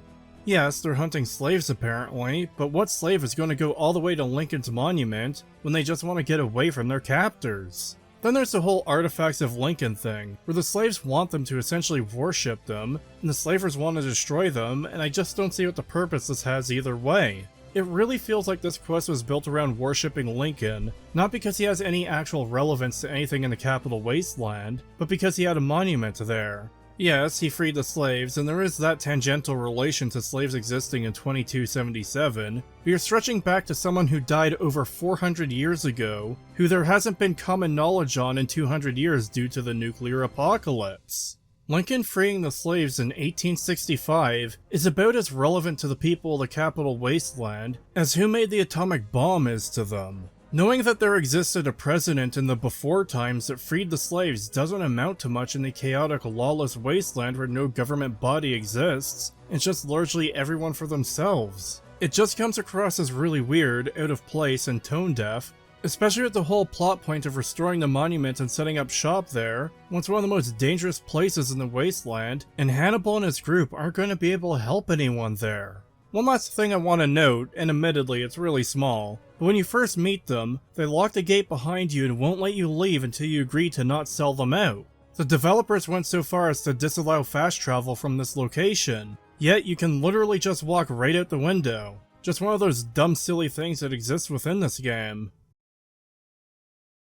Oasis is a quest with some pretty heavy implications for the future of the Wasteland that the game fails to properly address. Oasis is about Harold, a character from the first two Fallout games, having been rooted to the ground, with the plant growing in his head having grown into a full-size tree, permanently immobilizing him. Since then, he's gained a cult of worshippers who believe him to be a god. Because these cultists are written to be complete and total idiots, like most other Bethesda characters, but especially like most religious characters they do, they're largely a bunch of fanatical idiots who take what Harold says not for what he's saying, but as though it's some kind of vague riddle meant to be deciphered, and they've been unable to do so, or that everything he says is to test their faith.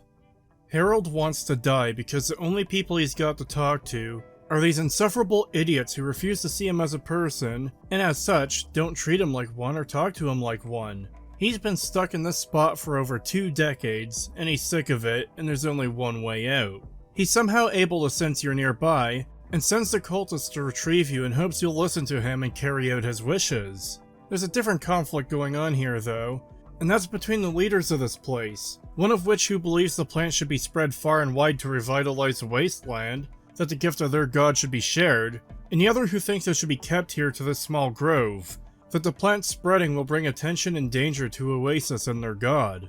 So let's go through these choices. First, and easiest to cover, is the option to limit the plant growth, so the plants don't extend beyond the grove. I honestly don't think this is justified well enough. It's a wasteland and it's dangerous, and you're told they've even had to defend themselves from outsiders in the past, but there's nothing more to this path than the vague idea that if the plants spread more and more, the people will come to destroy them.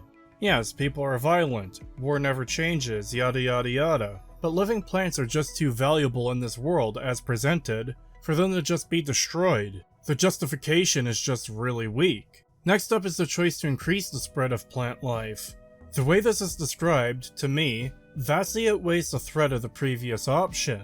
It would be difficult for all this plant life to be wiped out if it's also spreading rapidly. She says it will take decades instead of centuries. This just outright seems like the better option between the two. The only problem is that the one element weighing against this choice, what Harold wants, is effectively nullified by the information you learn in the path where you do kill him as he asks.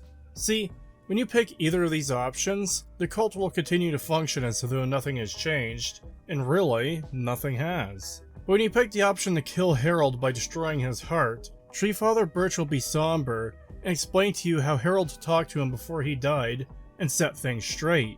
If it were as easy as simply telling the tree minders to cut their stupid nonsense out, then they'd have done so ages ago. The fact they haven't should mean they wouldn't be so quick to change their minds now. But after Harold asks you to kill him, and you ask if the tree minders would come after you for it, he says he'll talk to them as if that would just solve the problem. Oh, no, don't worry about them. When you decide to go down there, I'll have a little chat with Birch and the rest of the gang. They usually don't understand a word I say, but I'll make them come around. Again, if it were that easy, why hasn't it worked yet? The problem with this isn't the fact that if it were that simple, we wouldn't be in this situation in the first place. Something he acknowledges when you first meet him.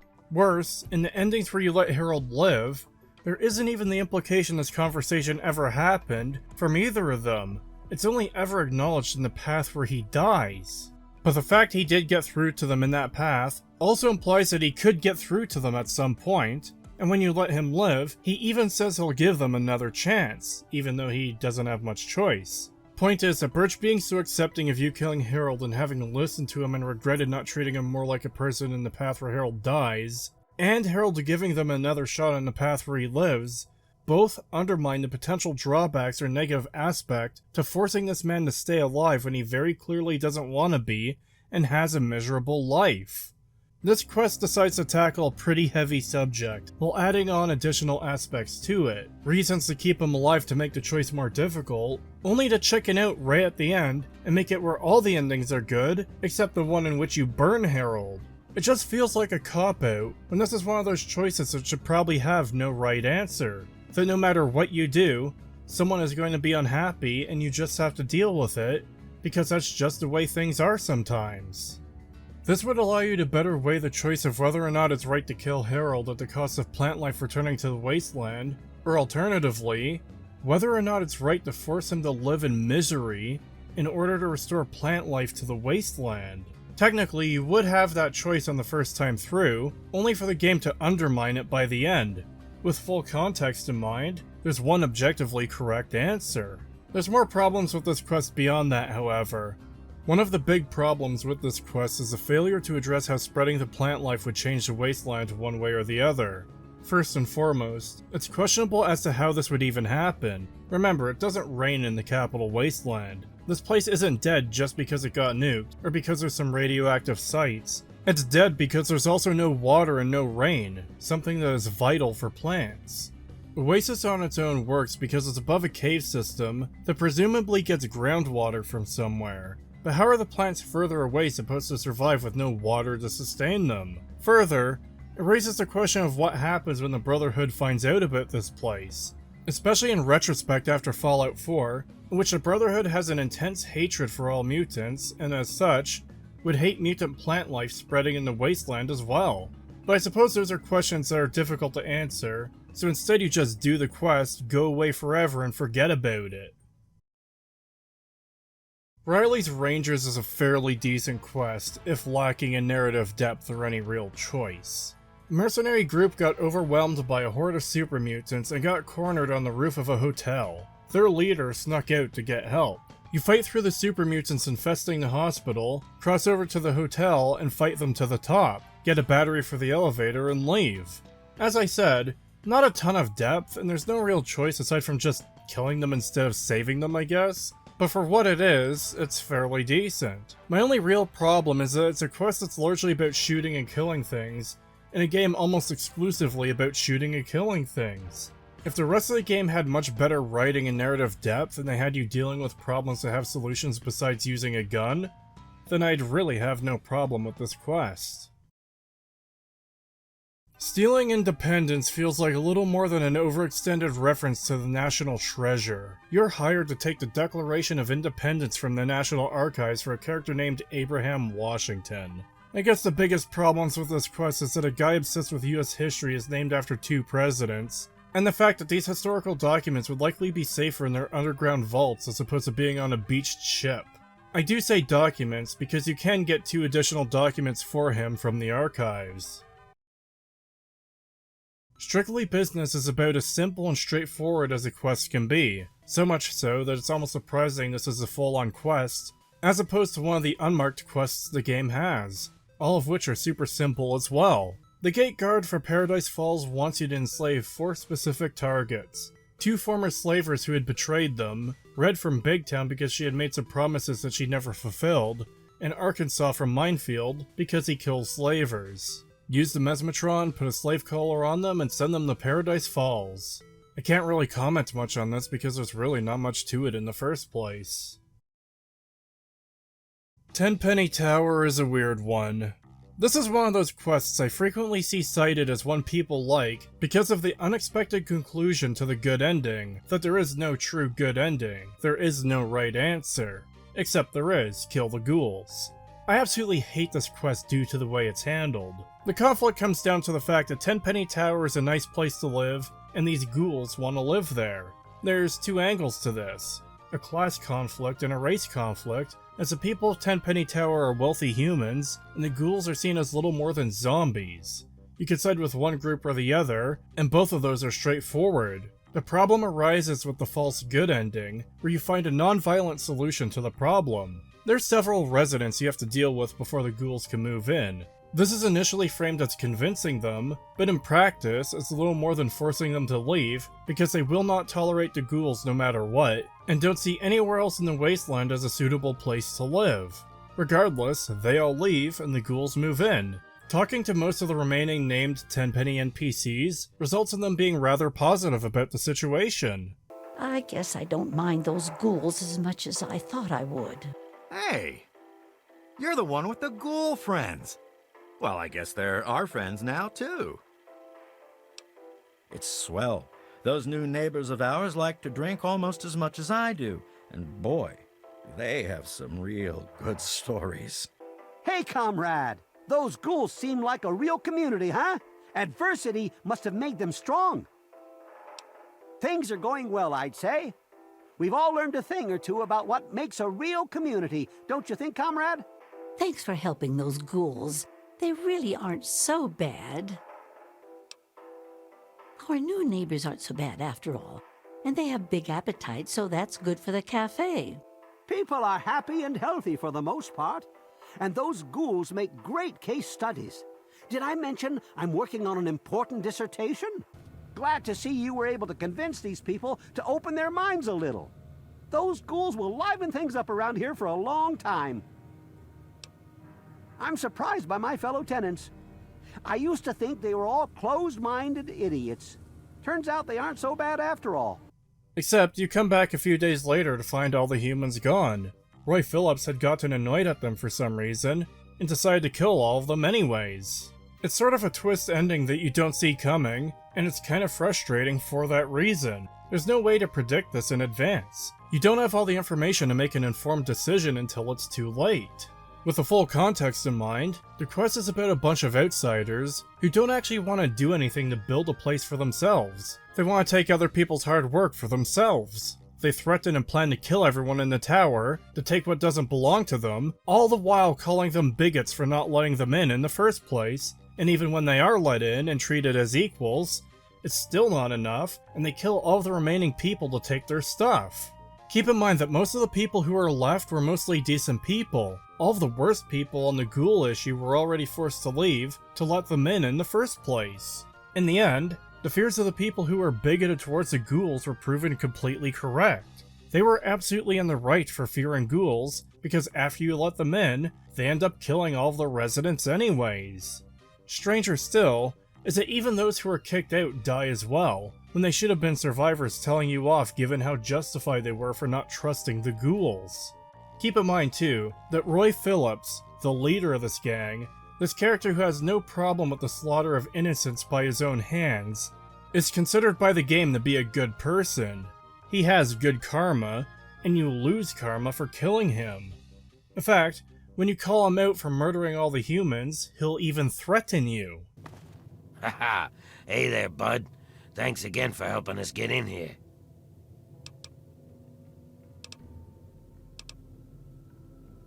They had it coming, but I don't have to justify myself to you or any other smooth skin.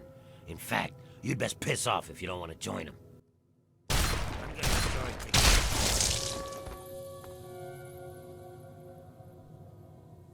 The whole thing combined makes for a really unsatisfying quest because of how every element of it is handled. I have no problem with quests where there is no right answer, where there is no good ending, where you have to make a difficult choice between two sides. But this isn't that. The game tries to paint the Tenpenny residents as a bunch of evil bigots, but this isn't even true for most of them, and a few actual bigots were proven right. Roy Phillips doesn't seem like someone who is a victim of bigotry or racism. He comes across as a selfish, entitled asshole who sees someone has something better than him and is willing to kill for it, even going so far as to kill innocent people even after he's gotten what he wants. Even that could have been done as an interesting story that explores the character, but we don't get that. It just kinda happens and you just have to accept it. The Nuka-Cola challenge is among the worst quests in this game for multiple reasons. This quest is about as inane as it gets. Girdershade is a town populated by two people, a character I'll only refer to as the Nuka-Cola bitch, and her neighbor, Ronald Laren. The Nuka-Cola bitch never leaves her house and obsesses over a pre-war brand of pop, much in the same way that Disney Star Wars fans do with Star Wars. Nuka-Cola bitch has an actual autistic fixation on Nuka-Cola, and makes it her whole life. Her house is filled with merchandise, she makes food of the stuff, and she brings it up whenever possible. I mentioned her much earlier on, and this character's existence directly plays into the whole issue with the state of the world. It is far beyond any reasonable belief or expectation, it is far beyond suspension of disbelief, that someone who sits in her house all day and does nothing besides obsessing over a dead brand from 200 years ago can survive in a world where no one has reliable access to food or water. The game makes a point of saying these people live in the middle of bumfuck nowhere. Like everywhere else in the game, they're not farming anything and have no water source. Yet here they are existing because the game says they do. They've got no concern about keeping supplied to continue living, nor are they under any threat or even danger from nearby wildlife or raiders. Nor do they have any legitimate problem they face that needs to be solved. No, instead the Nuka-Cola bitch wants you to collect Nuka-Cola Quantum because it's a rare flavor released before the war and she wants some. I love the stuff! I can't get enough of it! I thought I was hooked on regular Nuka-Cola, but the Quantum beats it by a long shot. I've got to have more! You go out and her neighbor literally spawns in front of you, since he actually wasn't spawned in when you first arrive, and he'll ask you to give the Quantum to him instead. Why? Because he wants to be her hero so he can fuck her. To show how shallow his desire is, if you kill her and mention to him that he must have loved her, he's confused by it. Love? What are you talking about? All I know is things are sure gonna be awfully quiet around here with her gone. And of course, Nuka-Cola bitch herself is too stupid to understand he wants sex, constantly not understanding innuendo at all, and only takes everything said in their most literal form. This is the exact kind of utter stupidity I find obnoxious, and having major characters like this is part of what leads to Fallout being seen more and more as silly and stupid. Yes, I said major character. Remember, there's only 17 side quests in this game. They dedicated an entire quest to this ridiculous, brainless character. If that's not major, I don't know what is. But further, they brought this loathsome cunt back in Fallout 4's DLC Nuka World to annoy you further with her ceaseless stupidity. This is the kind of character Bethesda decided to follow up on and bring back. They made this utter brainless degenerate a recurring character. This quest genuinely is representative of the quality and effort Bethesda puts into these games. Just total low-effort nonsense garbage, with no respect or understanding for the originals. It's just superficial garbage. I've referenced this quest many times at this point, because it is arguably one of the worst parts of the game, due to all the many issues it both causes and represents. Despite everything I've said so far, there's still more to say on it, and besides, it's still best to cover it regardless for the sake of completion. Power of the Atom is a quest in which you have the choice of either disarming or detonating the bomb in the center of the town of Megaton. As I went over extensively earlier in the video, there is no good reason given for the town to have been built around a bomb.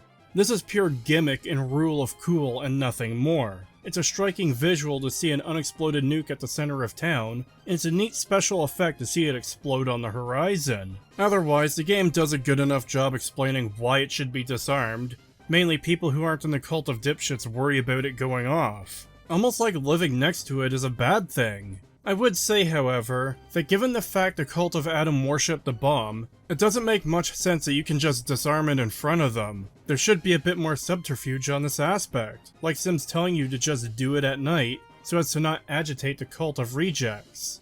On the other side of this, blowing it up isn't well justified in the slightest. In fact, quite the opposite, the game gives multiple conflicting reasons why Tenpenny and Burke want to set it off, some of which are outright nonsense. The first reason we're given is from Burke, who essentially says that the people of Megaton are backward degenerates, and that the mindset that allowed this town to exist needs to be destroyed.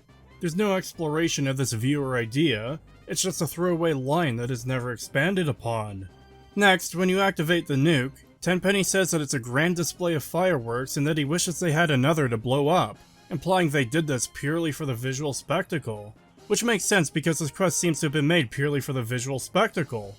Following that, if you talk to Tenpenny himself, he will explain that he found Megaton to be an eyesore on the horizon. Fact is, you cannot see Megaton from the tower, and worse, if you no-clip or free-cam to the location of the town, it's entirely obscured by a hill and a highway overpass. Worse yet, how is Megaton in particular an eyesore over everything else in the wasteland around you? This disparity between the rationales presented by Burke and Tenpenny seem to imply that Burke would be the real mastermind behind the destruction of Megaton. He has a passionate hatred for it, appears to have contacts capable of acquiring the advanced tech needed to detonate the bomb. If the ghouls have already killed Tenpenny, it doesn't matter. Burke is still there arranging the detonation, now with Roy Phillips, who agrees Megaton should be blown away. Hey, now come on. The old man got what he had coming. Look, maybe we can work something out. You said you just have some, business to conclude? Correct. You and your friends may have killed Tenpenny, but the man gave me a task, and I intend to complete it. There's a detonator on the balcony. When that switch is activated, the bomb at the center of Megaton goes boom. That will conclude my business. Holy shit. You're gonna blow up Megaton? No lie. Look, Bert, if you're about to burn down that smooth-skinned shithole, I ain't gonna stop you.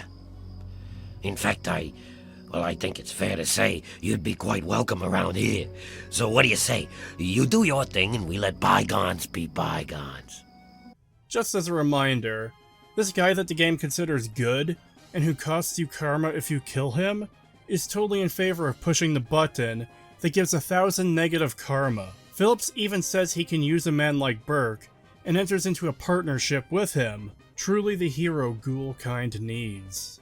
Tenpenny's lame half motives for destroying the city, compared to Burke's clear skullduggery, could have made for an interesting story twist, but as usual, Bethesda just does nothing with it. Instead, it looks like they didn't want you missing out on blowing up a big fat nuclear weapon if you backed the ghouls and killed Tenpenny, so they just gave his role to Phillips. Finally, if you listen to Three Dog's broadcast after nuking the town, he says something about Tenpenny wanting to secure the location. Word is that twisted old land grabber Alistair Tenpenny, founder of the posh Tenpenny Tower, has been looking to secure that spot for years. This just doesn't make sense at all. Going by the way nukes work in Fallout, you won't be able to do anything with the location for decades after this, and why does the specific location of Megaton matter when the entire wasteland is free real estate? There are no claims on any land that doesn't already have people on it, and the location of Megaton doesn't have any value due to existing buildings, because the entire town is cheap metal shacks, and besides that fact, you just nuked it anyways. It's all worthless irradiated scrap now. There also isn't any value due to nearby resources, because no one in this world has any need for resources, so they don't gather any.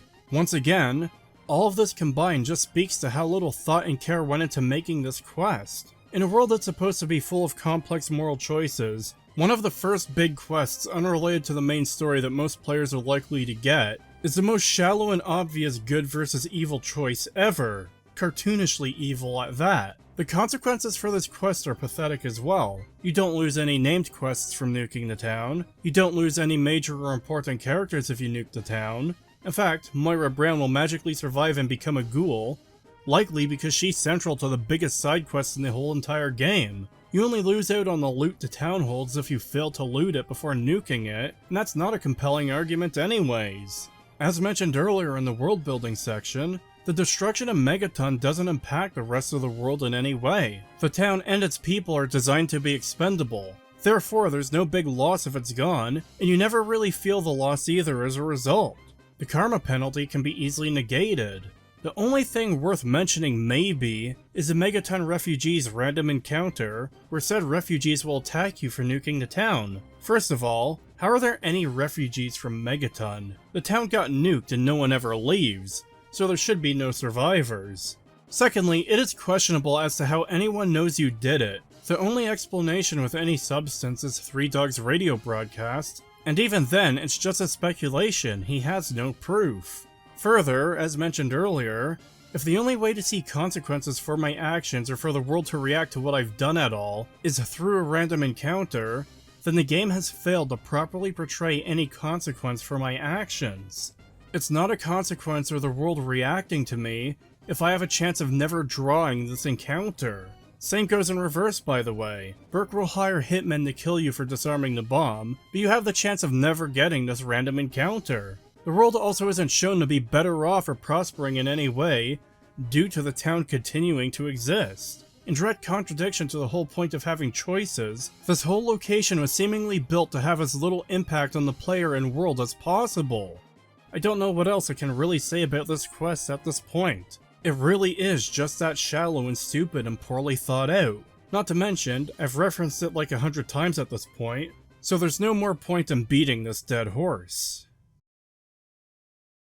The Replicated Man is little more than a bad overextended Blade Runner reference, which unfortunately spawned Fallout 4. That alone ranks it among the worst quests in this game, but there's more to it than that.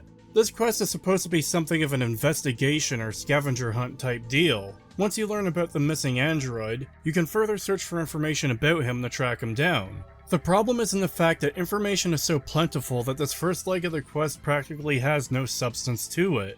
The information comes in two forms: holotapes you can find in the world, and asking people directly who have some kind of knowledge about the android. To show just how insanely abundant the possible information to get is in this quest, I've compiled all locations for holotapes and NPCs with info for the first part of this quest into this map.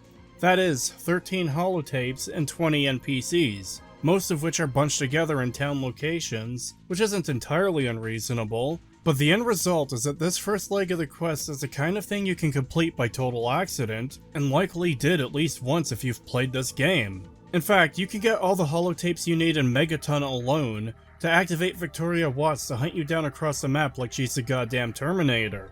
There is such an abundance of these clues in early game areas that I'd be willing to bet that a vast majority of even hardcore fans of this game have just straight up never heard some of these holotapes or dialogue options that exist in mid or late game areas. In fact, you can even find information about the android in Little Lamplight of all places, an isolated settlement in a cave populated entirely by children and have almost no contact with the outside world. They are one of the most isolated communities in the game, yet multiple kids here will talk about this almost as if it's common knowledge. Once again, logic be damned, I guess. The second part of this quest has you tracking down the surgeon or technician who altered the android's face, and replaced his memories to find out who the android is now. It's also at this stage of the quest, when you have the first 3 clues, that Victoria Watts, an obnoxious bitch, tracks you down across the Wasteland. This again plays into the problem of the player being the most important person in the world. According to this quest, there's a massive manhunt going on to find the android, despite the game failing to portray this, and yet, out of everyone who has the information, she tracks you down personally. For many people, this might actually be the first they realize they've been completing steps in this quest. See, as you're exploring the Wasteland and looting items, you may grab some holotapes and activate her without realizing it. Then when you're in the middle of a dungeon, she shows up to start screeching at you like the insufferable activist bitch she is. You've been rather busy lately. Asking questions, investigating. So is that it? You're some kind of investigator? A detective for hire? Or do you have some kind of personal grudge against an innocent android who simply wants to be left alone? Please tell me. I'd really like to know.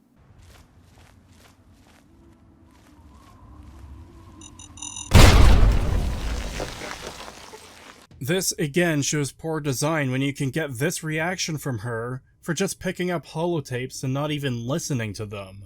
I realize they need to get the android component into the player's hand so they can tell Zimmer that the android is dead to make him go away, but there's a better way of doing this than having an annoying bitch tracking you down to start screeching in your face. This is the kind of thing that makes me hate a character immediately. This makes me not want to help her or her android.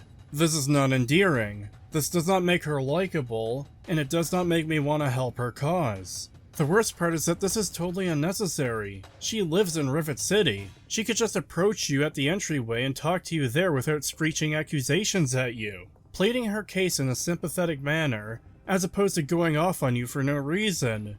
Really, anything other than having her rush across the map just to bitch at you would have been a better option. Hell, even her ranting at you wouldn't be a problem if the game accounted for how you were going about the investigation, such as asking about the bounty, or going down the dark and selfish path. Either way, she's stupid and annoying, which is why she's the perfect introduction to Fallout 4's Railroad faction, who are also stupid and annoying. Yes, she is a member of the Railroad. She name-drops the faction here in Fallout 3. We call ourselves the Railroad.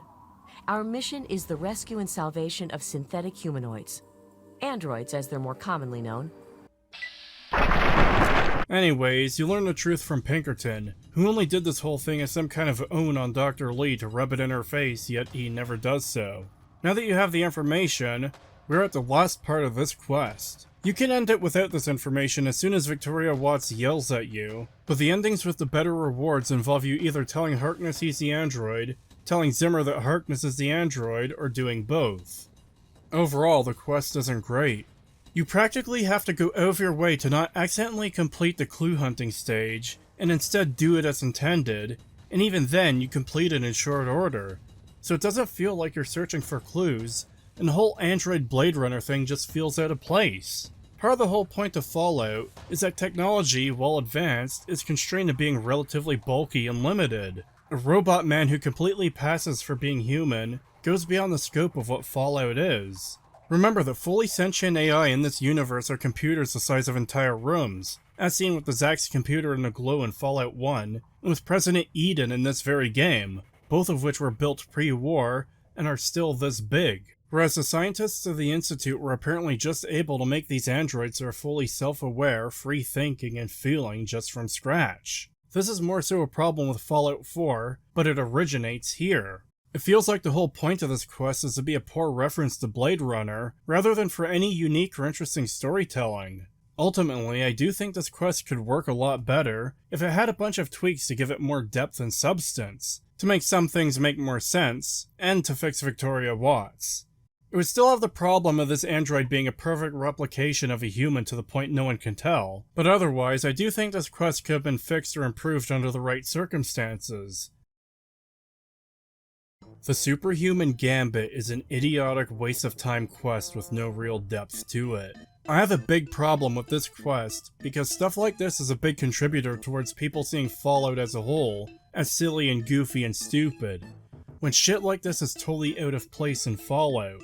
It's stuff like this here that leads Bethesda to getting worse and worse on the silly stuff, to the point that the franchise has been flanderized to destructive levels. The Superhuman Gambit is about two people in the town of Canterbury Commons who have donned comic book superhero costumes and have taken to fighting each other in the street.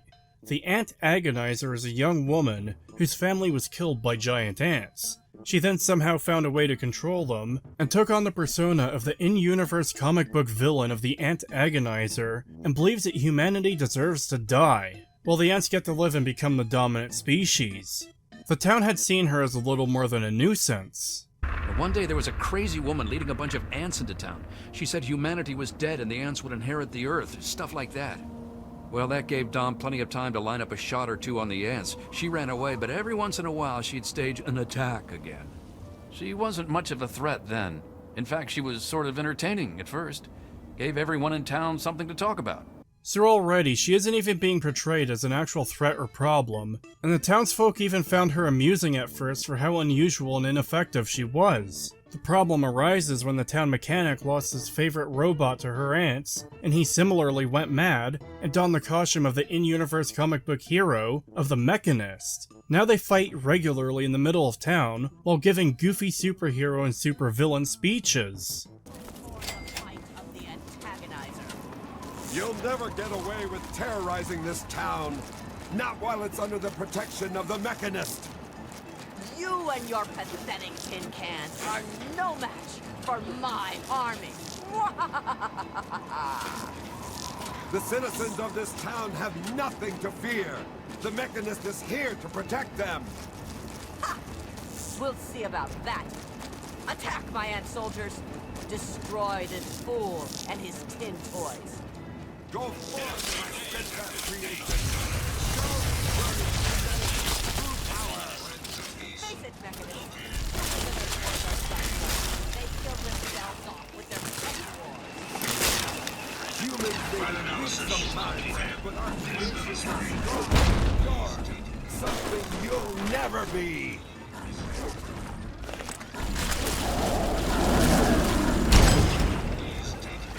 As I said, this whole quest is idiotic beyond belief. There's no real exploration of the girl's trauma. You can just kinda talk her out of it with a speech check.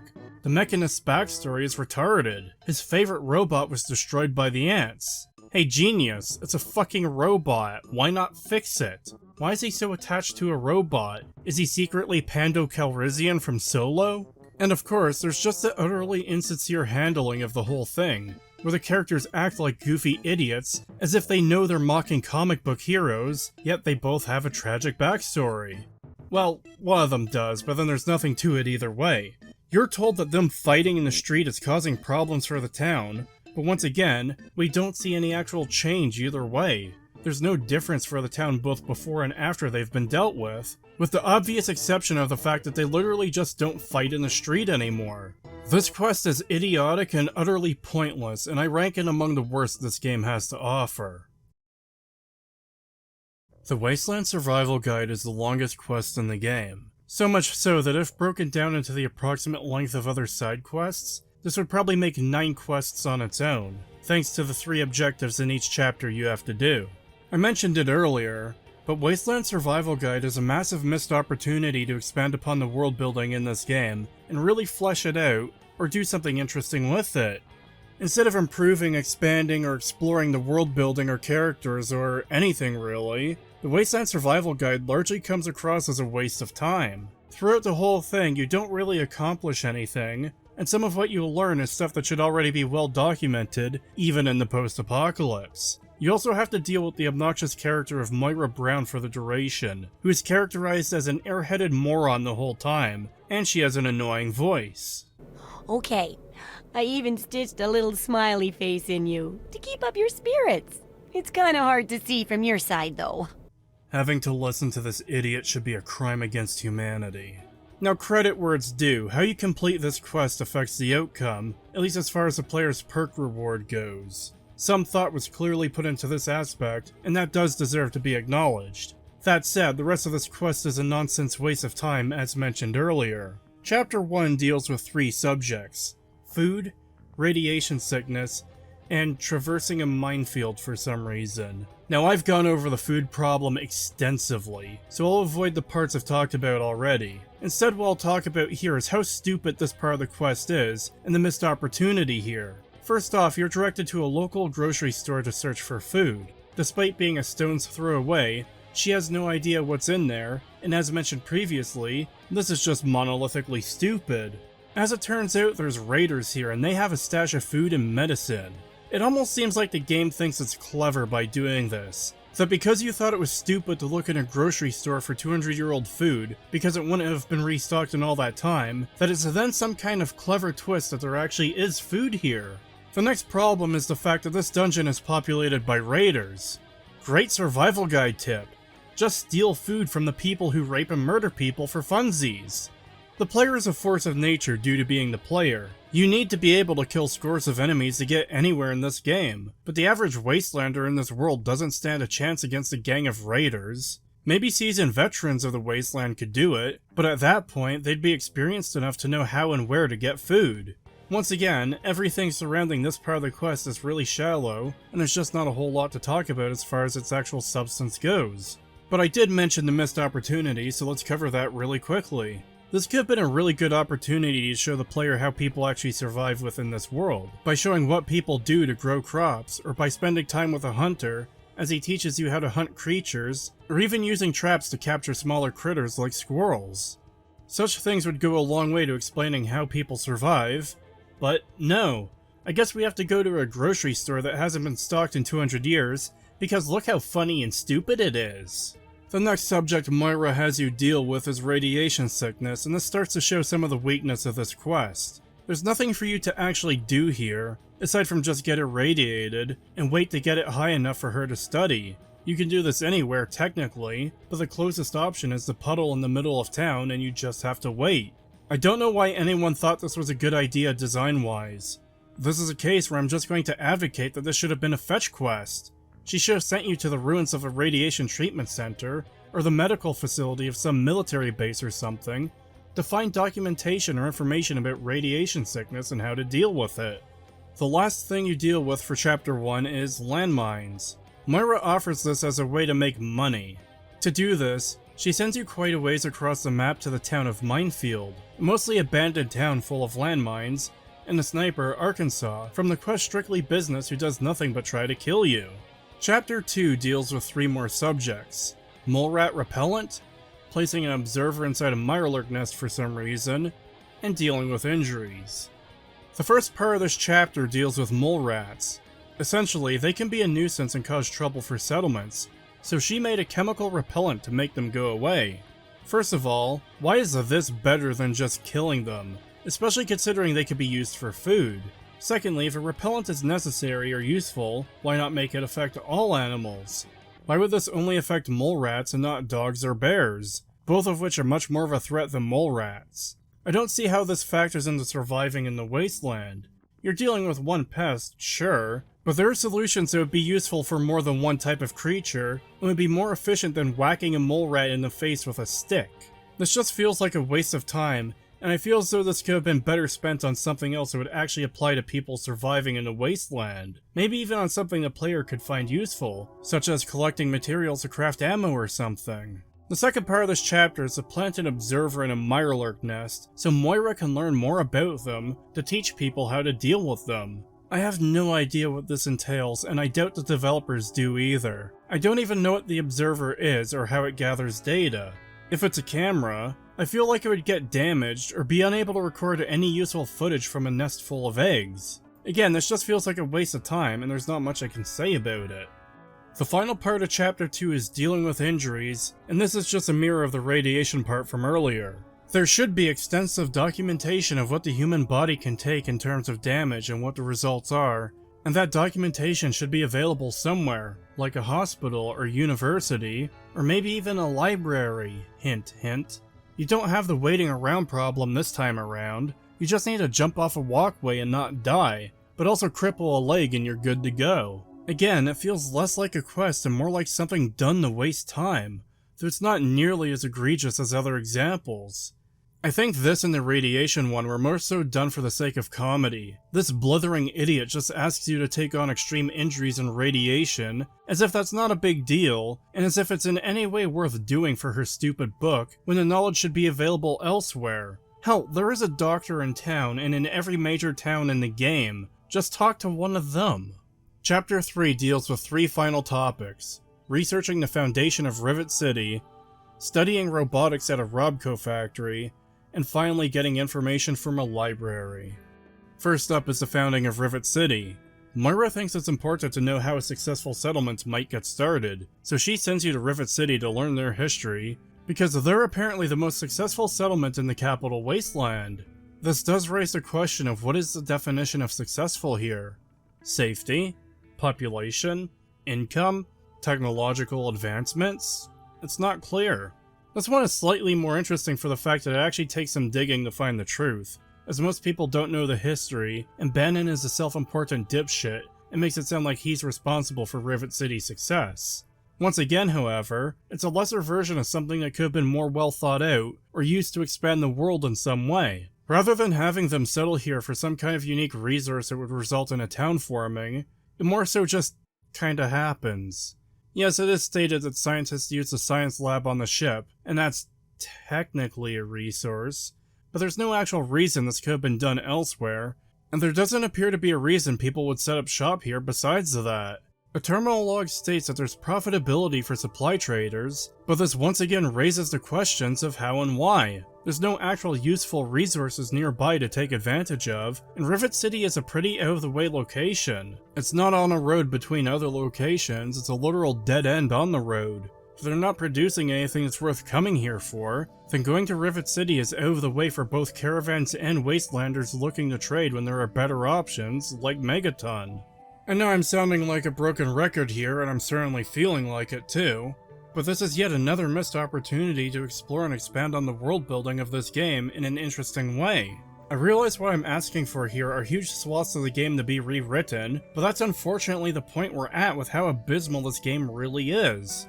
But yes, the founding of a town because of some resource that either sustains them, or they can trade for because it's useful and valuable to others would be much better than what we get in the base game. You could even have towns built not for resource, but for strategic purpose, such as somewhere that is easy to defend from attack, or a central location that makes for a good stop for travelers to take a break from their journey, do some trading, and spend some money and resupply and so forth. Yes, Rivet City is defensible with its bridge, but defenses aren't enough alone. Part of the strategy of medieval sieges on castles in ye olden days was to starve out the people holed up in a castle, because while they may have some supplies like food and water, that will eventually run out.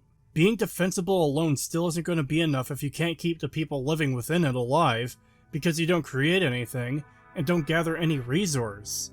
Best thing we've got is Rivet City's hydroponics lab, and there is a terminal log saying they export what they grow, but then we don't see any of that in the rest of the world. I've talked about the origin of many towns in this game earlier, so I won't reiterate their problems here. Next up is dealing with technology. Moira wants you to install a processor widget into the mainframe of a Robco factory, with the bonus objective being to reprogram the robots. I honestly don't have anything to say on this one. The main objective is just activating a terminal so the widget will be installed, and I don't know what this has to do with survival in the Wasteland. The bonus objective requires you to hack into the terminal, and you're not so much reprogramming the robots, as you are setting them to a different predetermined routine. While this definitely has its uses as well, I don't know how necessary or valuable this information is for this book. The final part is to go to the library and get the library index, and the bonus objective is to get the complete media archive. Again, this functions as little more than a generic fetch quest in a dungeon full of enemies with no real substance to it. That said, it would be useful to use libraries as a source of information if the books are still intact after 200 years. I don't know why this wasn't a consideration for her when doing the radiation and injury chapters of her book, but Moira is also a brain-dead idiot, so I guess it makes sense that she wouldn't have thought of this. Again, there's not a whole lot to say here, aside from the fact that it's absolutely insane that the entire media archive of the library can fit on a single holodisc. But Bethesda seems to treat holodiscs as though they're just infinite capacity storage devices. People use them to record short notes in writing, or record a 2-minute long audio diary, and use multiple holotapes to do so, but you also can just download an entire media archive from a library, or in Fallout 4, you can download all of the Institute's data onto a single disk. All in all, the Wasteland Survival Guide quest isn't great. It suffers from the same problems as the rest of the game does. Half-baked ideas, simple and shallow sections of gameplay, stupid decisions, awful world building, and a waste of potential. It's not the worst quest in the game, but when it comes down to it, it's just a bunch of running around doing fetch quests or kill quests with a little more to it than that. Those is a quest I find irritating and annoying. This is the only quest in the game that will actively seek you out if you're nearby. This quest kind of attempts to have more depth to the story than some of the other quests in the game, but it's undermined by both the fact that the vast majority of the quest is just a shooting gallery for fire ants, and that the character behind this disaster is little more than a cartoon parody. What you learn from the kid who seeks your help is that the town is under attack by fire-breathing ants. There are 2 families that lived in the town, as well as a scientist who had moved in a bit more recently. After investigating, you learn that the scientist has moved his setup to the nearby metro tunnels, in which he's conducting his experiments. You talk to him to find out what's going on, and he explains that he's been seeking to modify the ants to turn them back to their normal size, except he made a mistake in doing so that instead caused them to start breathing fire. He also shrugs off the fact that everyone in Greyditch has been killed, except the kid. They're seen as acceptable losses that he can't bother himself with, because his work is too important. So you've got this setup where these ants mutated and have caused a lot of death and destruction. An entire family has been wiped out. Another kid has been orphaned. The scientist himself is unconcerned with the loss of life he's caused. So, fairly dark tone, right? Here's what he sounds like. My experiments are of a complex nature and would take a scientist to explain. Oh wait, I'm a scientist. How marvelous. He's fucking Professor Frink from The Simpsons. All right, just stay calm, Frinky. These babies will be in the stores while he's still grappling with the pickle matrix. Glavin. This is a huge problem because you've got this story that's being treated fairly seriously in the fact that a bunch of innocent people have died, and, as mentioned, a kid is orphaned by this event, only for the game to then make the character at the center of this quest a dumb cartoon character. It's not just that he has a silly voice like Professor Frink, it's that he also generally acts and talks like him, without the weird gibberish sounds that Frink compulsively makes sometimes. Anyways, he wants your help to get to the Queen, so he can make more modifications to the ants. The Nest Guardians are dangerous, so he needs you to kill them for him. You also have the option to initiate a pulse wave of sorts, that will cause the remaining ants to die with the exception of the Queen. When asked how he's able to do this, he just says that he's using FEV. Yep. This random scientist with no connection to anyone or anything that may have had FEV just has FEV just because. It's not like he could have just gone into Vault 87 and scooped some up without getting detected by the super mutants. It really feels like they just threw that in there to explain how he was able to do this, which was totally unnecessary because they could have just written that he made his own mutagenic agent that he was specifically using on the ants. But as it is, the events of this quest should be impossible because there's no reason he should have access to FEV. The annoying part about this too, is in the fact that this quest could have had some interesting things to say about genetic modification, mutagenic agents, and playing God with biology, all of which are at least somewhat relevant to Fallout 3 and Fallout as a whole, but instead this quest feels like it pays lip service to the idea, rather than trying to explore it in any way. In fact, it feels like those elements are included purely for the sake of justifying a quest all about, haha, fire ants go brrr. Dealing with the ants really overstays its welcome too. They're not so bad if they're normal ants or if you can take them out from a distance, but if you have to fight them and they get too close, they'll breathe fire at you, which takes up pretty much the whole screen. Not so bad when you only rarely have to deal with this. Incredibly obnoxious when you have to fight about 24 of these enemies during this quest, and don't have the ability to kill them before they get close and start spitting fire at you.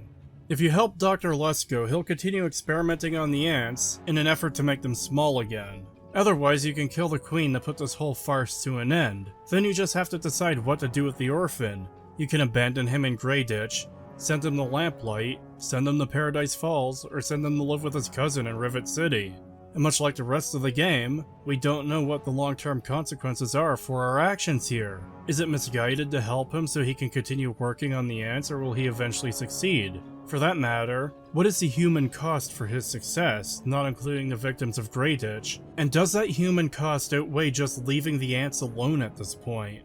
These feel like questions that were never even considered. Further, the fact that the area has power, somehow, and also that most of the neighborhood is intact, should entice more people to move here once the ants are cleaned out. But this obvious opportunity to show that the player's actions have a noticeable effect on the world was apparently not obvious to Bethesda. Also worth mentioning that a former member of the Enclave lived in the town when it fell as well. He had a wife and kid, and they're all dead or missing. Despite being a former member of the Enclave, he has no weapons or equipment, and has to spend most of his savings to buy a gun from Megaton. Yep, this random Enclave member just walked across the entire country to die in the town of Gay Bitch. I'm not even sure what the point of making him former Enclave is, and while he's not a named character from previous games like Harold is, I feel this exacerbates the problem that the Brotherhood, Enclave, and Herald all walked across the country to settle in the exact same place at seemingly complete random. Trouble on the Homefront is a fairly decent quest, arguably one of the better ones in the entire game.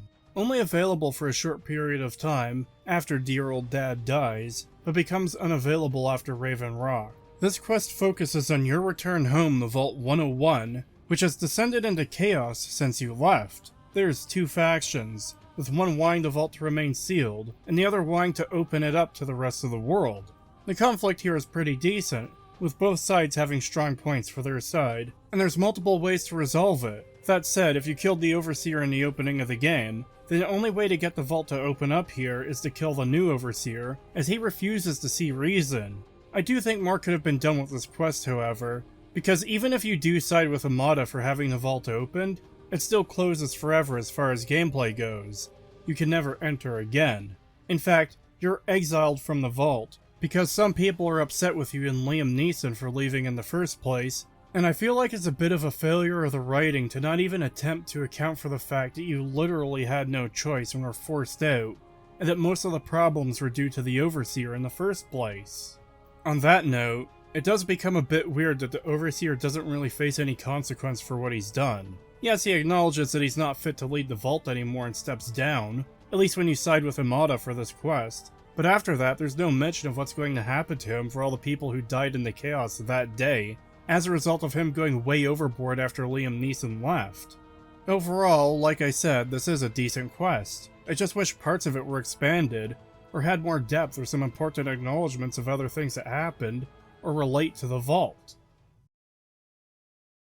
To end off, we've got another rather simple and straightforward quest. In Underworld, you meet a ghoul named Mr. Crowley. He hires you to kill people who are bigoted towards ghouls. You find out in rather short order that this isn't completely true. Crowley and the others were hired to do a job at Fort Constantine. You need their keys to access a room within the fort that contains the only suit of T-51B power armor in the base game. Crowley doesn't tell you this, but you can learn from the targets that they were after a weapon within the fort before things went wrong and they had to bail. You can get the keys without killing them, or you can kill them, get payment, then kill Crowley, or pickpocket the keys from him, so you can get the power armor.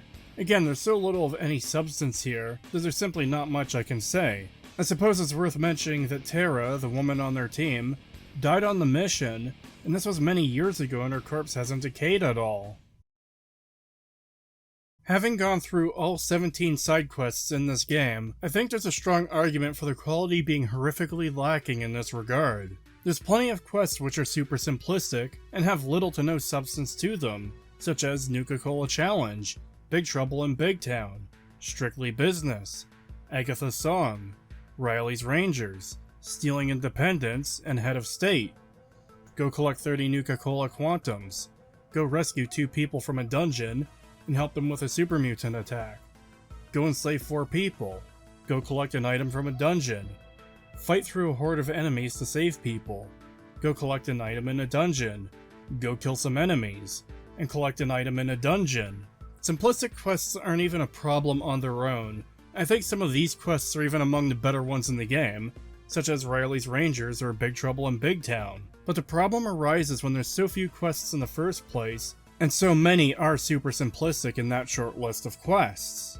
Then we've got quests that are outright absurd and ridiculous, and contribute to the overall tone and identity of Fallout being damaged, such as Nuka-Cola Challenge, Blood Ties, Superhuman Gambit, Those, Wasteland Survival Guide, and Stealing Independence. A quest about an utter moron obsessed with a pop brand. A quest about a group of morons who pretend to be vampires. A quest about two whack jobs pretending to be comic book characters. A quest about a cartoon character mutating ants. A quest about an insufferable moron making a survival guide and filling it with nonsense and stupidity. And a quest that serves little purpose besides being a reference to a Nicolas Cage movie. These quests don't expand the world in any interesting way. They don't attempt to explore any interesting ideas. They only serve to damage the setting. Then we have quests that try to do something interesting and are kinda decent, but then they don't take it far enough or don't explore any of the core ideas to them, or they attempt to do something and just fucking fail. Such as Oasis, Tenpenny Tower, The Replicated Man, or Trouble on the Homefront. Oasis tries to explore the idea of assisted suicide, but then doesn't take it all the way. Tenpenny Tower shows a conflict between two groups, with one being obviously outright evil, and the game fails to properly recognize it. Replicated Man attempts a manhunt across the Wasteland, but it fails to portray it. The quest attempts to be a hunt for information, but all of it is super easy to find. The quest desperately wants there to be the moral question of what to do with the android, but the actual choice is between freedom and slavery, which couldn't be more black and white. Then there's a unifying factor between all of these quests. The one problem they all have in common: the complete lack of end slides to tell you the long-term effects of your actions. Don't get me wrong, a lot of them should also be portrayed in-game as well, but the game fails to do that anyways, and the lack of end slides in particular is a big problem. Sure, not all quests are built the same, and the ending to, say, Agatha's song isn't going to be as impactful as others, but for none of them to have proper end slides is insane, and arguably one of the biggest and most unnecessary departures from the previous games. Why do I not get to find out what the future of Big Town is based on my actions? That it continues to be a town where the residents are killed, enslaved, or taken away by super mutants, or how they learn to defend themselves and become a proper settlement in the Wasteland, a bastion against the slavers of Paradise Falls. Why does the game not tell me the fate of Ian West being returned to Arafu or staying with the family? What happens to Hannibal Hamlin and the former slaves at the Lincoln Monument? A very important one. What happens to the Wasteland if you speed up the growth and spread of plants in Oasis? What happens to Oasis itself in any of the endings? How does Harold feel long-term about being forced to stay alive? What happens to Reilly's Rangers? What becomes of Tenpenny Tower and its residents, or alternatively, its new residents? What are the long-term ramifications of Megaton's destruction? What happens to Harkness? What happens to the Ant-Agonizer and Mechanist after they take off their costumes and return to normal lives? What happens with Dr. Lesko's experiments? What happens to Vault 101 under Amada's leadership? Or what happens with any of the other limited choices I didn't include here? There is no explanation. Oftentimes there's a little implication. The game has nothing for you. They're all one and done. Do it and forget it. In fact, it feels like most, if not all, these quests were written without any actual long-term explanation in mind. I suspect this is a result of either Todd Howard, or someone else at Bethesda not wanting to ever confirm anything as being canon, if they can help it. You can't give detailed explanations for what would happen to these places and the people past the end of the game, because that might lock them into limited options for the future that would become more difficult to retcon. Not to imply they care about such things, because it very much seems like they don't. But by giving limited options and endings now, it could lead to a problem where by the next game they want to do something else, but will inevitably annoy people who base their expectations on one of the 2 or 3 options presented, when that's not what they get. Either way, the side quests as a whole aren't great, and even the best among them seem kneecapped by the very company that made them.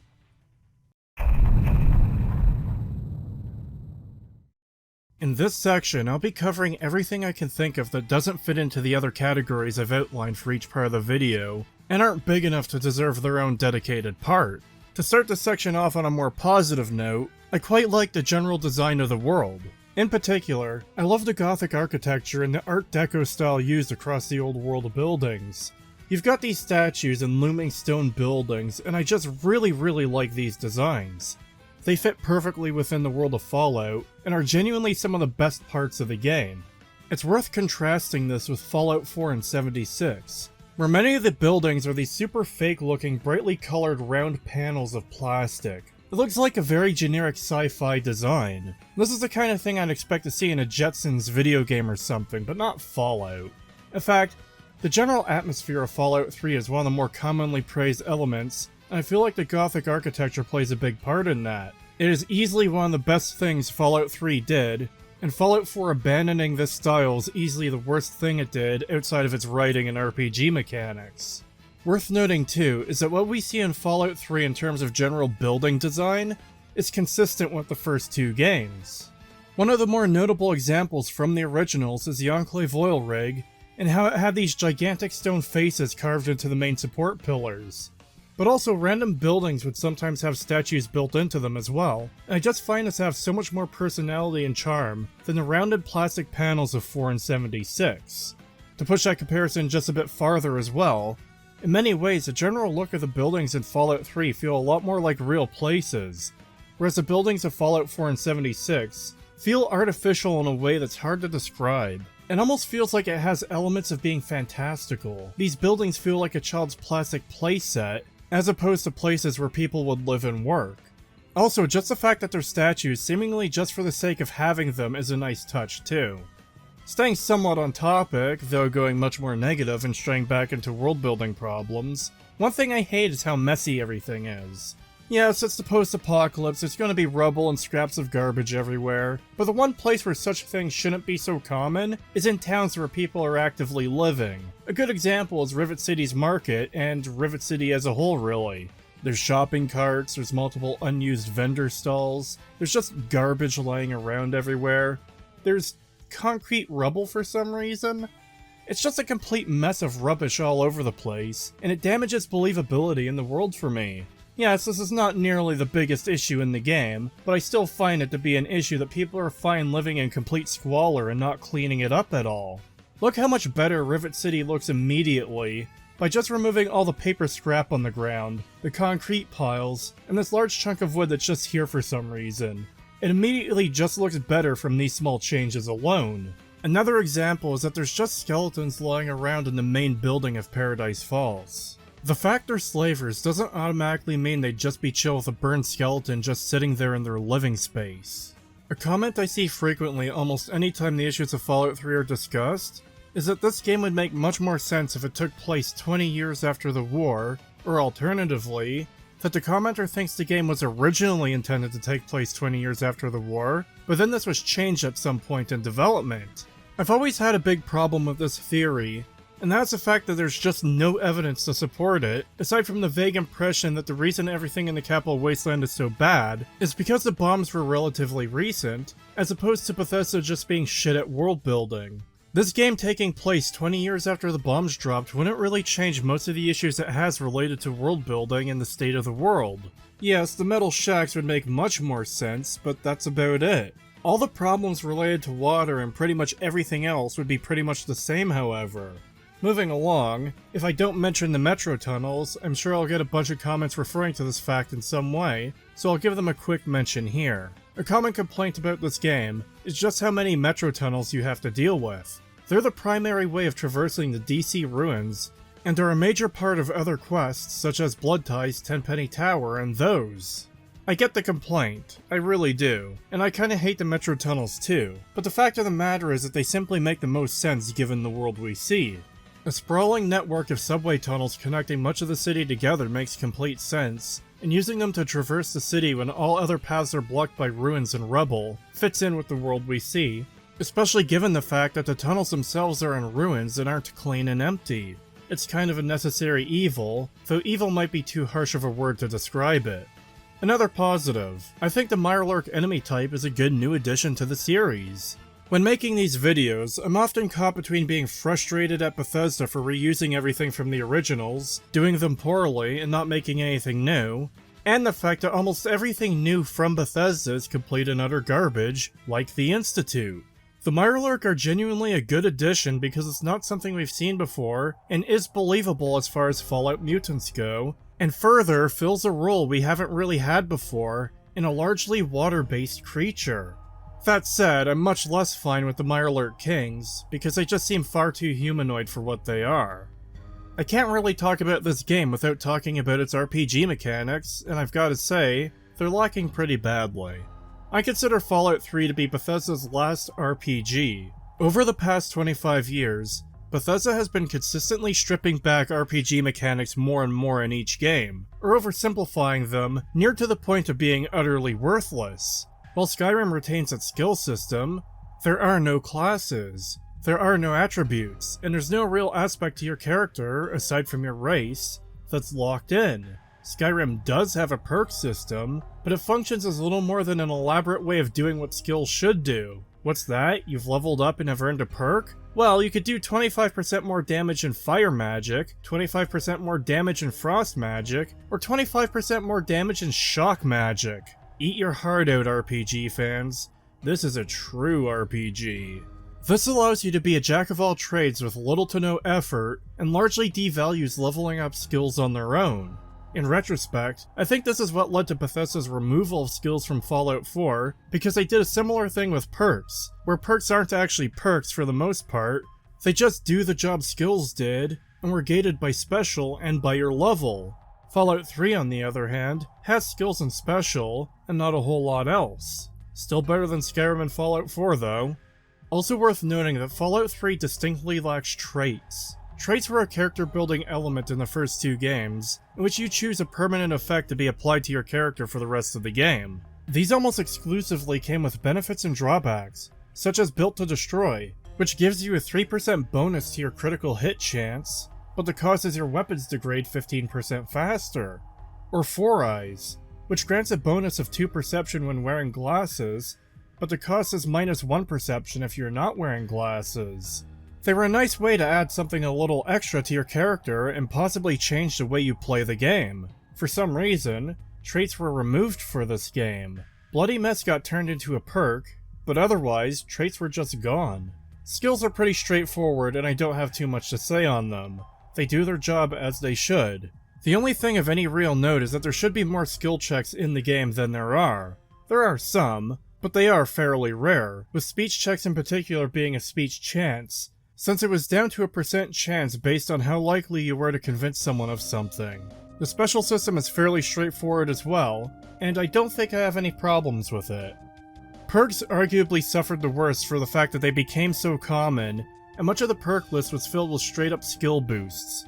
Don't get me wrong, there are some good perks in that list that do work for different playstyles, but the problem lies in the fact that the list is bloated with unnecessary perks that do nothing more than raising a skill or two by a few points, when these perks would be much better served doing something unique or interesting, as many of the other perks do. In total, there's 58 perks in the base game, with 7 perks being solely dedicated to boosting skills, not counting Comprehension, Educated, or Tag, and also not including Here and Now, which just grants an immediate free level up, 2 perks that boost skills and do something else as well, 7 perks that boost damage, and the remaining 42 perks do something other than boosting skills or damage. That is about 27% of the perk list that boosts skills or damage. It really feels like Bethesda just gave up on making unique perks, and filled out a significant portion of the perk list with garbage. I do need to give a quick mention to companions, because they're not great. In fact, they're so shallow I simply don't have much to comment on them as they are now. They're little more than a walking turret with a backpack. Most of them have little to no depth. They have no goals or anything to do. They don't have their own problems that need to be solved. They're just kind of there. Of note, however, is that the 2 good karma companions and one of the neutral karma companions require significant progress in the main story to unlock. Jericho, Clover, Dogmeat, Sharon, and RL3 are all available at the start of the game, as long as you meet the necessary requirements. Butch, a neutral karma companion, and Star Paladin Cross, a good karma companion, both require the main story to be progressed as far as the attack on Project Purity to unlock, as this is what unlocks both the Citadel, where Cross is, and Trouble on the Homefront, in which Butch can leave the vault and become available as a companion. Further, Fox is locked behind, effectively, the entire main story save for the last quest. You technically unlock him in Vault 87, but then you're captured by the Enclave and you have to deal with that whole mess, and he becomes truly available after you escape from Raven Rock, by which point all that's left of the main story is Liberty Prime's death march and turning on the Purifier. It seems a bit horrifically designed that both the good karma companions would be locked behind such significant progress in the main story, when all other companions, except for Butch, are available from the start. It wouldn't even necessarily be a problem if one of each companion type were locked behind similar progress, so as to make the companions themselves a reward of sorts, but as it is, the game poorly balances their availability. Next up, I want to talk about the radio, and I have mixed feelings on this. On one hand, I feel the radio makes a lot of sense to exist within the world. It makes sense that people will try to re-establish forms of long distance or wide communication, and a radio station is fairly good for something like that. It makes a bit less sense in a world where no one is doing anything, but that's besides the point. I even like most of the music on the radio as well, with the song Anything Goes being a particular favorite of mine from this game, and it's a song I likely wouldn't know otherwise. Well, there is Temple of Doom, but I might not have looked it up for that version. Point is, overall, I do really like it. The problem is in the fact that the radio does kind of play a big part in the overall tone of Fallout getting destroyed. I'm not sure there's a solution to this problem. Even ignoring the likes of Superhuman Gambit, Blood Ties, Nuka-Cola Challenge, and other wacky and ridiculous things like that across all of Bethesda's games, the fact this is supposed to be a brutal, dark, and unforgiving world, and you're exploding people into meat chunks, while the songs Anything Goes, or Wonderful Guy, or Maybe are playing, is kind of the height of absurdity. Then of course we get the Fallout show that can't go 5 seconds without playing some 50s song, seemingly in a poor attempt to emulate someone's playthrough, while listening to the in-game radio. All that said, however, I do think this may be two problems combined, making the issue worse. The radio, while potentially leading to absurd moments due to the contrast with gameplay, would likely be fine on its own. I think the combination of the radio contrasting gameplay is made worse by the goofy, wacky nonsense stuff existing, like Nuka-Cola Challenge and Superhuman Gambit. The reason I say this is because New Vegas had multiple radio stations, and the issue doesn't seem nearly as bad in that game due to the fact that most of the silly, wacky stuff in New Vegas is either locked behind a trait and are specifically said to be non-canon, or are otherwise justified within the world. I also have to give a quick mention to the gunplay. Honestly, there's not too much I've got to say about this topic, other than the fact that it's not great. The lack of ability to aim down sights is a problem. All you get is this weird slight zoom-in effect, and the bullet spread is a bit too much. I know a lot of people really don't like the shooting, but I honestly don't mind it for the most part. I think my biggest actual problem with the shooting is the fact that some distant enemies might not be rendering in by the game properly, so your shots don't even hit them. This is especially true with the Gauss rifle, which you can have perfect aim on your target, only to shoot, and see a small white explosion behind the enemy you just shot, who then turns to the location where your shot hit.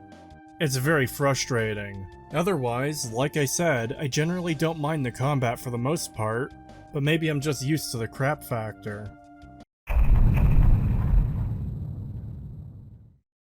As mentioned at the start of the video, I'll be covering the DLCs in order of worst to least bad. There's no secret in what my rankings are, you can just look in the description for the timecodes. Mothership Zeta is no less than the absolute worst Bethesda has to offer with this game. In what's supposed to be an RPG series, we get a DLC that's nothing more than 3 hours of a corridor shooter, where for about 90% of its runtime, you're fighting 2 enemy types, and performing repetitive tasks in order to progress. Towards the end of the DLC, a 3rd enemy type is added, but it doesn't change anything. Shooting, pressing buttons, shooting, pressing buttons. I'm not sure you could have done less as far as story goes if you tried, and I can't for the life of me figure out why this DLC was ever made. Besides the obvious of ML likes aliens, so here's a bunch of fucking aliens. And I'm not exaggerating when I say there's no substance to the story. It really is just 3 hours of shooting things in hallways or in big rooms. I think the worst part is the fact that the aliens are just completely unable to deal with you somehow. They have superior technology to humanity at its height, and yet all die to one goober running through their halls. I realize this is kind of a problem for most of the game, but this is especially bad here. It would be like if a single caveman could solo kill an entire platoon of modern soldiers. It's just unbelievable, especially at the start. Your cellmate suggests fighting to trick the aliens into opening the door to come in and break up the fight. In most other settings, this should work. Here it shouldn't. They don't have a way to put you in stasis or knock you out without coming in or anything? Apparently not. They just run in to beat you with sticks. All this technology and that's the best they've got. There's a spacewalk section that seems to have been done entirely for the rule of cool. It also tells us how stupid these ships are. They're a double saucer with no connecting corridors between them. They've just got some metal beams holding them together. It is lucky to the point of being a massive contrivance that you just so happen to have a spacesuit available to you, as not only was there someone in stasis who had one, but he also died. So there's no need to convince him to give it to you, or relying on someone with no combat experience to do the walk. There's a section where you need to destroy the generators powering the death ray, as the aliens shoot it at Earth as a warning to you, but later on at the end of the DLC when you have to fight another ship, the death ray is working again. How convenient. This DLC barely has a story, and even then it can't keep what little it tells straight. As much as I'd like to really dig in, as I have with the rest of the game, this expansion, and all of the expansions really, all give me little to work with. Mothership Zeta really is just 3 hours of shooting aliens in generic sci-fi corridors with almost no substance. I really don't know what else to say about the overall DLC besides that. That is, except for two things that need to be addressed. Aliens, and a certain audio recording. First and foremost is the problem with aliens and the fact that Bethesda had to canonize them with this DLC. Prior to this, aliens were only ever an Easter egg, with the crashed UFO in the original Fallout, and a similar random encounter in Fallout 3 itself, both of which gave an alien blaster and some ammo for it. Fallout 2 had an encounter with aliens as well, but those were just the Wanamingo mutants and not actual aliens. My problem with aliens extends to Bethesda's treatment of Fallout as a whole, including the rest of Fallout 3, and that's a complete lack of respect for the source material, or the tone or identity of the franchise. This is one of those things I have to talk about frequently, but Bethesda does not understand Fallout, and doesn't care about the tone or core identity of the franchise. Fallout, at its core, is a game about choice and consequence, about the morality of people surviving in the post-nuclear apocalypse, and it always had a very dark tone. Yes, even in the frequently misrepresented Fallout 2. On that note, Fallout Tactics is often overlooked in this regard, as Bethesda has called it semi-canon ever since they purchased Fallout, but it had exceptionally little humor in it, because it was centered around the Brotherhood of Steel expanding from Chicago to create a Midwestern empire through conquest. The jokes were few and far between. When they did arrive, the humor was distinctly dark and tragic rather than wacky and silly. Before Bethesda, silly jokes in Fallout were compartmentalized off to one side of the actual story, but since then it's advanced to the point where the recent TV show makes nonsensical stupidity into the central plot points that drive everything else in this show. This shouldn't need saying, but having a consistent tone to a franchise is important. Having a consistent identity to a franchise is important. Without these things, your franchise becomes a pile of generic sludge defined only by its superficial and surface-level aspects. 3 guesses on what Fallout has become under Bethesda's custody, by the way. Fallout, the dark and grim RPGs about people in the Wasteland trying to survive and rebuild, about conflicting ideologies, about the various mutants you encounter, has become nothing more than a wacky gonzo adventure, where everything is stupid and nothing matters. Rather than dealing with characters who have well-defined beliefs on how to fix the world, how to rebuild society, how to keep their own people safe, or how to deal with what threats they're facing, we instead get quests with fucking vampires in a town full of children living in a cave, or a quest to collect bottles of pop for a retard. We get a sequel where people dress up as old-timey Minutemen because it's Fallout and it's wacky and stupid and nothing matters. And people do shit like this just because. We get a spin-off that has massive alien invasions, and an obnoxious robot that's just a knockoff of the worst version of Harley Quinn, and it has werewolves and whatever ridiculous nonsense they add next. We have the show where everything is stupid and the bombs are dropped to win the game of capitalism, not even mentioning the absolute disgusting levels of communist apologism in the show. And we have a DLC in Fallout 3 that makes aliens canon. The problem being that Fallout went from a sci-fi post-apocalypse game that was mostly grounded and constrained to having a few things established in the setting that you could do a lot with, and it's been turned into an utter mishmash of anything goes with seemingly no limits or restrictions. Rather than being about conflicting ideologies and factions, it's all about blowing shit up and wacky goofy nonsense, rather than being about the morality of men in the post-apocalypse. is about shoving as much recognizable iconography in your face as possible, rather than building and expanding a genuinely great setting and seeking to improve it. They've done nothing but reduce it to a joke, to a world where the punchline to every joke is the most obvious low-effort thing you can do, where everyone is stupid beyond belief. I've said it before, and I'll say it again, and I'll say it until the end of time. Under Bethesda's custody, Fallout has become a parody of itself. The problem with Aliens and Fallout is that the setting has enough interesting things going on in it by default, without adding unnecessary stuff like this that distracts and takes away from the human conflicts and morality that the series is supposed to be about. Every DLC a game gets is a chance to expand upon the world and characters and factions, but instead of doing so, we get space aliens in a literal flying saucer who kidnap people, and they serve no other purpose than to be cannon fodder for you. They're just generic enemies for you to blow apart with your guns like any other enemy you face. They also just do not belong and do not fit within the setting. This is part of having a consistent identity. When making a fictional world, part of the process is deciding what elements to include, what's necessary, and what's pushing the bounds too far. I think most people would agree that adding little green men from Mars, or the stereotypical grey alien, or any space alien, to Game of Thrones, or Highlander, or Terminator, or Harold Pottingham, or Lord of the Rings would be out of place. Adding a magical wizard who uses actual magic to Star Trek or Red Dead Redemption or Grand Theft Auto or Breaking Bad would be out of place.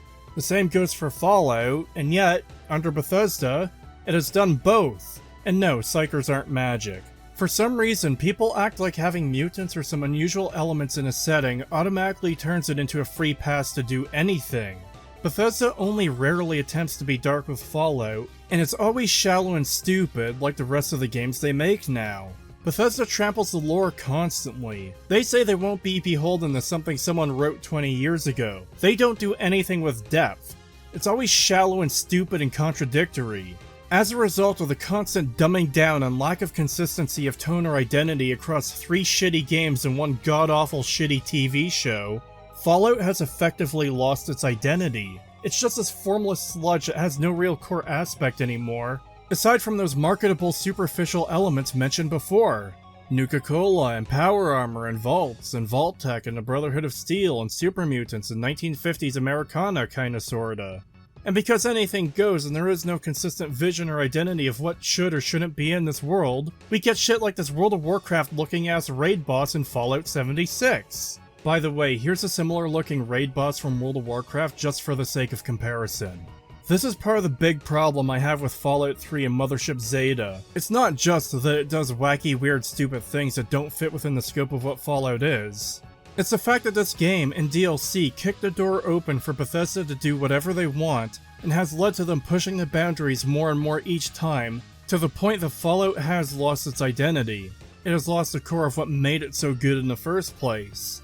Whenever people criticize this fact, Bethesda fans tend to deflect to the original games having silly aspects, failing to realize that Easter eggs aren't canon, and don't make up the whole, nor do occasional jokes, or the fact that weird and silly things exist within the world that make sense. I've done a video on this particular subject, but people have unironically made the argument, including in the comment section refuting these exact arguments, that because you can be a porn star and because there's a Golden Globes boob joke both in Fallout 2, that's now proof of how silly, stupid, and nonsense and wacky the Fallout universe is, and how what Bethesda is doing is fine because of it. Between Fallout 1 and 2, we're talking a maximum of 10% of the games being silly or comedic, and people taking that and running with it to defend Bethesda bastardizing the entire franchise and turning it into a clown show. While Fallout 2 did go overboard with its references and jokes, it's both nowhere near as bad as people make it out to be, and it's nowhere near as bad as what Bethesda has done to the franchise with each subsequent release.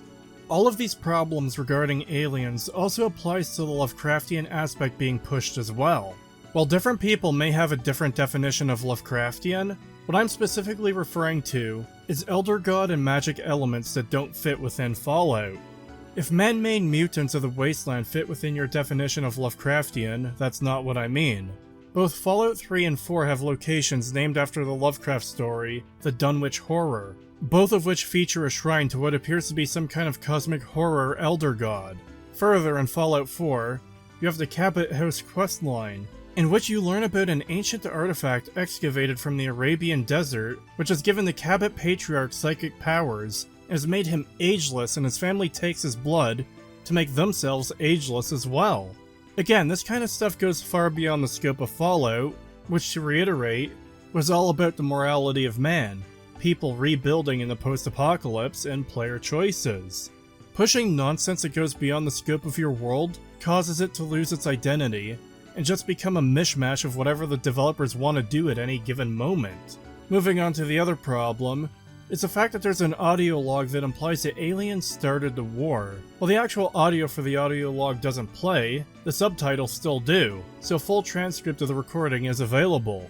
It's unclear whether Bethesda failed to put the proper audio in, or if they decided to cut this item and failed to do so properly. But the fact it's in the game, and isn't treated as though it's a joke or an Easter egg, and is available through normal gameplay, means it's canon. Why is this particular audio log such a big deal, you might ask? Well, just think about those opening narrations from these games. Think about everything I've talked about regarding conflict and morality and so forth within this world. The fact they try to imply that aliens intentionally got the nuke codes from a kidnapped US official is an immense fucking problem, because it would undermine the entire setting of Fallout.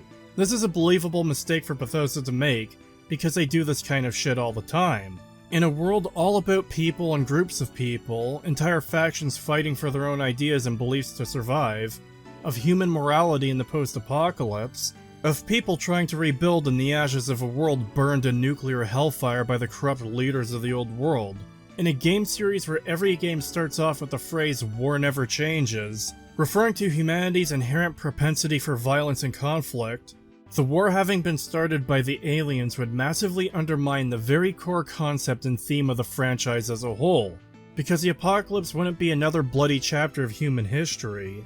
The apocalypse would instead be the work of some nefarious Alamows, and the resulting human conflict would less be an extension of humanity's propensity for violence, and more so the result of humanity being thrown back to the Stone Age and fighting to survive. Again, this is the problem with Bethesda constantly playing fast and loose with the lore of this franchise. They've changed or implied things or added things that don't make sense, or retconned things, or completely shit all over old lore so many times and in so many different ways that a once cohesive and consistent setting is now just a pile of mush where anything goes. Worse, after vandalizing the setting, they just go off to do something else and barely remember their own story even happened. In this DLC, you take over one alien mothership and use it to destroy another, which supposedly ends the alien threat, until Fallout 4 where an alien fighter craft falls out of the sky over your head and crashes nearby, with its pilot surviving. It's well established these things rely on a mothership, and this is years after the events of Fallout 3, so there's gotta be another mothership. But no, nothing comes of this, except that you can get another alien blaster and some ammo for it. It's like Bethesda's idea of a running gag is to take an actual gag, treat it 100% seriously, and literally run it into the ground.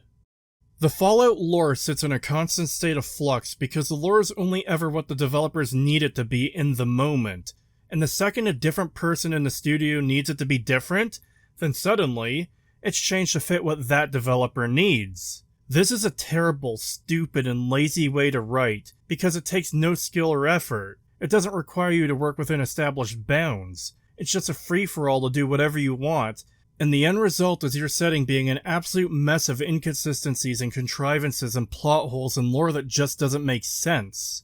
And at this point, after Bethesda owning the franchise for approximately 18 years, Fallout just feels like a dumping ground for any wacky, weird, or unusual ideas the developers at Bethesda have. They just seem to do anything they want, and now Fallout is just a mishmash of everything.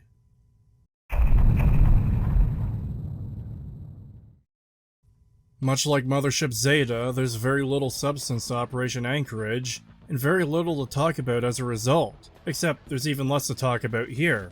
With Mothership Zeta, there were still the issues of making aliens canon, as well as the very, very heavy implication that the aliens were the ones who nuked Earth. Here, the only thing for me to really talk about is the fact that there's nothing to talk about here. To summarize quickly, Operation Anchorage starts with the Brotherhood outcasts recruiting you to help them get into a locked armory. The only way to do so is for someone with a functional Pip-Boy to complete a military training simulation. Upon completion of the simulation, the Brotherhood outcasts fight amongst themselves over you being given some of the items from the armory as a reward for helping them. The simulation itself, which takes up a vast majority of the DLC, is narratively worthless. We're talking about a simulation of an event that took place 200 years ago, 3,400 miles away, during a battle in which the two nations fighting are long dead, and gives no insight to life during the war, or what led up to the apocalypse. It features no pre-existing characters. It doesn't focus on any major aspect of the world that is still relevant to the Wasteland, such as the FEV, and it doesn't expand the lore in any meaningful way. The Battle of Anchorage, Alaska is completely irrelevant to the capital Wasteland and everyone in it. Hell, it's irrelevant to the post-apocalypse as a whole at this point. You can't even take what's portrayed in the simulation as being an accurate portrayal of the battle, or the US military, as if that matters anyways, because there's terminal logs which will literally tell you that General Chase kept asking for modifications to the program that weren't accurate to what actually happened there. As a result, there's nothing to really talk about regarding this DLC. This DLC is little more than Bethesda's attempt at a small Call of Duty campaign, which serves as nothing more than being a gate between you and some pretty useful equipment. I remember using the stealth suit and Gauss rifle a lot back when I still liked this game, and would start most runs by doing Operation Anchorage just for those items. It's also worth mentioning that this is a complete and utter waste of the Brotherhood outcasts. I assume this was done so you can get some of their shit too, but really, nothing was done with them, and this is another instance of the problem this game has, where you can just swap out one group for another and it doesn't make much difference. Additionally, it's weird that you play as an infantryman, and yet somehow get power armor training from this simulation. Notably, it's the only way you can get power armor training during the early part of the game. Otherwise, you can't use power armor until you meet and work with the Brotherhood of Steel, most of the way through the main quest. Finally, any item you can pick up or interact with in the simulation glows red, and makes a noise when you're near them, and I realize this is more of a personal thing, but this noise drives me fucking insane and I hate it. It's especially bad when it's layered on top of one another, when there's several items together, which there often are.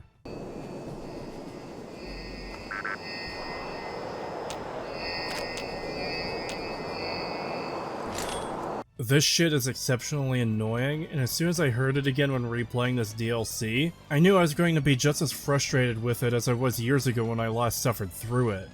That's honestly all I've got for this DLC.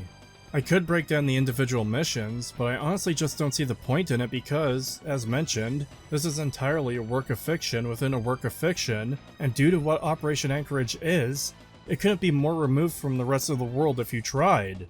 In the Pit, you either help the slaves or the slavers. In Broken Steel, you help destroy the Enclave, and optionally destroy the Brotherhood. In Point Lookout, you deal with Desmond and the locals of the area. But nothing you do in Operation Anchorage matters outside maybe getting a perk or two, because it's all a simulation.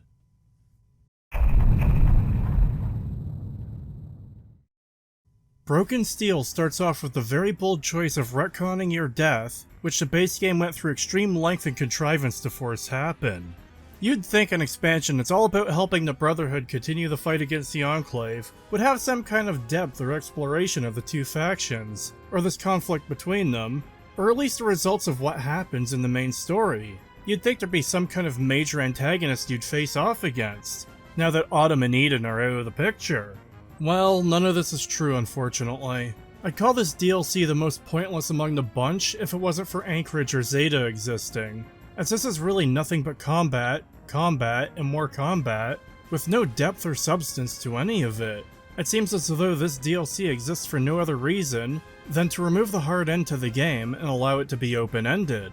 The continued threat of the Enclave with no clear leader nor goal seems as though it's nothing more than a last-second addition to extend the main story beyond what was originally conceived, to keep the DLC relevant to your survival at Project Purity, as it would be unusual and very random if you were revived in the Citadel, only for the rest of the DLC to be unrelated to either the Brotherhood or the Enclave. You're told that in the 2 weeks since activating the Purifier, during which you were unconscious, that the Brotherhood had been taking the fight to the Enclave, destroying Raven Rock if you haven't already, and using Liberty Prime to do most of the fighting for them. But the Enclave seemed too organized to not have some kind of central command somewhere, and that's what you need to go and destroy. What purpose is the Enclave remaining and fighting in the capital Wasteland for?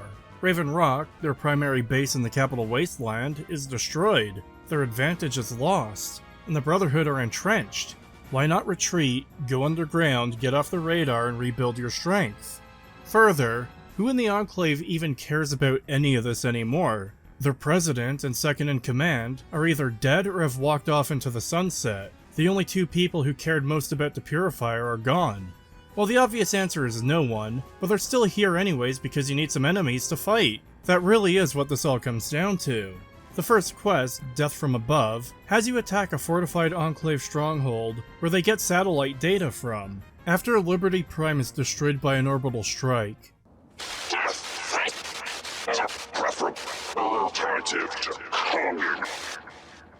it's your job to go into the base, mop up the survivors, and download the encrypted data on where the Enclave command center is. This amounts to a lot of shooting and not much else.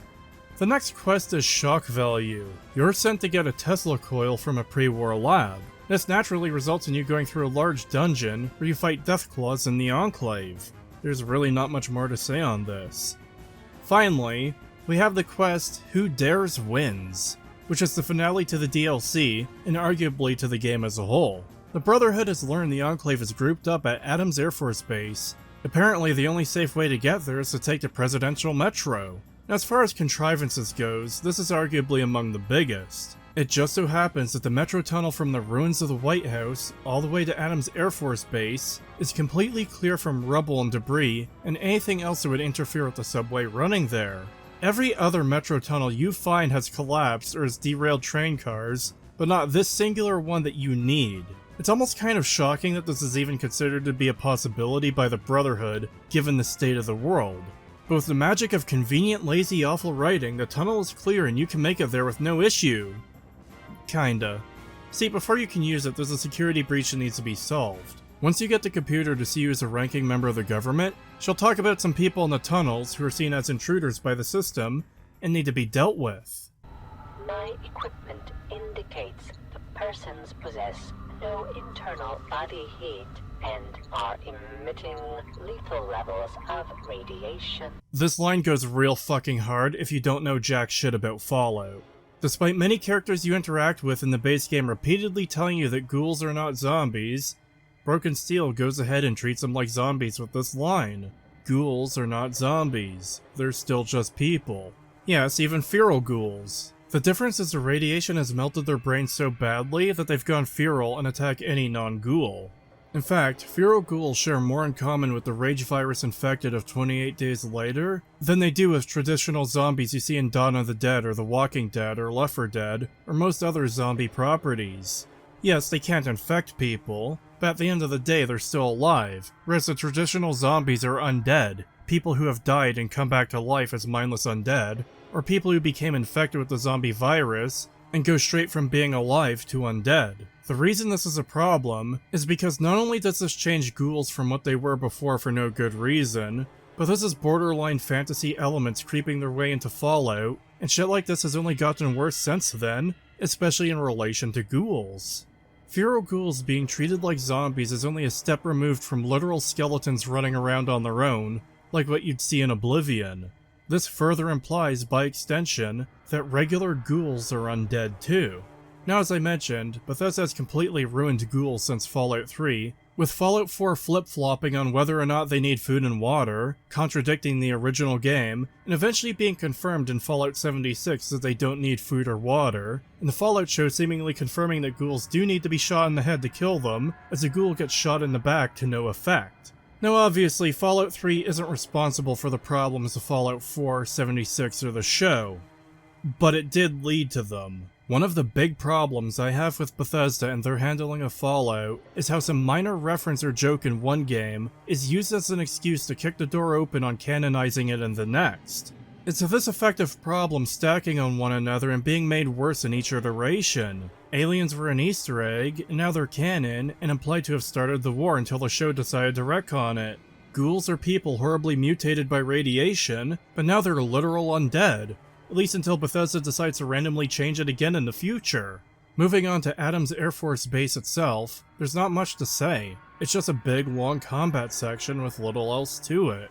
At the end, you have the choice to blow up the Citadel, or the Enclave mobile crawler. Destroying the Citadel obviously turns the Brotherhood hostile when they return. The barely an afterthought reward for doing this is the reveal of a Pentagon military policeman's office with a few Dirty Harry references and a special 44 Magnum thrown in. None of it connects to anything anywhere else in the game, making it something of a weird note to end the DLC on if you take this path.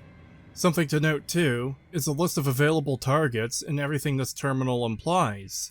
You can see from this list that the preset targets are Rivet City, Megaton, the Citadel, Project Purity, and the mobile crawler itself. Multiple questions. Why would Megaton or Rivet City be targets like this? They're civilian centers, not fortified bunkers. These are not targets worth wasting an apparently limited orbital strike on. Further, Project Purity is a target as well, and I again have to ask why. It's a water purifier. It's the kind of thing that seems like it could be damaged easily. But it gets even worse than that. The Citadel is a preset target, and for some reason, the Enclave hasn't destroyed them yet. The tech the Enclave would be able to recover from the Brotherhood by capturing the Citadel would be minimal as compared to what they already have. The only real tech they'd probably want to capture was already destroyed by the Enclave itself. So destroying the Citadel to take out their biggest threat and opponent is a no-brainer. Finally, the Enclave's own mobile crawler base is a target as well, and this seems to have been done for no other reason than to allow you to destroy the base. To cap it off, only the Citadel and the mobile crawler base can be fired at, because the satellite the orbital strikes are being made from is not in the correct position to hit any of the other targets. So, let me get this straight. The Citadel can be hit, and Project Purity and Rivet City, the former of which is within eyeshot, can't be hit, but Adams Air Force Base many miles away can be hit by the orbital strike. So it has super sensitive positioning to hit targets, but also Liberty Prime just so happened to be in the exact right spot at the exact right time to hit him and destroy him. Once again, the crap factor of Bethesda's writing is an ever-present companion, even when the story is wafer thin. Destroying the crawler is a bit of a questionable decision too. By the time you take it out, you've effectively wiped out everyone in it. Why not have the Brotherhood capture it instead of destroying it? We're even told that the Brotherhood will be sifting through the wreckage for years, implying they fully captured Adams Air Force Base, which just further raises the question of why destroy the crawler. But it gets destroyed, and that's effectively the end of the main narrative to Fallout 3. On that note, the design of the crawler itself is kinda ass. It's just a giant box on treads, with a satellite sticking out of it. As I said, combat, combat, and more combat. As I said, there's no antagonist character for you to have to deal with. It's just 3 hours of slaughtering nameless enemies and has no real connection to the main story of the base game, aside from the fact there's a bunch of Enclave grunts to kill.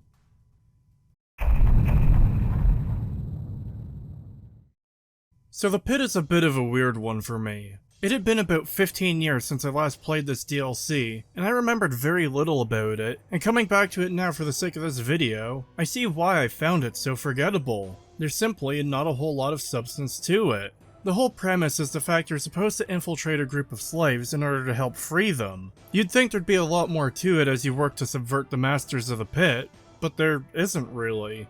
The whole questline consists of actually going to the Pit, collecting some ingots, fighting in their little arena, then making a choice to steal the cure or not, and it's over. It almost sounds a bit reductive describing it that way, but that is, by and large, what the DLC amounts to. There's still some things to talk about throughout, which I'll get to, but I can't help but be completely underwhelmed by this DLC. It's just 3 hours of nothing special, which is curious because there's clearly a lot of effort put into making new assets to give Pittsburgh its own distinct look and feel. To look at it, you would think there'd be much more to this DLC, but there just isn't.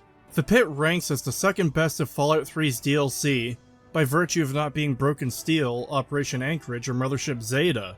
Being better than those three isn't a high bar to clear, and by God did the Pit inch its way over that bar. Starting off, as with most of the other DLCs for this game, you get a radio signal telling you where to go. You meet with Werner, and he explains the plan to infiltrate as a slave. The first objective is to get some slave rags from some slaves near the entrance to the Pit. However, sneaking in isn't even necessary because if you go in guns blazing, the result is the same. You lose your equipment and become a slave. In fact, this might actually be the worst part of the whole DLC. Should you kill the gate guards, the moment you step through the gate, you get control taken away from you, and you get beaten with pipes until you black out and all your stuff is taken. This happens regardless of skill and equipment.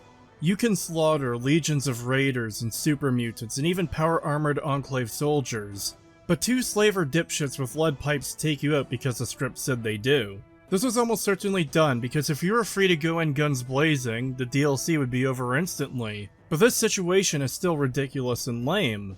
Regardless, once inside, you talk to Werner's slave contact, Medea, who quickly explains you need to fit in because you look out of place and you have to work. Working is collecting steel ingots in the Trog-infested area. You only need to collect 10 to continue, but there's 100 total, and every 10 you turn in nets you a reward, including unique weapons and even power armor. This is kind of what I mean when I say there isn't really much to say about the quests here. It's an issue of there being so little substance, that the most I can do is just describe what you've got to do, and mention there's not much to say.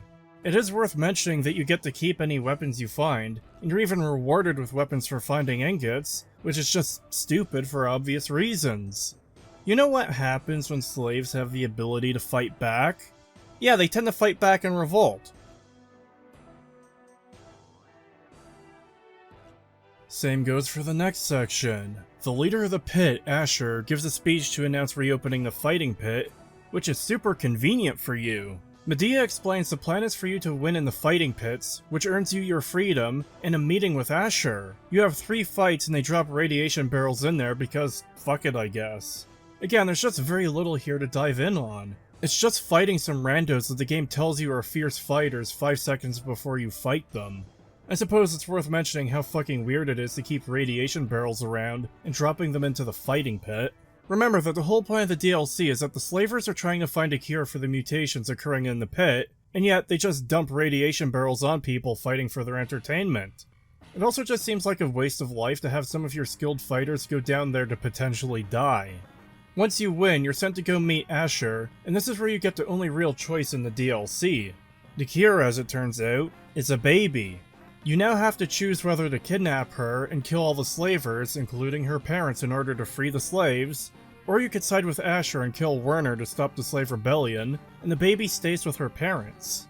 This was almost an interesting moral dilemma, and honestly better than any moral choice in the base game.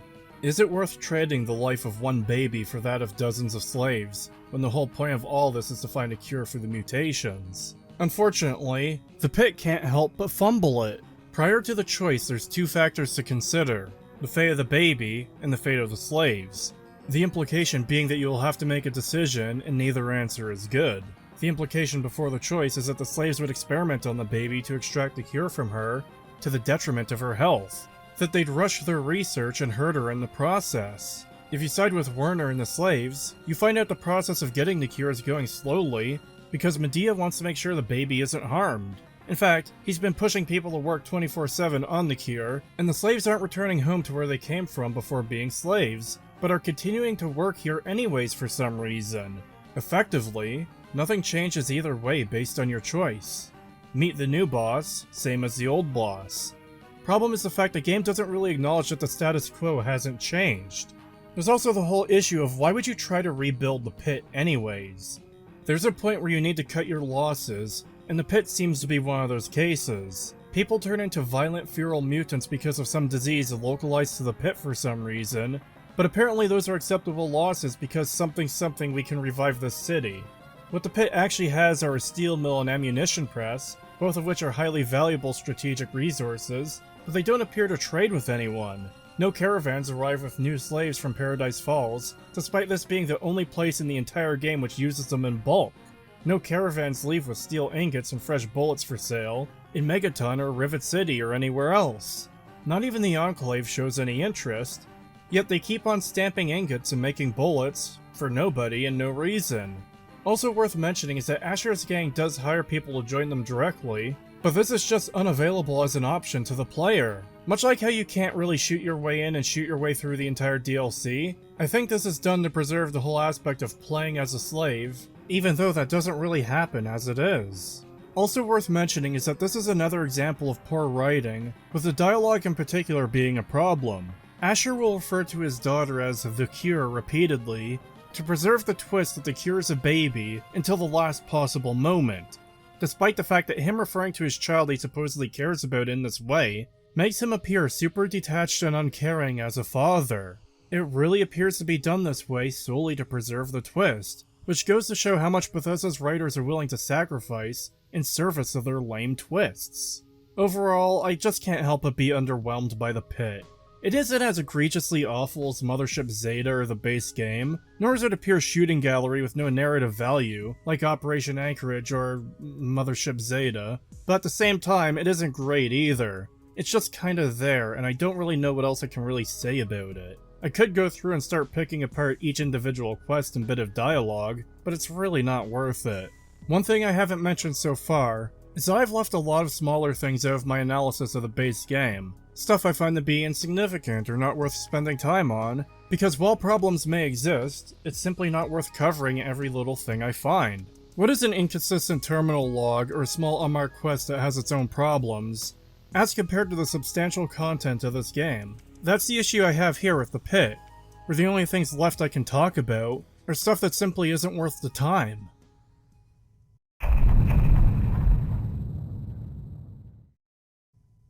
So here we are, at the end of the line for Fallout 3. This is the last thing to cover before I end this video, and I desperately wish I had some good news to report here. That I could tell you that Point Lookout is the best DLC, not because it's a winner by default due to everything else being so bad, but because of genuine merit it had. Unfortunately, I cannot. Point Lookout is absolutely a winner by default, and much like how the Pitt inched its way over the bar to earn its place as second best of the DLCs, Point Lookout inches its way over the Pitt. I know some people aren't going to believe me due to my harsh criticism of Bethesda, but I really was holding out hope that at least Point Lookout would be good. I didn't have any particularly strong memories of it, and it's been well over a decade, probably closer to 15 years since I last played it. It is with immense disappointment to tell you that Point Lookout is much like the rest of the DLCs for this game. That is to say, lots of shooting and little else. Credit where it's due, Point Lookout does try to have more of a narrative than the rest of the DLCs, aside from maybe the Pitt, but honestly it really is just more of the same. The DLC starts with a radio broadcast asking for help. See, a woman's daughter ran off to some place called Point Lookout a few weeks ago, and she wants you to go find her. Despite this being the starting point or the hook for this DLC, this ends up not being your main goal here, and the quest about finding her and sending her home is, I shit you not, an unmarked quest. Granted, you do find her while doing the main story of Point Lookout, and you do have to talk to her in order to complete it, but the fact your primary goal, and really only purpose for coming here is to find her, and this is relegated to an unmarked quest that's kind of crazy to me. Upon arriving in Point Lookout, the skeevy riverboat operator Tobar directs you to Calvert Manor, as there's smoke coming from it, and there's surely adventure and treasure to be found there. At the manor, you meet Desmond, a ghoul with a bad attitude, and he wants your help defending the place from the tribals attacking him. This is the entirety of the first quest. You kill some tribals, you kill some tribals, you kill some more tribals, you fall through a few floors of the manor, and you kill more tribals, and you have a last stand in the main hall of the manor against the tribals, and you're not going to believe this shit, but you kill them. All in all, it's not a great start to the DLC, and it's very representative of what the rest of it will be like. Upon winning the battle, Desmond gives you a perk for helping him, and wants you to go find out why they're trying to kill him. You go to their church and they send you on a vision quest. This is likely to be the most memorable part of the DLC for most people. That and the inbred hillbilly swamp folk. But after fighting through Mirelurk living near the Great Punga plant, you get gassed by the plant and start hallucinating. I can't tell if my reaction to this section is because I'm done with Bethesda at this point, because I'm so jaded to this shit, or because the sequence is actually pretty lame. You see giant Nuka-Cola quantum bottles fall from trees, make baby sounds, and explode. You see the special bobbleheads that all mock you when you click on them. You see corpses of people you know, such as Lucas Sims, Amada, Elder Lyons, Myra Brown, and Dead Settler. Oh yeah, can't forget Mom's dead skeleton on an operating table. Yeah, this shit just comes across as super tryhard to me. If anyone actually got freaked out by that shit, then goddamn are you easy. The section ends with a character named Mr. Break, an obvious reference to Mr. Burke, standing in front of the megaton bomb, which then explodes. That's right, I get to reference Power of the Atom one last time before this video ends. You can tell how central and internally important Power of the Atom was to Bethesda, not just due to its placement in the base game, the first town you come across, but also for the fact that it's arguably the most significant point of this vision. In fact, this vision becomes a bit weird if you beeline the Point Lookout, because now you're seeing visions of real people, or a corruption of them in the case of Mr. Burke, as well as the megaton bomb, when you haven't seen the bomb, or met any of these people with the exception of Amada. This open world game just assumes you followed the breadcrumb trail that was laid out for you, even though there's no guarantee you did. There's also a bone saw and a needle sewing the ground representing you getting turned into a lobotomite. Credit where it's due, Bethesda were ahead of the curve here when they managed to predict Starfield fans existing all the way back in 2008. Overall, this whole sequence just feels like more of the same from Fallout 3. It's just style over substance. It's visually unique within Fallout, but there's just not a whole lot to it. You return to the church and they let you in and you talk to Nadine, who tells you where their leader went and gives you a key to get to his inner sanctum. You return to Desmond, he tells you to go confront their leader. You do so and talk to the brain of Calvert, who's controlling the cult, and who wants you to go kill Desmond. You report back to Desmond again, and he wants you to place a beacon on the Ferris wheel and cycle the car to the top to give it maximum range to stop Calvert. Return to the manor to watch it explode, talk to Desmond in the safe room, walk to the lighthouse, shoot your way through the robots, and confront Calvert.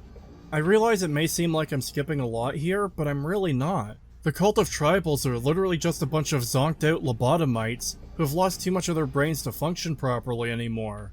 They worship the Punga fruit and their leader, who is as bad as the rest of them, take orders from Calvert thinking he's a god, and misinterpreting his orders due to being zonked out cultish tribals. It's honestly not much different from the situation with Harold in Oasis, where the cultists who follow him think everything he says is a test or some holy proclamation when it isn't. These tribals somehow manage to have even less depth than the Cult of Adam or the Oasis characters. Obviously, you're given a choice on who to side with, Desmond or Calvert, since Calvert tries to recruit you to kill Desmond and destroy his signal jammer, and later tries to recruit you again at the Ferris wheel, and again tries to recruit you at the final confrontation. This naturally raises the question of what the conflict here even is. They clearly want to kill one another, so what's the rivalry over? What are their ideals or morals or goals? Why should I side with one over the other? Is Desmond the bad guy? Is Calvert actually the underdog here? Is he in the right but due to circumstance can only speak to a cult of lobotomite tribals who misinterpret his requests? Well, the game doesn't have an answer for any of that. At least, not really. Through their combined dialogue, you learn that there's been some kind of rivalry dating back pre-war. The Calverts were a big deal in America, and for some reason, there's just a conflict between the two that's lasted 200 years after the war.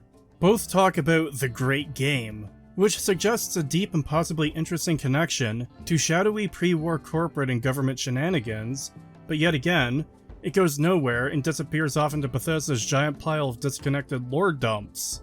By the final confrontation, you don't really have any real motivation or reason to side with one over the other. I demand that you exterminate Desmond at once! He is my enemy, and you will be rewarded! One beyond your imagination, beyond reckoning, the most amazing gift a living creature can be granted.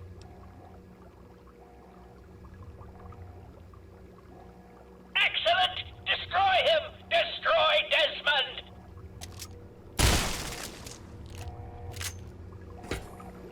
At long last, Desmond is dead, and I have you to thank for it.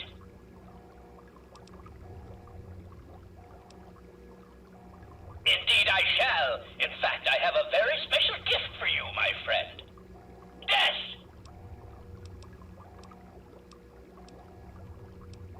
Professor Calvert is never kidding. Robots, to me! Scratch that, they have Calvert betray you after helping him because... I don't know, evil bad guy or something. This more or less makes the choice an illusion of choice on top of being incredibly shallow. The only thing to hint at Desmond being a good person within the game is that he drops an ear if you have the Contract Killer perk, and kill him. Otherwise, there's just very little development on who he is, what he believes, and what his goals are, aside from destroying all of his enemies from the pre-war era, which this DLC essentially just told us is a good thing. By the end of the DLC, you barely know any more about Desmond than you did at the start. It feels like nothing was accomplished or achieved, it just kinda ends. This is by and large the problem I have with Fallout 3's DLCs. It's the fact there's barely any substance to actually do anything with as far as criticism goes. There's no ideas or ideology or motivations or goals behind most of the characters in these DLCs, so I can't do much besides mention them and move on. The aliens? Who the fuck knows what they want? The simulation? It ain't real, so nothing that happens in it matters. The slaves and slavers of the Pitt? They want to cure a disease causing the mutation and rebuild the city for some reason. They have a steel mill, but I'm not sure it's worth it. They're living and dying and getting sick in this shithole city, where you devolve into a gibbering mutant, but apparently that's worth it because steel mill. Once you set the slaves free, they go on to continue doing everything they were doing before, but now they're doing so because they want to, rather than being forced to. Except Werner is making them work too, so nothing has really changed. The lore for most of these places is Barebones too. Aliens have been coming to Earth for 1,000 years. Military sim go burr. The Brotherhood purged the Pit and took all useful technology, and the only casualty was Asher, who they thought died, and haha inbred swamp people and also 200-year-old grudge match that just exists. Of all the DLCs, Point Lookout is the only one to give you an area to freely romp around in, but again, there's little to say. There's no real settlement here, just a whole one merchant and a few scattered side quests that honestly don't amount to much. One has you collecting ingredients for moonshine, and one has you collecting holotapes from dirt pits checking soil samples in order to get access to a safe. Don't even know how the dirt pits have held integrity for 200 years. And there's Plick Safari, which just basically has you paying to kill ghouls in a cave. Besides those three, there's the Scarlet Curtain in the dark heart of Blackhall. Scarlet Curtain has you tracking down a Chinese spy from before the war, and finishing her mission of destroying a captured Chinese submarine. Why are you doing this? I don't know, it's just kinda there, I guess.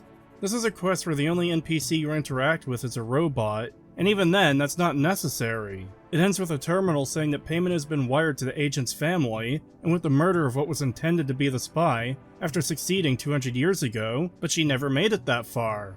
As for being the best DLC, or more accurately the least bad DLC, it really is a winner by default, by not being as bad as the rest of them. It's got some atmosphere, I suppose, but the map of Point Lookout feels largely empty.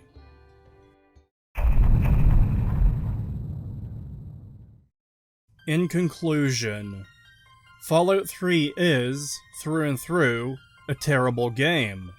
It seems to have no respect for the originals, while at the same time poaching its most important elements from them. The Brotherhood, or at least this chapter of it, has completely changed off-screen to be the heroic good guys of the game, rather than Bethesda making a new faction to actually fill this role.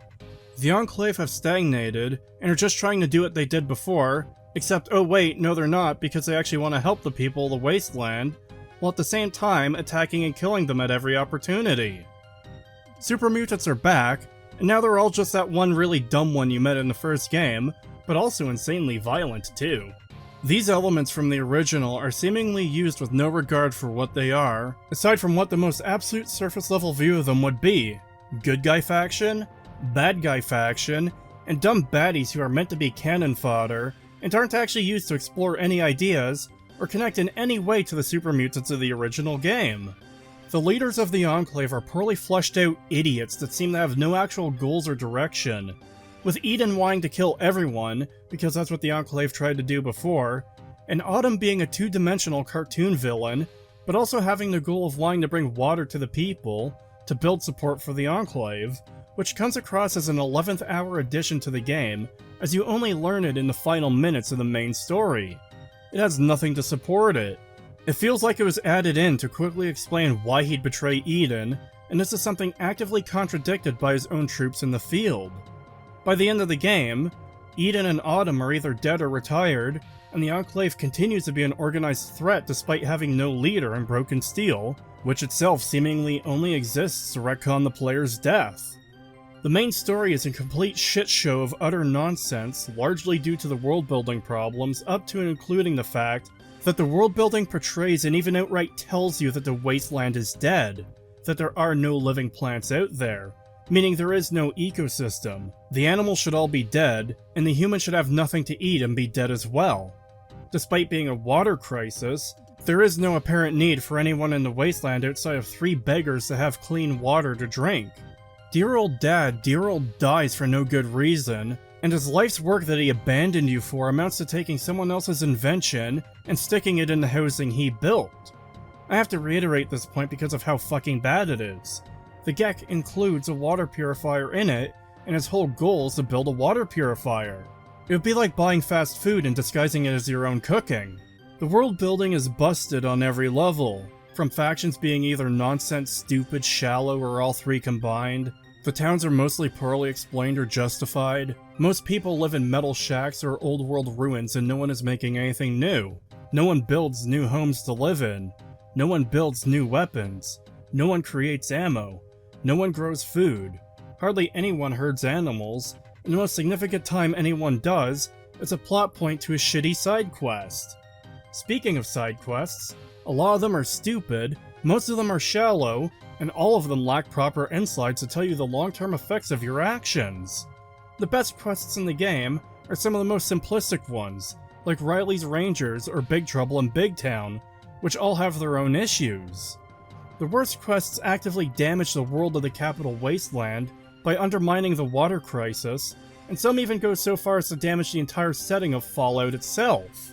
The DLCs largely amount to shooting galleries with little to no substance to each of them, all having shallow justifications for the events taking place, and having little to no depth to the characters or relevant world building. I don't even know what else I can say about these DLCs. They were all fucking shit. Mothership Zeta was about shooting aliens in a corridor with no real story. Anchorage was shooting generic enemies in a simulation that is described in-universe as being inaccurate to the historical event, so nothing gained from seeing it is useful. Broken Steel is shooting the Enclave and blowing up their base that would have been useful to capture. None of these 3 DLCs have an overarching antagonist to deal with. The Pitt has you collect items, fight a few goobers, then decide if you want to help the slavers or help the slaves who end up keeping the status quo. Point Lookout has you helping people who've been fighting each other for hundreds of years, and the choice between who to side with is made meaningless by one of them immediately betraying you. Aside from some useful and unique items, there's no real point to any of these DLCs. All in all, this game is thoroughly trash, with its few redeeming aspects being few and far between, and yet, it was still Bethesda's best entry into the Fallout franchise. With the exception of New Vegas, which wasn't made by Bethesda, it's all downhill from here. Following Fallout 3, we would then get Fallout 4, Fallout 76, and Amazon's Fallout show, each of which have only further damaged the world and setting of Fallout, with the show in particular utterly destroying every piece of lore it touched, while introducing its own new ridiculous lore. At this point, it feels like Bethesda is actively trying to overwrite and destroy anything that came before their acquisition of the IP, and this series, dark and grim in tone, all about choice and consequence, about morality and the best and worst of humanity, about how people survive and rebuild, and about the conflict inherent to human nature, has all been supplanted by marketable iconography and silly ridiculous nonsense and 50 songs being spammed at you at every given opportunity, and even replacing the art style, and worst of all, retconning the core theme of the series, the conflict and violence are inherent to human nature, to instead be about capitalism bad, even recontextualizing the iconic phrase that starts every Fallout game, "War never changes," to instead be a marketing pitch to sell intentionally inflicting the nuclear apocalypse upon the world, because that will somehow make them win at capitalism. To say Bethesda has completely ruined this franchise and turned it into a parody of itself is nothing less than the objective truth. And while Fallout 3 isn't as bad as what would come after, it was still incredibly damaging, and in many ways, the acceptance and success of this game kicked the door open for Bethesda to make things worse and worse in future installments. But that's all I've got for today, and hopefully, I'll never have to talk about Fallout 3 ever again. Aside from the inevitable release of the remaster, I guess. Thank you very much for watching, especially if you made it this far, and please subscribe. If you liked this video, check out my other videos, such as my analysis of the Fallout show, my analysis series of Fallout 4, or my breakdown of Saints Row 2022. Additionally, I stream regularly, so come hang out if you see I'm live. Also, thank you to this video's sponsor, Mantisleep. Use coupon code CAPRA for a 10% discount, affiliate link in the description. Special thanks to Kelbeck for proofreading and providing significant suggestions and contributions to the script. Special thanks as well to Enclave Emily and Thief for additional contributions to the script. And once again, thank you very much for watching. It is very much appreciated.